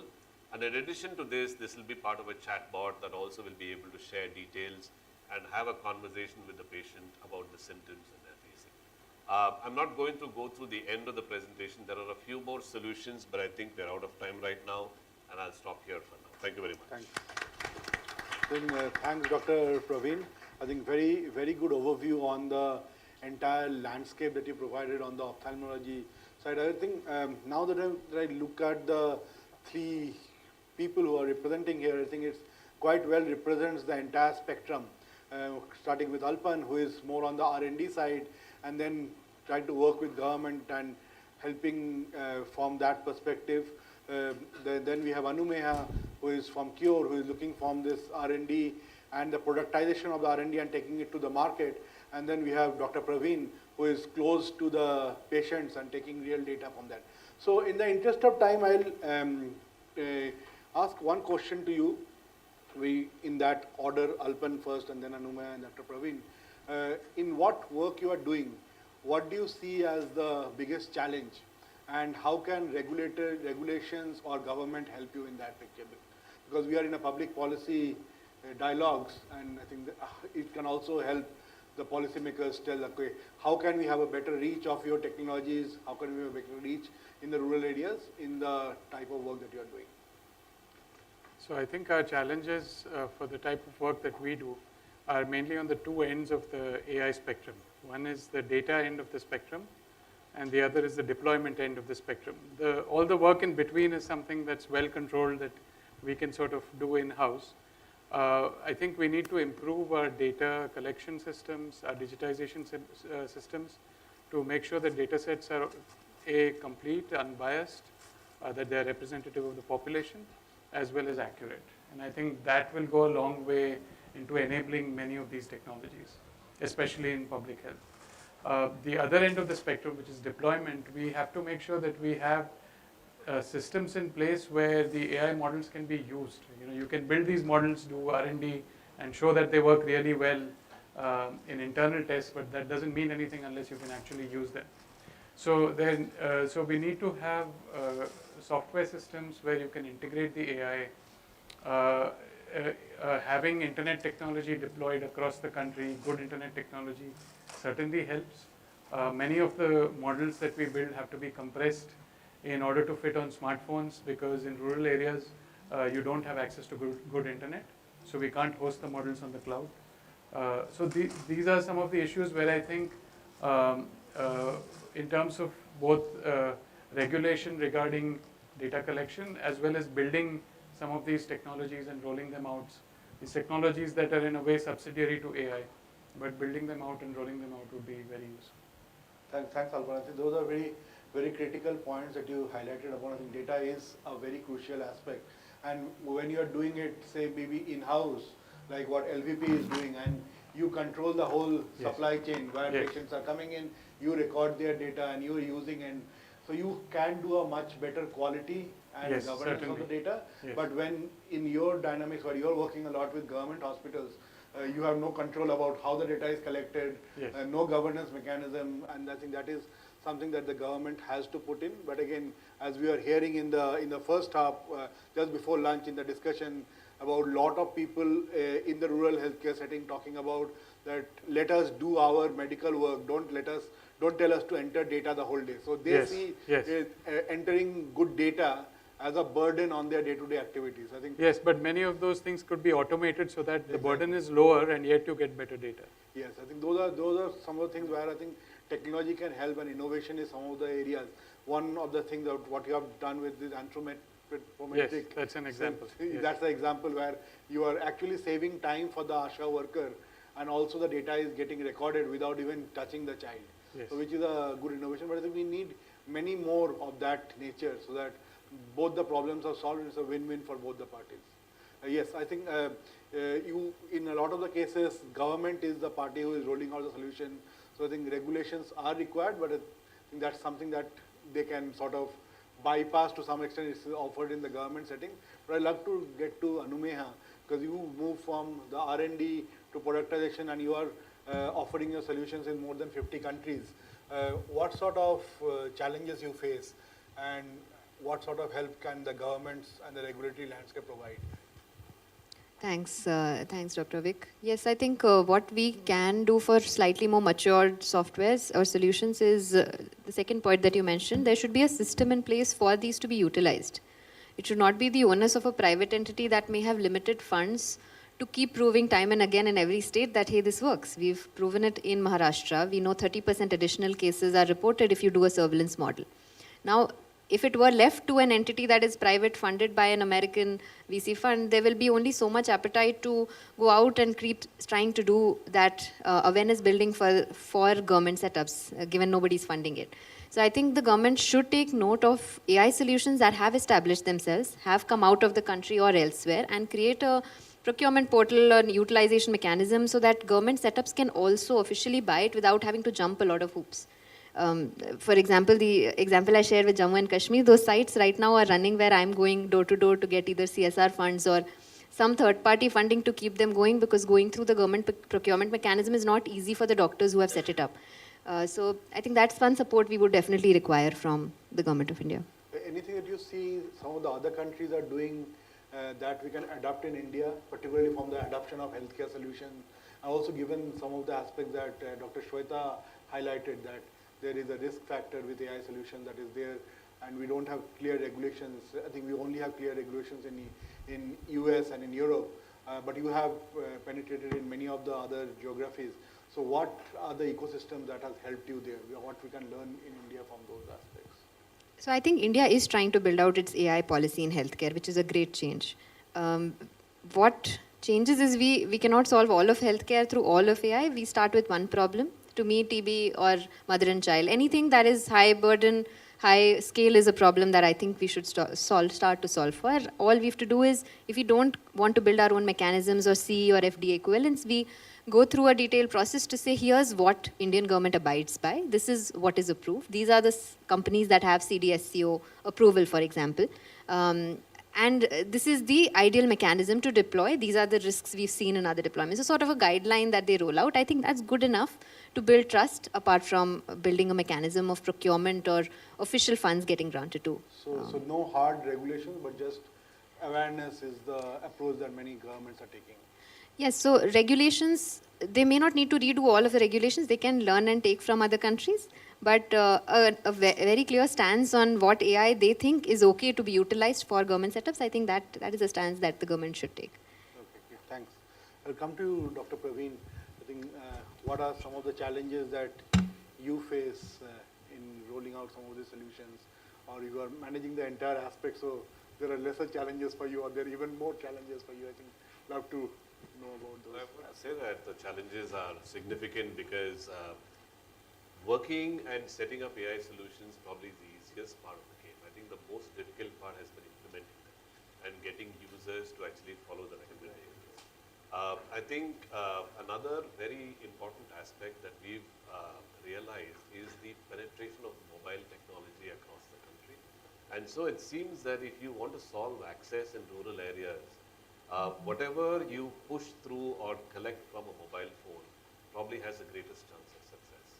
If you want a patient to go to maybe a center to access some sort of eye care or health care, that is fraught with difficulties from the point of view of travel, time and money. But if they have access, 94% plus patients in rural areas have access to a smartphone. Even if not directly, but at least a family member has a smartphone. So that seems to be the way that we should be delivering healthcare in some way. Okay. And so other than infrastructure, mobile infrastructure connectivity, any other elements that you think can have wider reach? I saw your map very well represented in south of India, but very sparse in the rest of India part. What can we do with that part?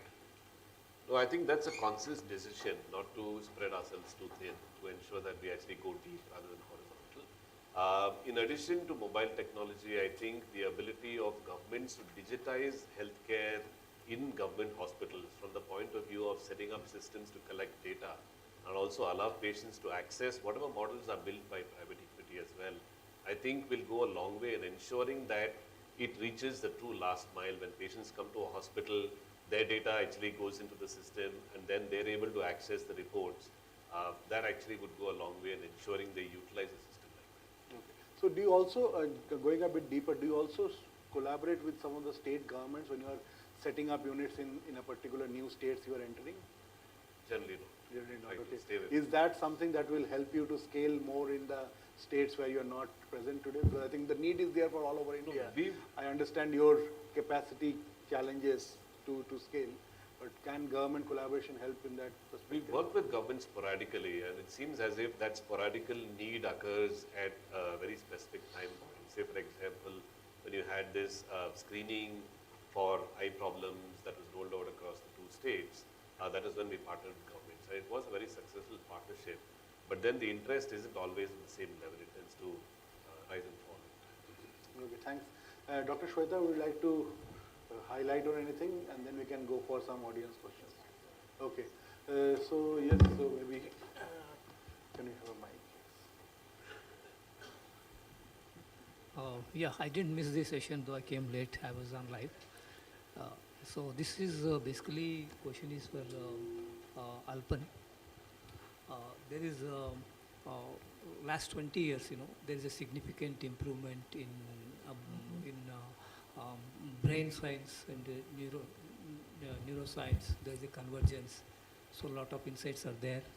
And my point is there any AI solution, AI-based solution that can be remotely handled? You have 30 plus, I think, solutions on the anvil, right? So do you have anything to handle the psychosomatic disorders? Because that is not only there on the upscale, future is very much risky, youngsters, not just remote. So we'll take 3 questions and then we'll go for the answer. Okay, Next. okay. So yeah, any brain activity monitoring devices in conjunction with AI and trained LLMs can be something like that is Yes, please keep in your question short vicinity? because you can ask the other people also. Yes, sir, please. Yeah, my question is to Mr. Alpan. I see, you have a big basket of various things, starting from the biggest problems like TB to, retinopathy and all that stuff. How do you actually choose, your projects? What is the kind of model you apply? Because, it must be very difficult actually, right? That is one. Second, very quick comment on what is required from the government. Because I am an infectious disease specialist, I am an epidemiologist, I teach public health predominantly on infection prevention and control and antimicrobial resistance. One of the major issues for the industry, especially the startups, is having the data access. I think the government should make actually some kind of data policy so the startups can actually access the data and test their models. Otherwise, you are never going to have them. Yeah. Thank you. So one more we'll take, this gentleman over there, and then we can go all 3 together. Yeah, thank you. Almost a similar question based on data gathering. Building upon what Dr. Praveen said, like we need the government to be taking data, and what Mr. Rawal shared about ASHA workers collecting manually. Now that we are in an era of data collection, and I come from education sector where teachers, we also waste a lot of time in collecting data. Don't you think it is time we present to the government that we need to have separate employees, person hours dedicated for data collection? Question 1. And 2, like while AI is being applied for diagnosis and all, but the last step which ma'am mentioned, where in the healthcare management system itself, why don't we have AI solutions going through records of how patients were treated in government hospitals? Look at their timelines in the process, from one step to another step, and flag out where is the bottlenecks. so that basically in the healthcare management system, where are the protocols being followed or not, so that we can have a very good transparency into the workings of the government hospitals. Yes. So I will just quickly answer on the data question because the India Datasets platform is something that the Ministry of IT is developing, and it has already been developed. They will be launching it in this month or the coming month. They are also timing it well so that there is a big news before the big event in the summer. So it's been developed last year. I was part of the team which will be launched. Exactly, a lot of public data sets there. Other than that, there are a lot of private efforts also, like ISB itself has an India data portal, and we have Amrita here standing. She is the coordinator for this portal. You can talk to her, which has a collection of many data sets in there. So I'll pass on over to Alpan, maybe a couple of questions for you, and then on the data if anyone else wants to take. Sure. So I think the first question was on using AI to detect psychosomatic disorders or mapping brain activity and so on. So we are not doing any work on mapping brain activity. Psychosomatic disorders in general, especially among children, are increasing in India. More instances of dyslexia, autism, and so on. One of the ways to diagnose some of these things early is by looking at, first looking at children and also seeing how they talk. And we are doing some work in the education sphere where we analyze children's voices. So currently we are just doing it to measure reading fluency. We have this piloted in Gujarat where a student reads a piece of text and the AI analyzes the sound and tells tells the student where they got things wrong. But this can potentially be used to detect a lot of learning disorders. So this is sort of an indirect answer to your question. But directly measuring brain activity is not something that at least we are working on. I think the second question was... Choosing your area of... Yeah, choosing the area was this basket of different things. Yes, I do agree that we are sort of spread a little thin. That's been a consequence of the fact that we are a somewhat young institute in combination with, I think we are probably the only NGO in the world that does AI for social impact. As an NGO working in the development sector and doing AI, which is considered so-called cutting edge technology. And so because of that, we've garnered a lot of maybe undue interest and lot of problem statements from people ranging from government agencies to funding agencies. And so we get a lot of asks. And we've sort of wanted to wet our feet in this space, so we've taken on a lot of things. We are now trying to consolidate a lot of things into platforms, having each AI model being a different feature on a single platform and organize things in that way. But yeah, that's been the reason. Animya, you as a startup, would you like to take the data question? If I understand correctly, you want to understand why we're not going through hospital records using NLPs. We are, a lot of people are. For different problem statements, people are looking at the data. The data imperfection at the entry level leads to limitations of what you can get out of it. The same radiology report will be written in two different ways, 20 kilometers this side on that side of Hyderabad.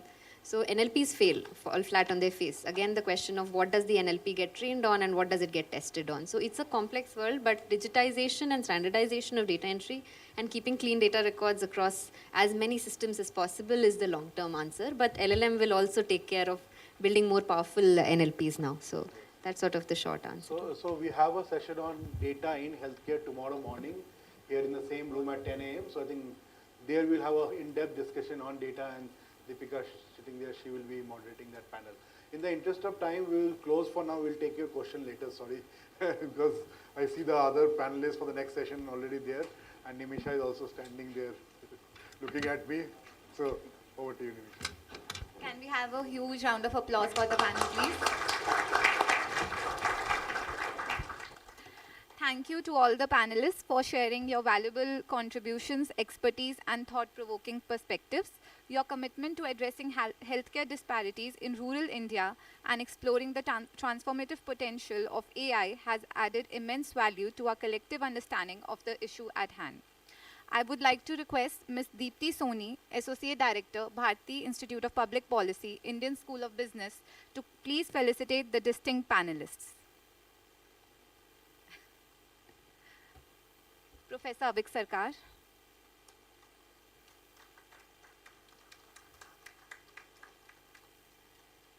Ms. Anumeha Srivastava,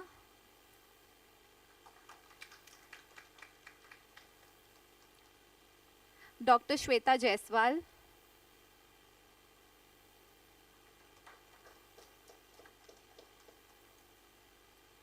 Dr. Praveen,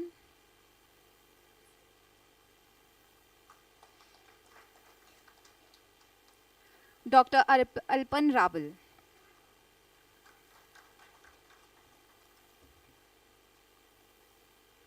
Yes. Can I please request all the panelists to have a group photograph?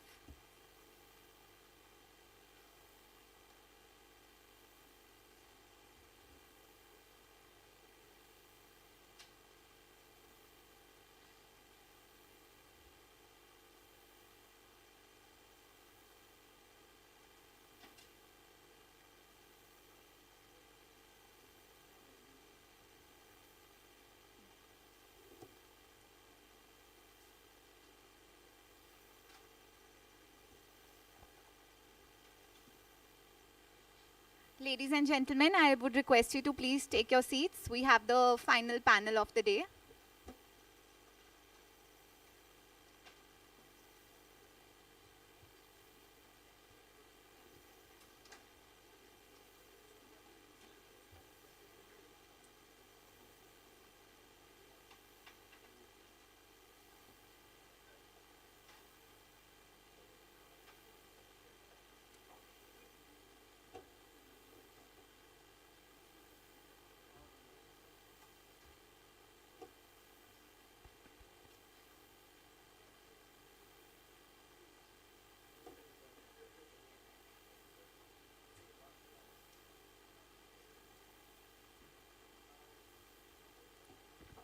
Moving forward, I would like to announce the final panel discussion of the day, focusing on the significant theme of diversity, equity, and inclusion in the tech industry. In a world where technology is a driving force, it's critical to address the stark underrepresentation of women and individuals from disadvantaged groups in the tech sector. Despite comprising over half of the workforce, these groups face significant barriers.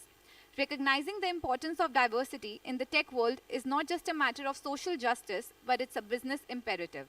An inclusive work environment broadens opportunities for growth and achievement, fostering resilient communities and a more equitable world.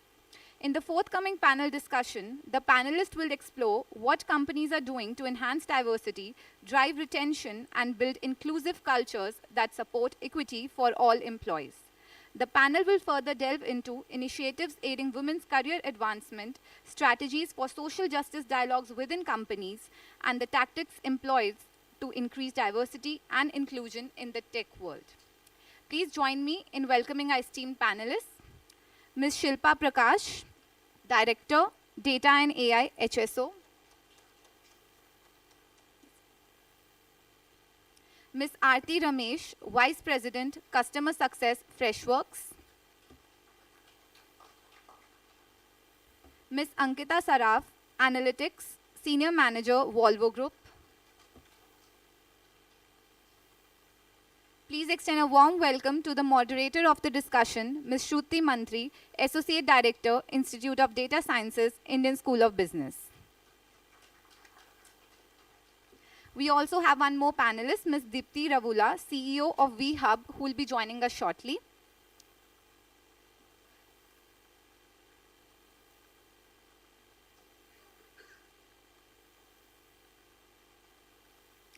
Ms. Mantri, over to you, please.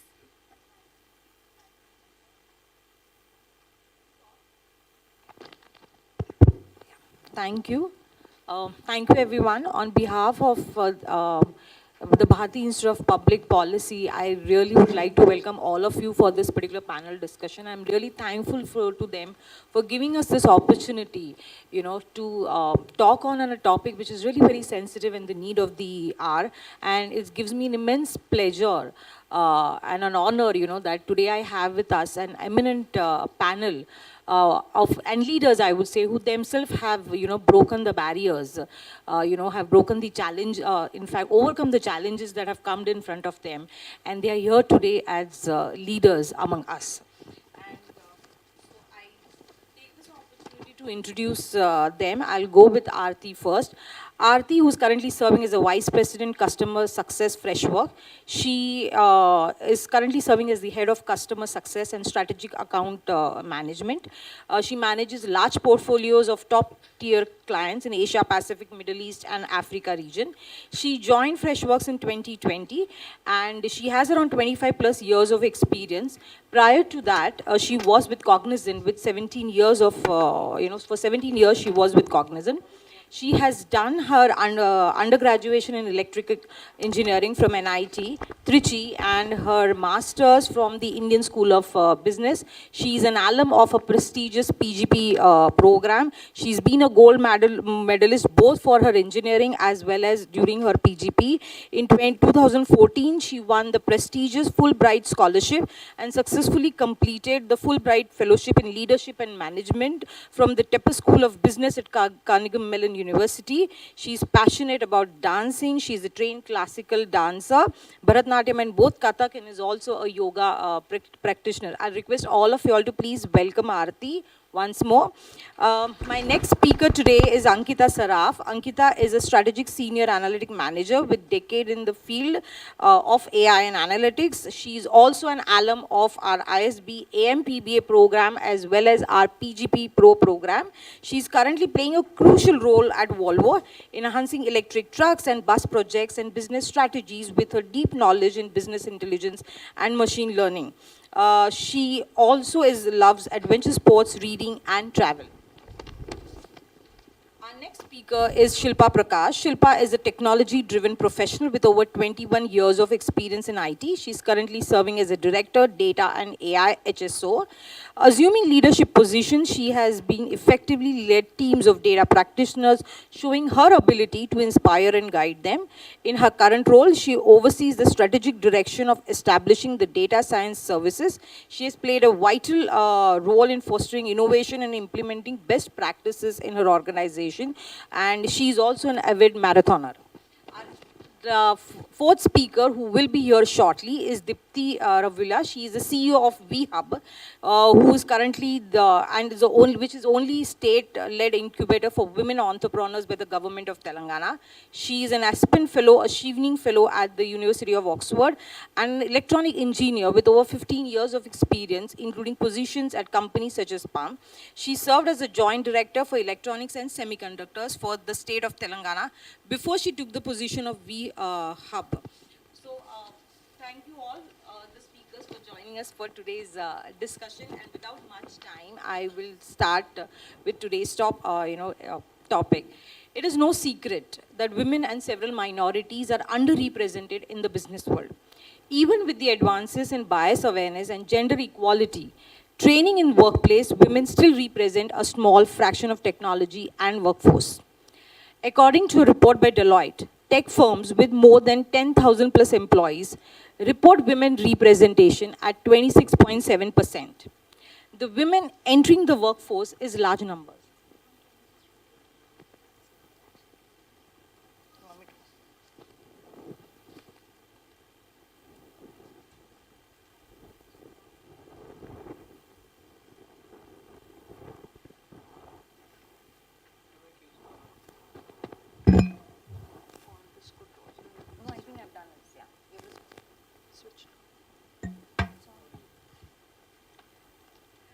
The women entering the workforce in large numbers at an internship level, the figure says that is 39%.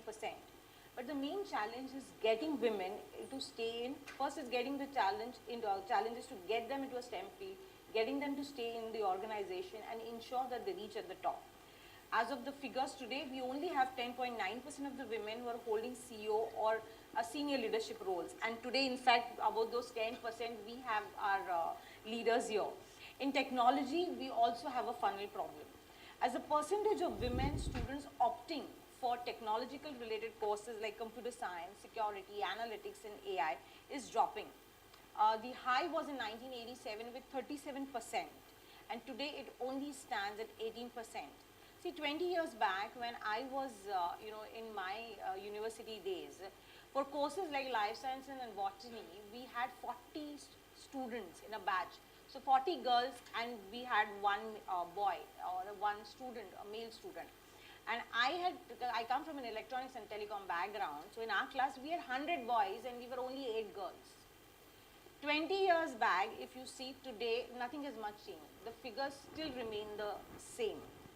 Technology leaders really need to recognize the importance of building an inclusive technological culture that could foster engagement, collaboration, and belonging that reflect a diverse technology workforce and deliver value.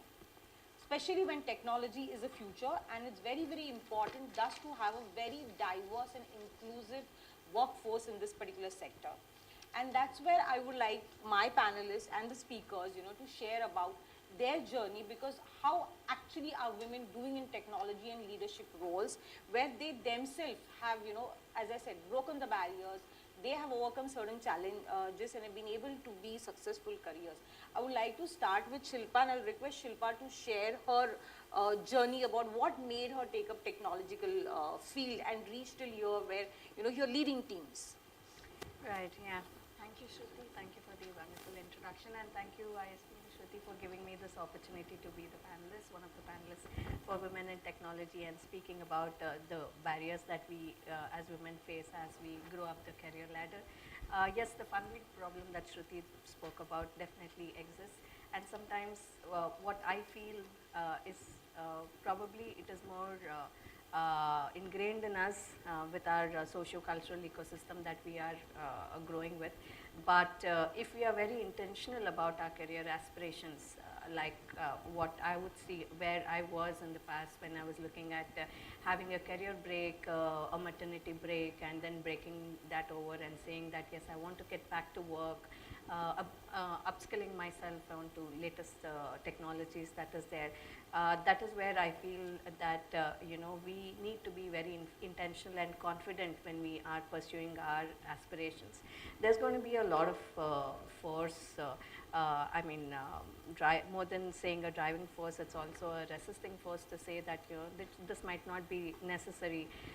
It's going to be a little more mind-boggling to juggle between the work-life balance and as well as being ambitious. And as such, the kind of barriers that we women see when it comes to facing stereotypical responses. For example, when I say stereotype, we women are generally considered to be risk averse.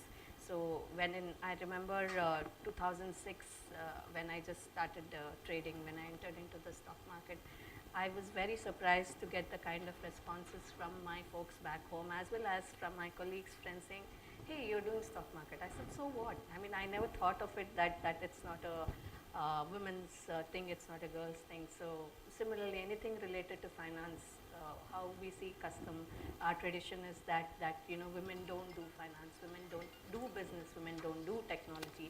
These are the kind of challenges, these are the kind of stereotypical barriers that women face, which I feel we need to overcome, and we will overcome if we are very intentional about our career aspirations. Thank you, Shilpa. Aarti, I'll request you to share your journey, please.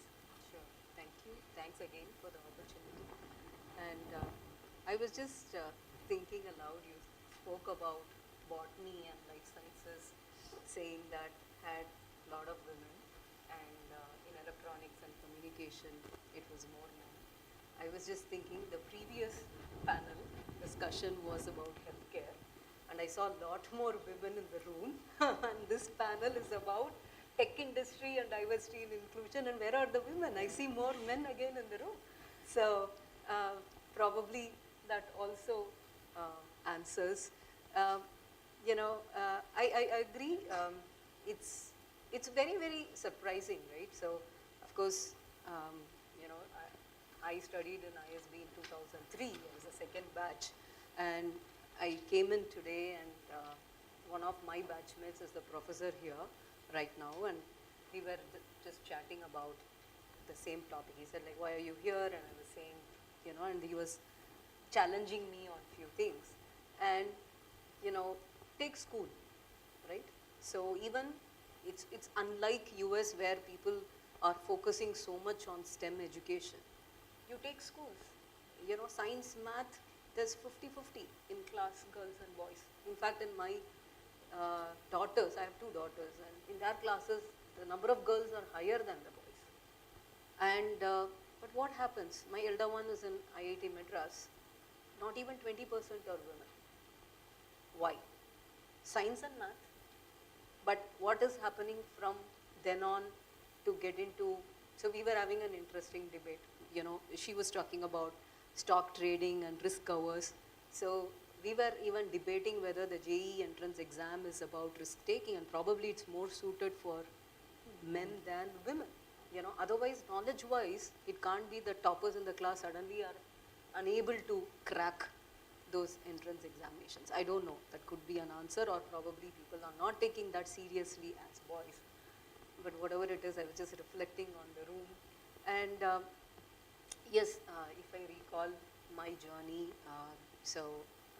came here to ISB after 6 years of experience, and after that, you know, went into Cognizant, where I spent 17 years of my life.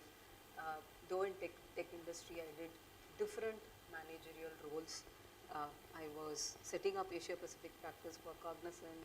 I took a Fulbright scholarship break and went to US and did a COO kind of role, and then I moved to Freshworks. You know, Freshworks was wanting to go to become IPO, so I joined there to scale operations, and then suddenly after 25 years of experience, this year I moved to a sales role, so I'm in a quota carrying sales roles for Asia Pacific market. So it's been a very different journey in tech industry, but a very different journey. And yes, there are constraints. It's not that, you know, it's not that men don't face constraints, men do too, but as again Shilpa said, it's in our society fabric. Women are natural nurturers and caregivers. And I'm not saying that should change. You know, we don't want that to change. When you are an entry level, then you have an issue of marriage coming in, and probably you look for a change of location or a less traveling job. And then when you are in mid-level comes maternity, then, you know, whatever said and done, it's a 3 to 6 month to a 1 year break, and you have to rejoin. And when you're in, say, a senior leadership position, then comes your aging parents and in-laws. Again, there is a different problem, and you have to take care. It's just about what you view as constraints and what you view as, let me just take the opportunity, then see what I can do with the constraints. And, you know, for example, for me, it helped because I have my in-laws staying with me, so I could just leave the house, leave the children, because there's always somebody at home to come back, and maybe, you know, it's a maid for somebody, it's a spouse for somebody else, and there's always ways of coping with the constraints rather than looking at constraints as an issue. So, Very rightly said by Aarti, you know, we really require a complete support system around us, even if we have to succeed, because we, as she mentioned, as caregivers, we at times take decision, you know, as a daughter, you have to take a decision, as a sister, as a mother, as a wife, and sometimes it's not that those become a constraint or a barriers, but we take that by choice, because sometimes you have to prioritize things and maybe then get back into action, you know. I'll come to Ankita. Ankita has a mix of both analytics and, you know, management. So Ankita, I really want to know from you, how have you tried to, you know, balance this, and where you felt that, you know, no, I need management as well as I need, you know, analytics to get going in today's tech business world?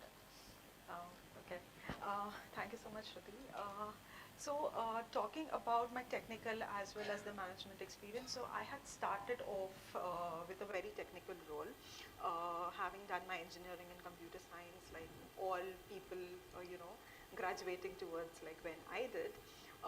Everyone was looking for a development kind of a role. Like if you are into computer science engineering, you would look like you know, you would look forward to becoming a developer. So the first time that I went into the corporate world, you know, I was not given that, like even after, you know, winning many accolades, you know, during my school and my college, I was not given that work, quoting that, you know, women are more suited to work on documentation and presentations, and coding and technology is more suited to men. Now, obviously I was heartbroken, listening to that, but, instead of, taking that to heart, what I did was, I was very enthusiastic about coding. So I did my work during my free time. I learned a couple of new languages. I did my R and Python coding myself, and then I got into the field of analytics. Now, when I got into the field of analytics, I think more often than not, it would happen that I would be in a team where I would be the only woman. And that posed its own challenges where, I realized that I was more often than not left out of the decision-making process, because those decisions were made, when most of the men would, hang around together. They would go for these cigarette breaks, and they would bond over drinks and, probably some sports event. And, I was left out of that decision making, and that is when I thought that maybe, one thing that I did was, I made myself more visible during the meetings. I tried to contribute more over there. And another thing is that I thought that, maybe getting a 360 view of how decision making is done in organizations is what might probably help me.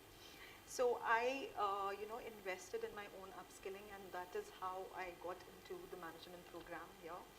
And it did definitely help me coming from the analytics background and getting that exposure to management and decision making.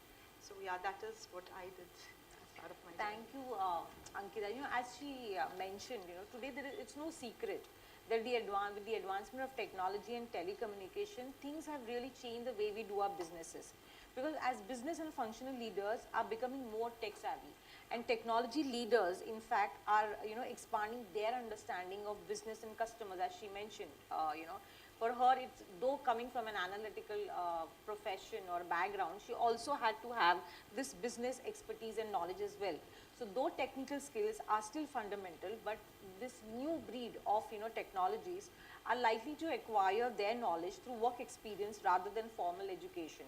And this is also confirmed by a report of Deloitte of 2020, which says that 87% of the CEOs also agree that it's more important now for technological leaders to understand business operations, strategy, and innovation, along with having deep expertise in technological system, and vice versa, which is there. So we have Dipti here also, and that's where, in fact, I would really like.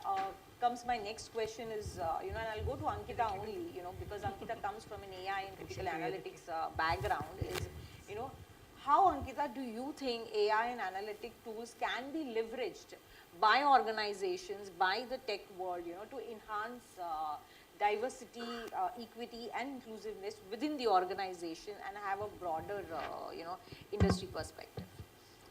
Sure, Shruti.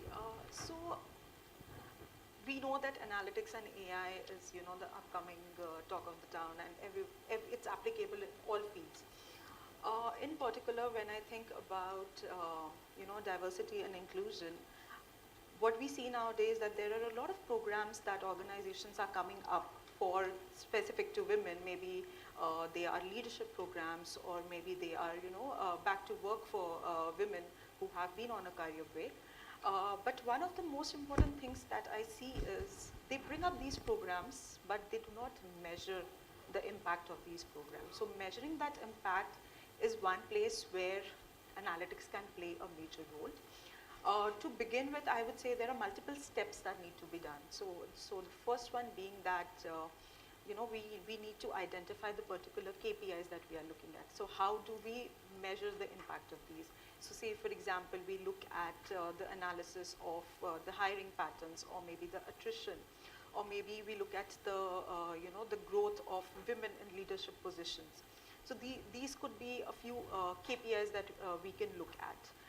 We could also look at, say, for example, if there is a program that is, specifically catering to women, what is the kind of impact it's creating? We could, like, coming to the analytics aspect, we could perform a sentiment analysis to gauge the interest of the overall organization, to understand how the culture of the organization is building up.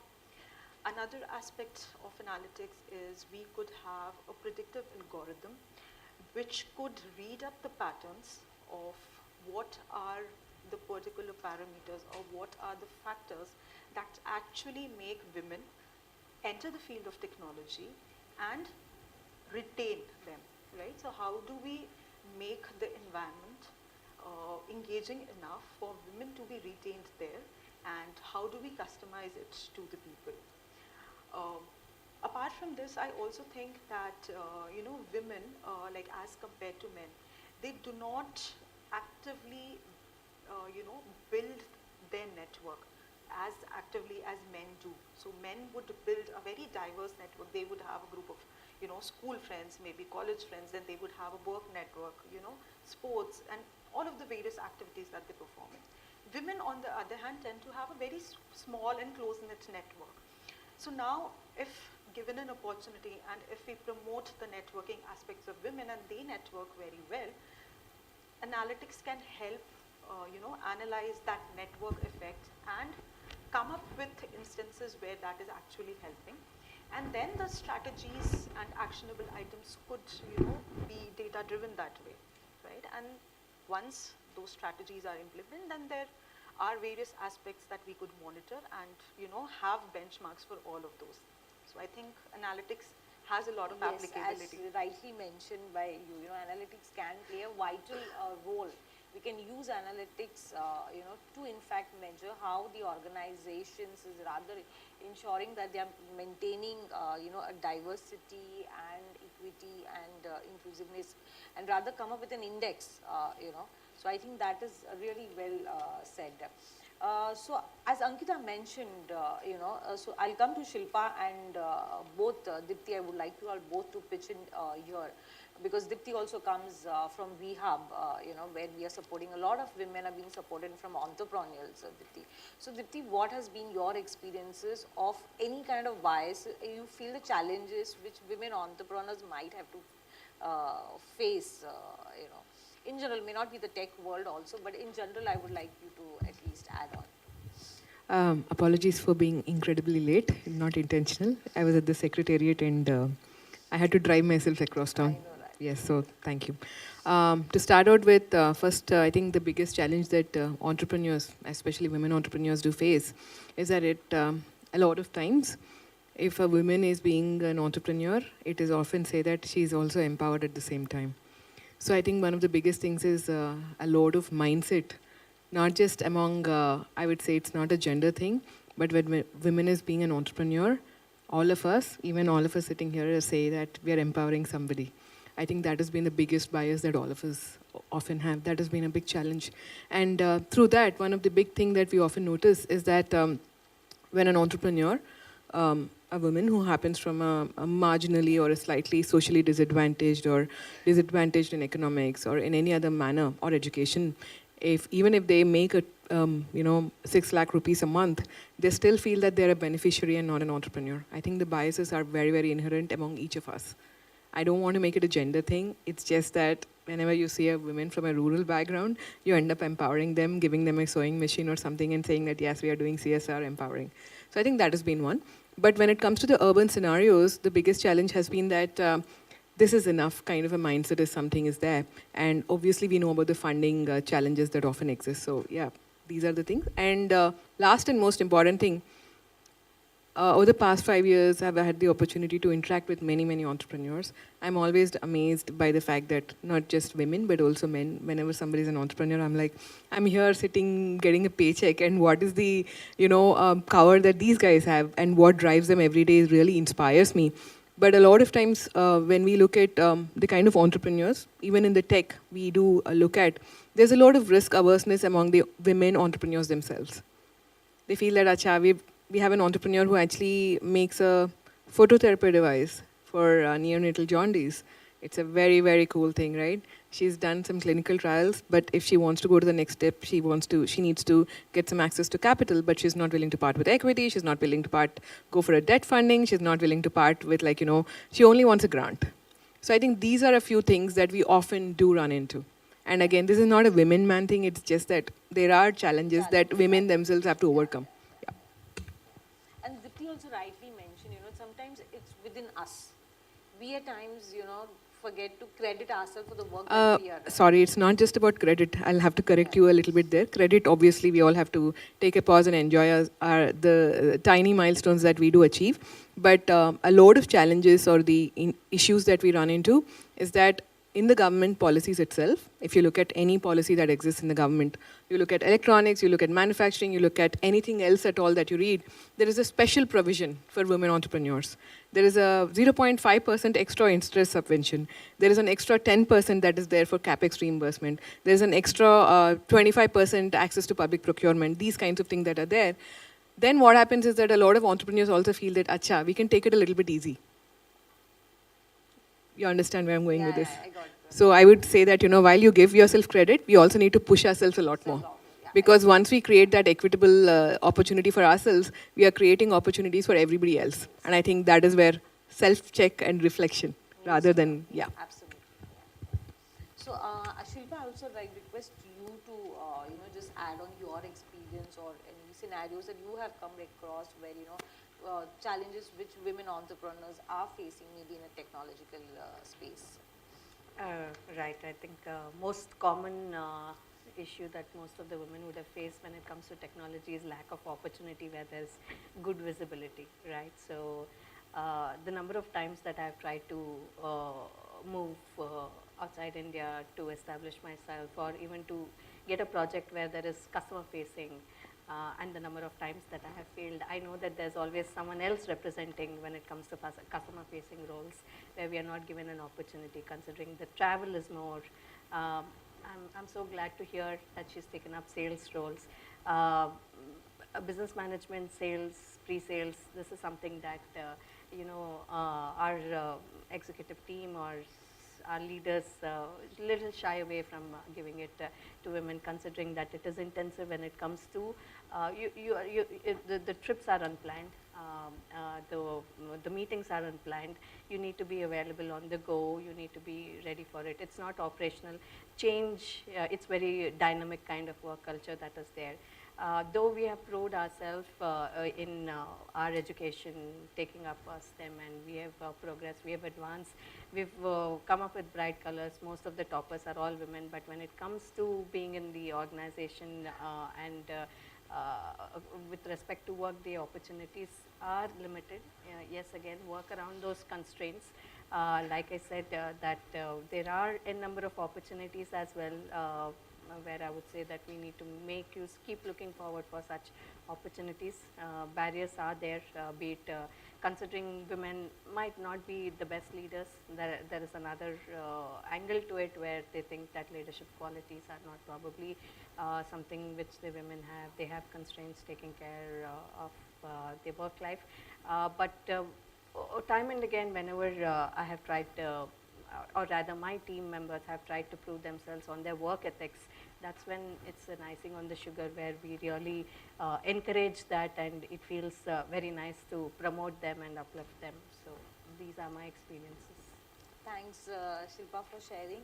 So as both of them, mentioned, sometimes there are opportunities and opportunities are also there, and at times women might be, we are not able to put the efforts that we really need to put in, so that what opportunities we have, we make the fullest of it. But there is another side of that as well, which, and this is a study by the Harvard Business Review, which says that, poorly managed CEO or CISO transitions may result in losses of around $1 trillion US being lost. And what has been found is that, a stronger succession planning could boost companies' valuation and investor returns, anywhere between 20 to 25%. And that's where I'll come to Dipti, and Dipti, I would like to know from you is what do you think technology leaders, in fact, need to do to embed diversity, equity and inclusion, in order to train or mentor, women leaders so that they are able to reach till the SUSUT positions?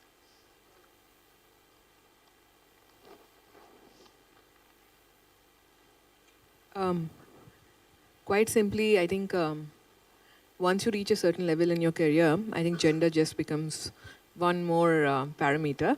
I think in my own experience, having been in corporate for about 15 years in the US and then having done field applications, sales, business development, RF engineering, and so much more for a while, one thing which has always been very, very helpful is that, first of all, on the women employees on our side itself, it doesn't hurt to ask, right? So making sure that you put your qualifications and why you deserve to be in a certain position upfront, I think that is very important. We need to have. It's not just going on and asking as a favor, but obviously you deserve it. But then when you do that, you need to be really prepared, right? You need to, obviously you'll have a track record, but at the same time, instead of trying to say that why you're suited for that role, you just say that this is the logical next step. And then you're very well prepared for that. Coming down to the leadership, it's quite simple. Instead of just doing mentoring and buddyships and all these very nice programs that we often run into, there is one thing that we often don't see, which is advocacy and sponsorship. When I say sponsorship, it's not money-related sponsorship, but it's more in terms of, can you as a leader, male or a female leader, can you speak for your colleagues and your mentees in rooms where they're not there? And can you get them a seat at the table? I think that is where a lot of onus lies on us. So if we can make the spotlight that we have on ourselves, if we can actually take that opportunity to shine it on our mentees, that is when we also become good leaders. And I think that is where I think a lot of, in my own personal life, it's been quite something, because I've been quite fortunate to work with a lot of male leaders. Obviously, there are 35 men and I'm one woman. But when I do step in and ask, they always ensure that there is an opportunity for me to have a seat at the table, a foot in the door, so that I can prove myself. I think that is the thing. Giving opportunities all that matters. Everything else we can do it. With Dipti on this, and when she was mentioning, I was in fact started recollecting one thing, an incident which happened almost 20 years back when I started my journey in technology field, and I felt very bad at that time, because in those days, in fact, we women were slightly paid less, as compared to men. And then I was doing extremely good in and performing well in term as compared to my male counterparts. And when it really hurted me, one of my colleagues said, why don't you just go and speak? It's important to go and speak. And I was holding it back. And I was like, why should I go and speak? I think my boss was, should recognize my efforts. Why am I don't need to. But she said, no, I think you should go and speak. That's very important. And I did take that advice and I went, My boss, at least he was doing some work, but he listened to me half-mindedly, but he gave it a thought, and I got my double promotion after that. And that's when I realized it's very important for us, to go and speak. It's important to go and talk about what work you are doing, so I did that thinking. Even Aarti. If I may add one more thing, it's not just for women, by the way. Yeah, it's for everybody, because we have this, having had the opportunity to work across maybe 5 geographies, one thing, I'm sorry, I'm really taking time. I came late, so I'm just going to, no, I'm just kidding. But one thing that I don't know if it's an Indian thing, I don't know what, maybe it's an immigrant thing when I was there. So there are 2 things that we do. We either over-ask or under-ask. So we try to say that, I can do everything. And then you take up a role and then you kind of give very unreasonable deadlines and delivery times and all that stuff. That is the one extreme that we often end up doing. And the other extreme is that we are like, they will notice our work. So there is a mid-ground where you say that, this is what I've done, this is what I plan to do in the next few years. I think there's a lot of self-reflection. When I say self-reflection, it is not just in terms of all that other stuff. It's very important to sit down, gauge ourselves and say that, Acha, now this is what I want to do. And it should align with your career path, and it should also align with where you see yourself in 1 year. I'm not going to say 5 years, 10 years, because things are changing so fast. So take a mid path. So So, Aarti, I would like you to pitch in here, as she said, you know, things have to be measured. You know, and we also were discussing on the similar rounds, and you suggested that companies are doing maybe, you know, different programs, but it's very, very important on ground reality. You know, things can be measured on, as either individually I need to measure my own performance, or how, you know, what programs or initiatives the organization has started, how can we measure its success? You know, that these programs are being benefited, and to what extent they are being benefited. Your thoughts on this? Sure. So definitely what doesn't get measured doesn't get done, right? It's as simple as that. So we can talk about community, we can talk about self-help groups, we can talk about role model discussions and all of that. But say for example, in my company Freshworks, so the CEO went and said that we would have, you know, 35 to 40% of our workforce as women. So this doesn't mean we are creating diversity positions. What this means is a line of thought saying we need diversity, and what happens is this becomes an OKR, objective key result, for various business units, and then it rolls out to different BU heads, and again, you know, I'm not talking about a job or a role or a promotion just because you are of a different gender or a different diverse background, but more than the output metric, we look at it as an input metric. For any open position, are equal number of women profiles being considered? Because it's not easy. Women are not going to switch jobs as easily as men do. And if you give an HR person, I don't know whether there are any HR people in the room, and ask them to go bring profiles, they'll take the easy path out, right? Hey, these are the profiles in the market, or this is by sport event networking, and I know these men, and here are the profiles, good profiles, and recruitment happens. But you need to put in the effort if you want to source those women profiles and bring it. So that's I would say it's a measurement on the input metric. Then let the best person get the job. We are not talking about hiring, and none of us want to be hired as a diversity candidate, right? We want, but are we aware? She talked about visibility, right? Are we aware of the work? Are we aware of people who can do those roles? So, and another one small thing that I would like to highlight, right? How much ever we can talk about, you know, women should be more risk-taking, more visible, should ask what they want. Maternity is going to happen only to women, right? And maternity is going to be a break. And, you know, whether it is a 2-week break, 3-week break, 3-month break, 6-month break, whatever it is, it's a break. And at least in Cognizant, where I spent 17 years of my life, we did one small thing, right? Appraisal, right? Bell curve is a very common thing that we all see. And if a person has spent 6 months in a break versus another one who has spent 12 months in the job, it's not fair to compare. So what Cognizant did was a very small, measurable, you know, initiative that they removed women from the bell curve, whoever took the break. That's it. Give an absolute rating. And don't subsidize for another person to do well. And just that one thing helped so many women, because we all know in corporate careers, you know, one bad appraisal cycle for no fault of yours. If you have not done well, then it's fine. Then takes your next promotion, another the promotion after that by a couple of years or 3-4 years back. So these kind of measures is what I'm talking about, you know, rather than saying, you know, even 1/3 or 1/4 or 1/5 or half or whatever. But if we can do that, and this is at all levels, whether it is board, C-suite, entry level, mid-level, I'm talking about any positions. Yeah, well said, you know, Aarti. So Ankita, I would like you to pitch in here and talk about how, you know, companies are actively working in terms of hiring, like as she also mentioned about hiring, you know, hiring and recruitment and promotion and compensation in an AI or the analytic field. I would like to take this not in particular with the analytics field, but in general everywhere. Like Aarti already mentioned that when you give the HR a job of recruiting for a position, they would take the easy way out.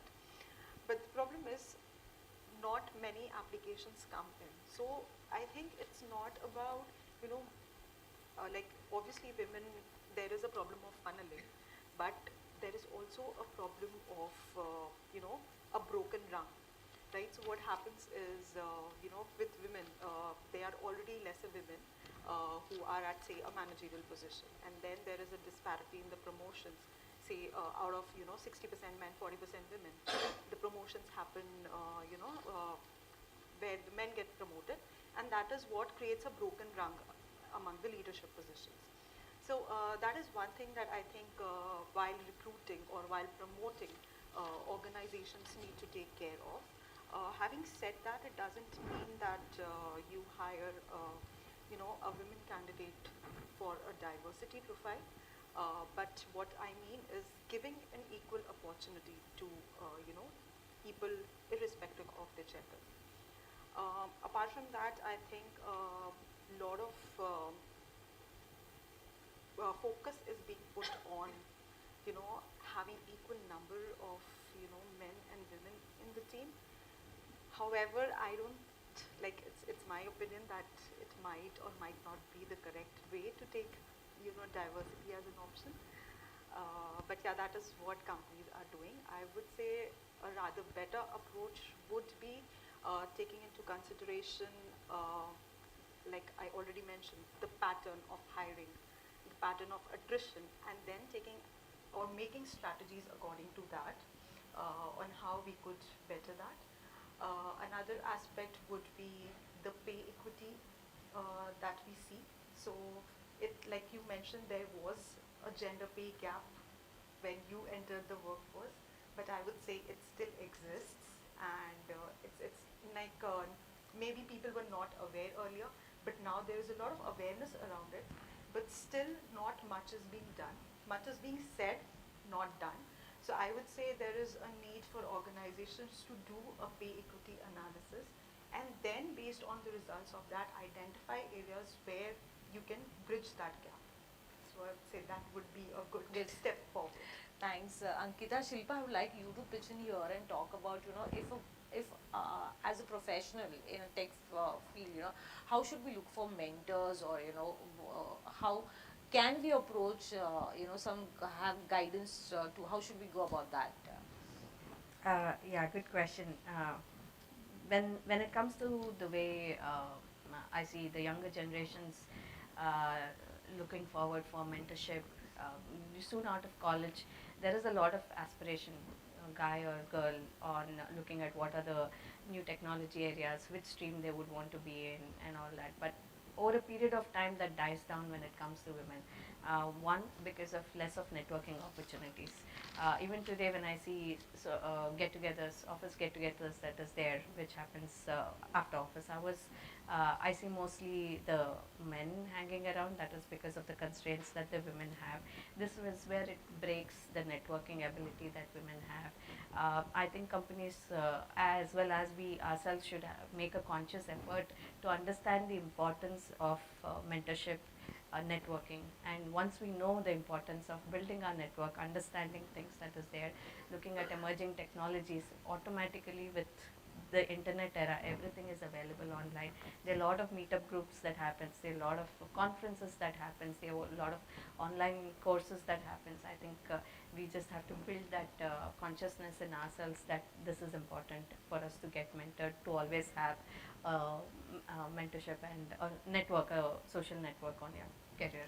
Yeah, as Shilpa mentioned about mentorship, Dipti also mentioned that she has been given opportunities by the men in her team. They have made room for her to speak, and even Ankita also said something, and even Aarti added to that.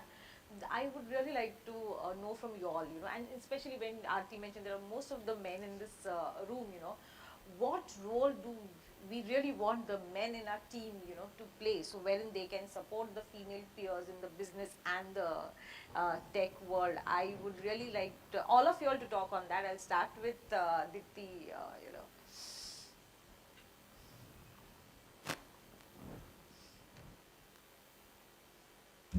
I'll start by saying that it's an undue burden on just saying that what role should men play.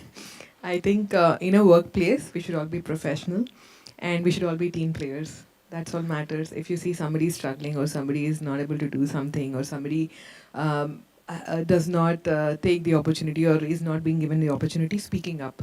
And it does not apply only for men, it's for all of us. I think that is a role. Because if we get into this male-female thing, I'll tell you a small example.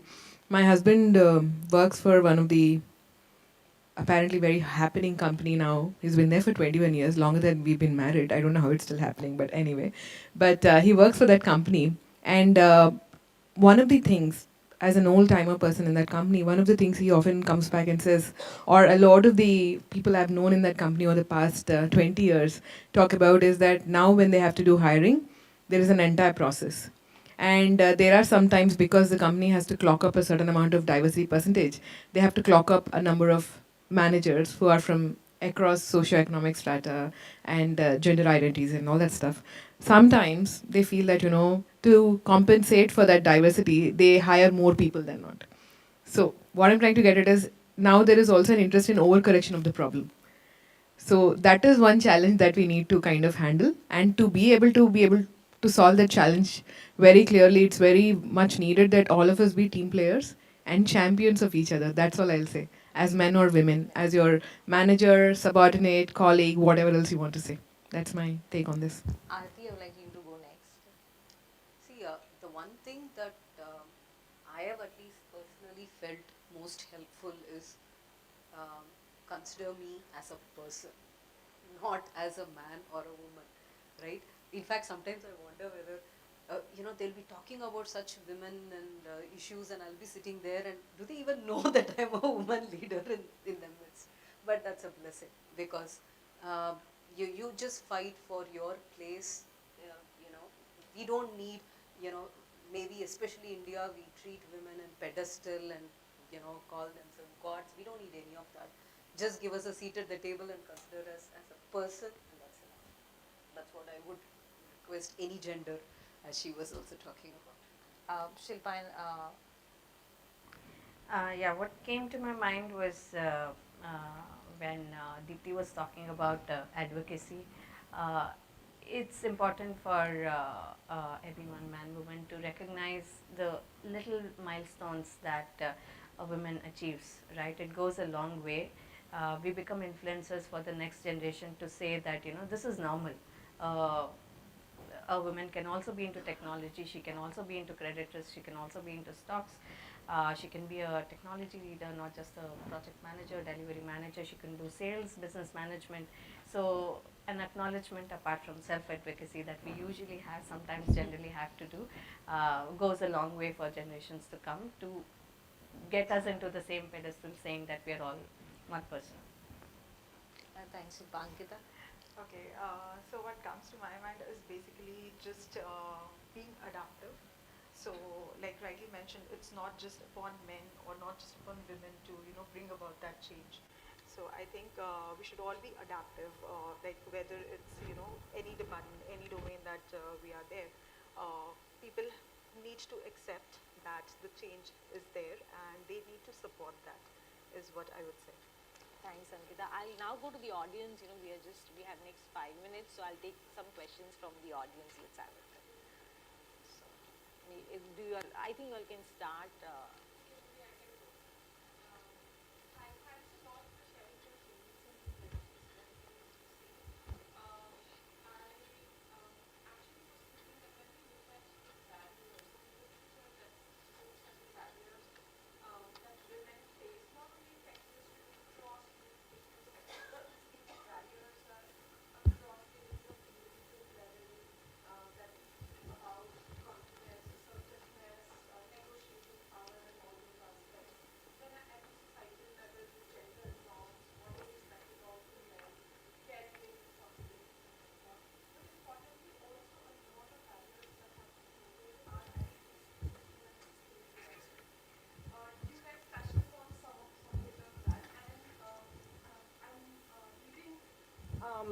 The India chapter of Women in Global Health, where we have done a small pilot study to understand the initiatives that are taken towards improving women's leadership, for example, in global health. And what we found was that most of the leadership initiatives are focused at individual level.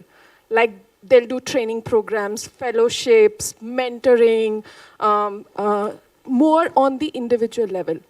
But we cannot really achieve what we want to achieve if we just continue working at the individual level. It needs to be complemented very, very strongly with institutional mechanisms, with workplace culture, with policies that are supporting gender-friendly environment and that support women with their contributions, with their growth, with their aspirations, etc., and also at the systemic level. So perhaps from your experience, have you seen institutional level changes in your journey, and what does that tell about women's leadership in coming decade or so? And one small question, another, as women, we also face a lot of microaggressions on a daily basis while working within the organizations, right? And that impacts a lot on our mental health. So maybe on a personal note, if you could share that, how do you deal with it? And what could be ways that maybe some of us could learn from? Thank you. Who do you want to, you want any one of them to answer that question? Anybody Yeah, who could take it up. I could take the question on maybe microaggressions. So I know we have all faced it. Sometimes it's not even noticeable, right? It's as simple as a comment on your appearance, right? But what I think is important is, like, at an individual, maybe you can very politely call out that behavior as a woman, so that, you know, even if somebody is doing that unconsciously because it's a part of, you know, the social, like, you know, the cultural aspect where we have grown up, right? So more often than not, people are not even aware of it, so you can politely make them aware.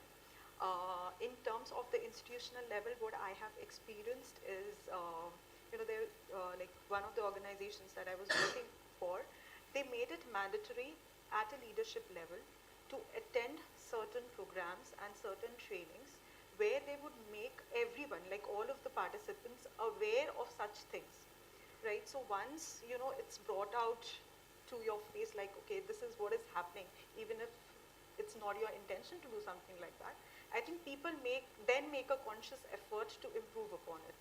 So I think at an institutional level, if you're doing leadership trainings only for women, that doesn't work. It should be for everyone after a particular level. So I think that should help solve the problem to some extent.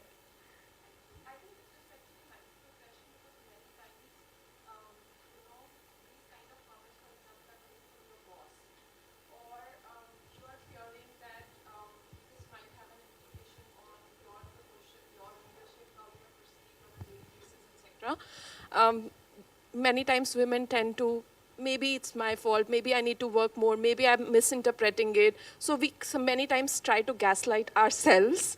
And that also needs a lot of conscious effort, and that takes a lot of mental energy. Yes. Hi, sorry, what's your name? Deepika. Deepika, okay, sorry.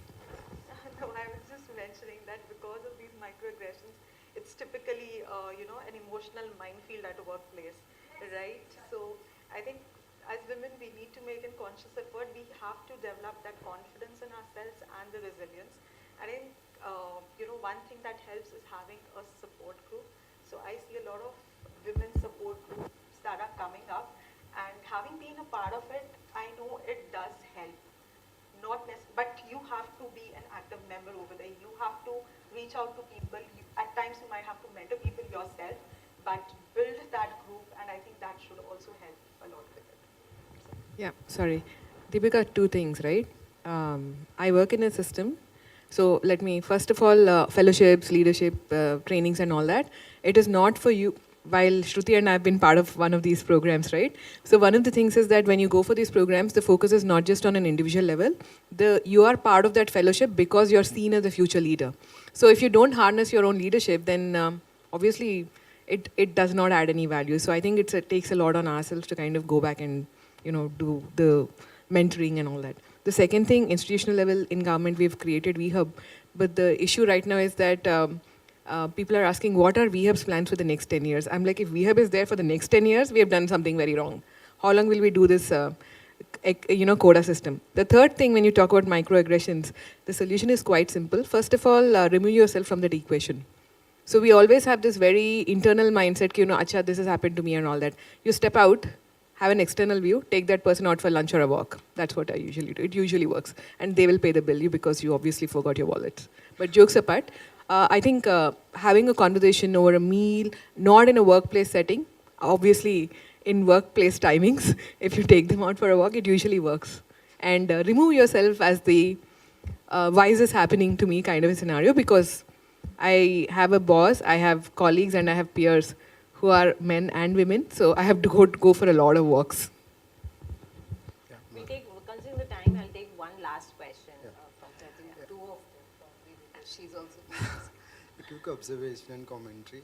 The fact that it would have been great if there were a male panel within the group, because again we are making a diversity and equity very much a woman problem. It's a male problem to, primarily for the two reasons. The one part is on a humanitarian level, it's everyone's responsibility to be diverse and inclusive. And the other part is we are also missing a perspective from the different gender, which is all again institutional is again a problem for us. And the second thing, ma'am has talked about JEE. We always see news that girls are topping 10th board, 12th board, and the highest percentage is girl, but not top ranking in JEE. I think that could largely be because we always say to a girl kid that you should study well and then you should be a good human, a good citizen.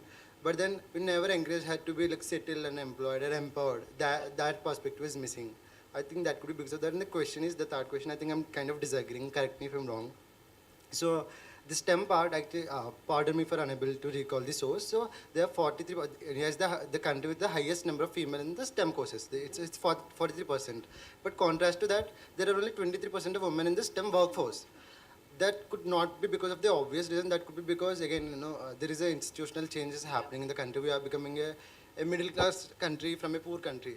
So because of the patriarchy that we have had, so a lot of women are, we had this thing, right?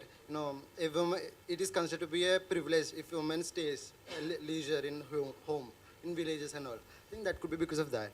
Yeah. All of those play a part, definitely. All of Otherwise, those. it cannot be, it is multiple issues out there, and it's nothing wrong if women want to take that break. That is a choice. Exactly. Or women or men.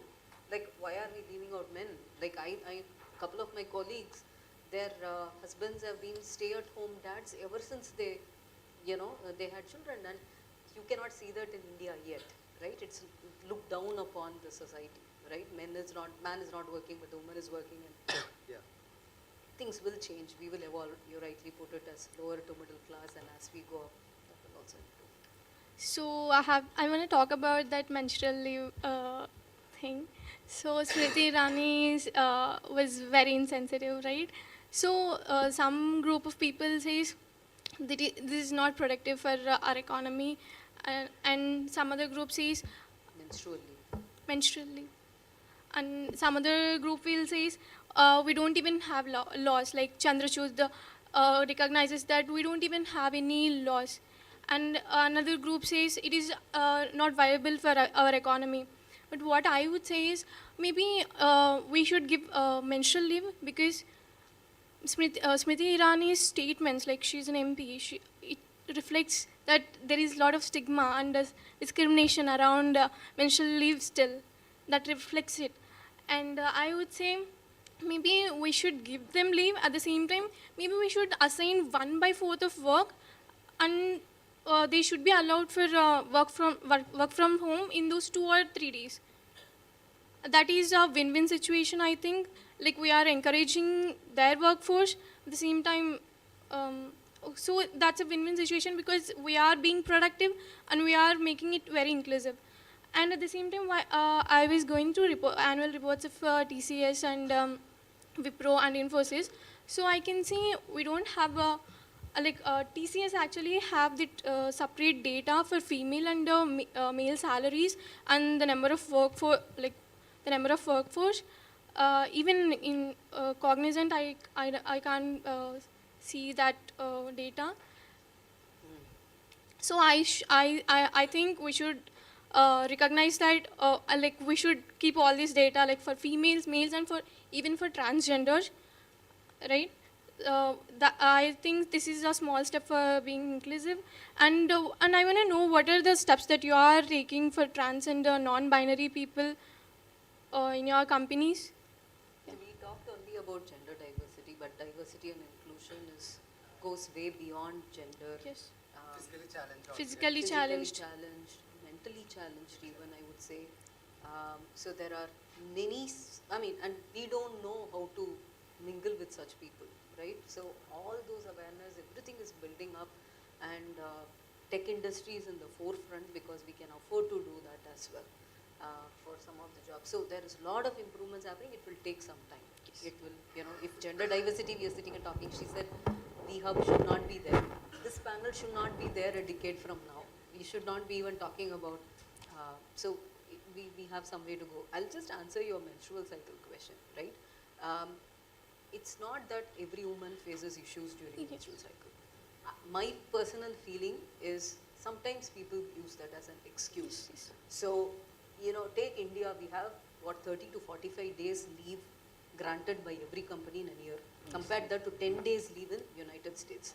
You are welcome to take that sick leave and be at home. Let's not make it mandatory. In fact, I would go other way around, right?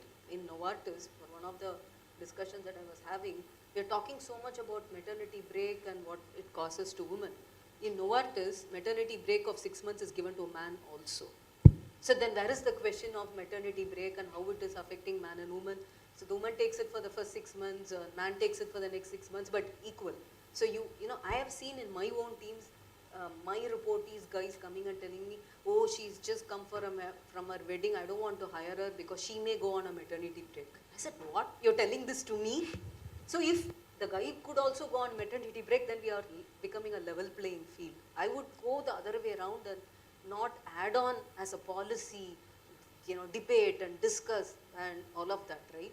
You take, because there is provision, there is sick leave, there is enough number of holidays, and people are understanding. If you want to work from home, then please do. We will all be considerate, but let's not discuss and debate and say it's not inclusive society because we are not granting that.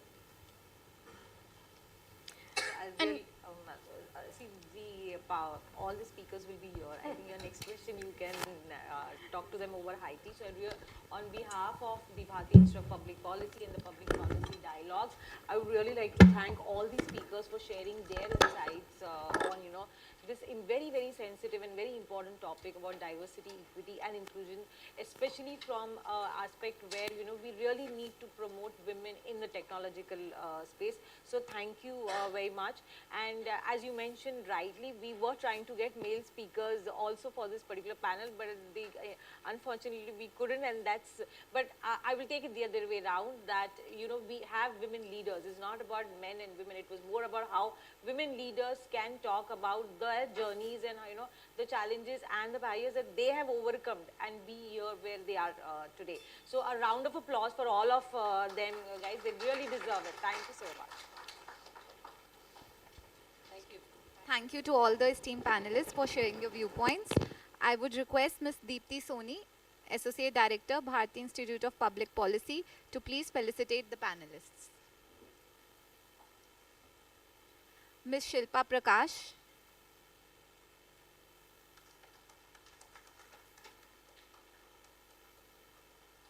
Ms. Aarti Ramesh,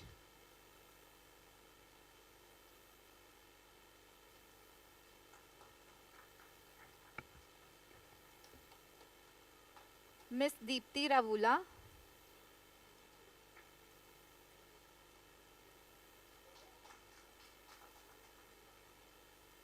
Ms. Ankita Saraf.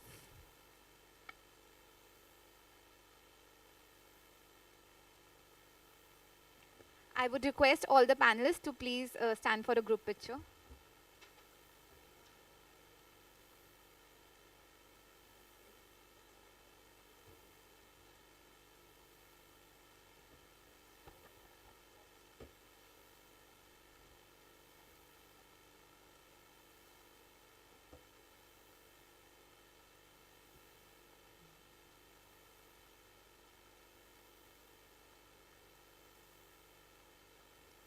Thank you. Ladies and gentlemen, I would like you to please proceed for a high tea in atrium, and after that please reconvene in Khemka Auditorium at 5:30 sharp for the theatrical performance by Juhi Babbar and team. Thank you.